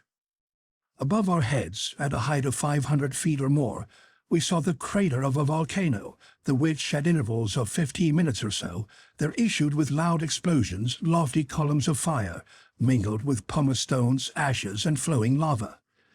I could feel the heaving of the mountain, which seemed to breathe like a huge whale and puff out fire and wind from its vast blowholes. Beneath, down a pretty steep declivity, ran streams of lava for 800 or 900 feet, giving the mountain a height of about 1,300 or 1,400 feet. But the base of the mountain was hidden in a perfect bower of rich verdure, amongst which I was able to distinguish the olive, the fig, and vines, covered with their luscious purple bunches. I was forced to confess that there was nothing Arctic here. When the eye passed beyond these green surroundings, it rested on a wide blue expanse of sea or lake, which appeared to enclose this enchanting island, within a compass of only a few leagues. Eastward lay a pretty little white seaport town or village, with a few houses scattered around it. And in the harbour, of which a few vessels of peculiar rig were gently swayed by the softly swelling waves. Beyond it, groups of islets rose from the smooth blue waters, but in such numbers that they seemed to dot the sea like a shoal. To the west, distant coasts lined the dim horizon. On some rose blue mountains of smooth undulating forms. On a more distant coast arose a prodigious cone crowned on its summit with a snowy plume of white cloud. To the northward lay spread a vast sheet of water, sparkling and dancing under the hot, bright rays, the uniformity broken here and there by the topmast of a gallant ship appearing above the horizon, or a swelling sail moving slowly before the wind. This unforeseen spectacle was most charming to eyes long used to underground darkness. "Where are we? Where are we?" I asked faintly. Hans closed his eyes with lazy indifference. What did it matter to him? My uncle looked round with dumb surprise. "Well, whatever mountain this may be," he said at last, It is very hot here. The explosions are going on still, and I don't think it would look well to have come out by an eruption and then to get our heads broken by bits of falling rock. Let us get down, then we shall know better what we are about. Besides, I am starving and parching with thirst." Decidedly, the professor was not given to contemplation. For my part, I could for another hour or two have forgotten my hunger and my fatigue to enjoy the lovely scene before me, but I had to follow my companions. The slope of the volcano was in many places of great steepness. We slid down screes of ashes, carefully avoiding the lava streams which glided sluggishly by us like fiery serpents. As we went, I chattered and asked all sorts of questions as to our whereabouts, for I was too much excited not to talk a great deal. "We are in Asia," I cried, "on the coasts of India, in the Malay Islands, or in Oceania. We have passed through half the globe and come out nearly at the antipodes." "But the compass," said my uncle. "Aye, the compass," I said, greatly puzzled. "According to the compass, we have gone northward. Has it lied? Surely not. Could it lie? Unless, indeed, this is the North Pole. Oh no, it is not the pole, but—" Well, here was something that baffled us completely. I could not tell what to say. But now we were coming into that delightful greenery, and I was suffering greatly from hunger and thirst. Happily, after 2 hours' walking, a charming country lay open before us, covered with olive trees, pomegranate trees, and delicious vines, all of which seemed to belong to anybody who pleased to claim them. Besides, in our state of destitution and famine, we were not likely to be particular. Oh, the inexpressible pleasure of pressing those cool, sweet fruits to our lips and eating grapes by mouthfuls off the rich, full bunches. Not far off in the grass, under the delicious shade of the trees, I discovered a spring of fresh, cool water, in which we luxuriously bathed our faces, hands, and feet. Whilst we were thus enjoying the sweets of repose, a child appeared out of a grove of olive trees. "Ah," I cried, "here is an inhabitant of this happy land." It was but a poor boy, miserably ill-clad, a sufferer from poverty, and our aspect seemed to alarm him a great deal. In fact, only half-clothed, with ragged hair and beards, we were a suspicious-looking party. And if the people of the country knew anything about thieves, we were very likely to frighten them. Just as the poor little wretch was going to take to his heels, Hans caught hold of him and brought him to us, kicking and struggling. My uncle began to encourage him as well as he could, and said to him in good German, "Was heißt diesen Berg, mein Knablein? Sage mir geschwind." "What is this mountain called, my little friend?" The child made no answer. "Very well," said my uncle, "I infer that we are not in Germany." He put the same question in English. We got no forwarder. I was a good deal puzzled. "Is the child dumb?" cried the professor, who, proud of his knowledge of many languages, now tried French. "Comment appelle cette montagne, mon enfant?" Silence still. "Now let us try Italian," said my uncle, and he said, "Dove noi siamo?" "Yes, where are we?" I impatiently repeated. But there was no answer still. "Will you speak when you are told?" exclaimed my uncle, shaking the urchin by the ears. "Come si noma questa sola?" "Stromboli," replied the little herd boy, slipping out of Hans's hands and scudding into the plain across the olive trees. We were hardly thinking of that. Stromboli. What an effect this unexpected name produced upon my mind. We were in the midst of the Mediterranean Sea, on an island of the Aeolian archipelago, in the ancient Strangel, where Aeolus kept the winds and the storms chained up to be let loose at his will. And those distant blue mountains in the east were the mountains of Calabria, and that threatening volcano far away in the south was the fierce Etna. "Stromboli! Stromboli!" I repeated. My uncle kept time to my exclamations with hands and feet, as well as with words. We seemed to be chanting in chorus. What a journey we had accomplished! How marvelous! Having entered by one volcano, we had issued out of another more than 2,000 miles from Snæfell and from that barren, far-away Iceland. The strange chances of our expedition had carried us into the heart of the fairest region in the world. We had exchanged the bleak regions of perpetual snow and of impenetrable barriers of ice for those of brightness and the rich hues of all glorious things. We had left over our heads the murky sky and cold fogs of the frigid zone to revel under the azure sky of Italy. After our delicious repast of fruits and cold, clear water, we set off again to reach the port of Stromboli. It would not have been wise to tell how we came there. The superstitious Italians would have set us down for fire devils vomited out of hell, so we presented ourselves in the humble guise of shipwrecked mariners. It was not so glorious, but it was safer.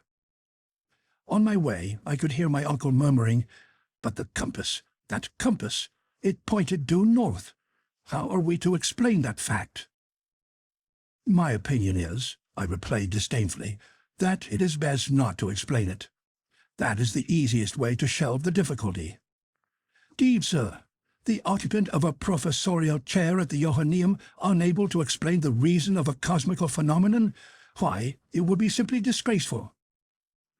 And as he spoke, my uncle, half undressed, in rags, a perfect scarecrow, with his leathern belt around him, selling his spectacles upon his nose and looking learned and imposing, was himself again, the terrible German professor of mineralogy. 1 hour after we had left the grove of olives, we arrived at the little port of San Vincenzo, where Hans claimed his 13 weeks' wages, which was counted out to him with a hearty shaking of hands all round. At that moment, if he did not share our natural emotion, at least his countenance expanded in a manner very unusual with him, and while with the ends of his fingers he lightly pressed our hands, I believe he smiled. End of chapter 44.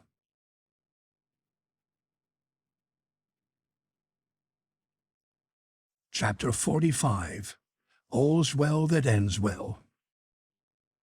Such is the conclusion of a history which I cannot expect everybody to believe, for some people will believe nothing against the testimony of their own experience. However, I am indifferent to their incredulity, and they may believe as much or as little as they please. The Stromboliotes received us kindly as shipwrecked mariners. They gave us food and clothing. After waiting 48 hours on the 31st of August, a small craft took us to Messina, where a few days' rest completely removed the effect of our fatigues. On Friday, September 4th, we embarked on the steamer Volcano, employed by the French Messageries Impériales, and in 3 days more we were at Marseille, having no care on our minds except that abominable deceitful compass, which we had mislaid somewhere and could not now examine. But its inexplicable behavior exercised my mind fearfully.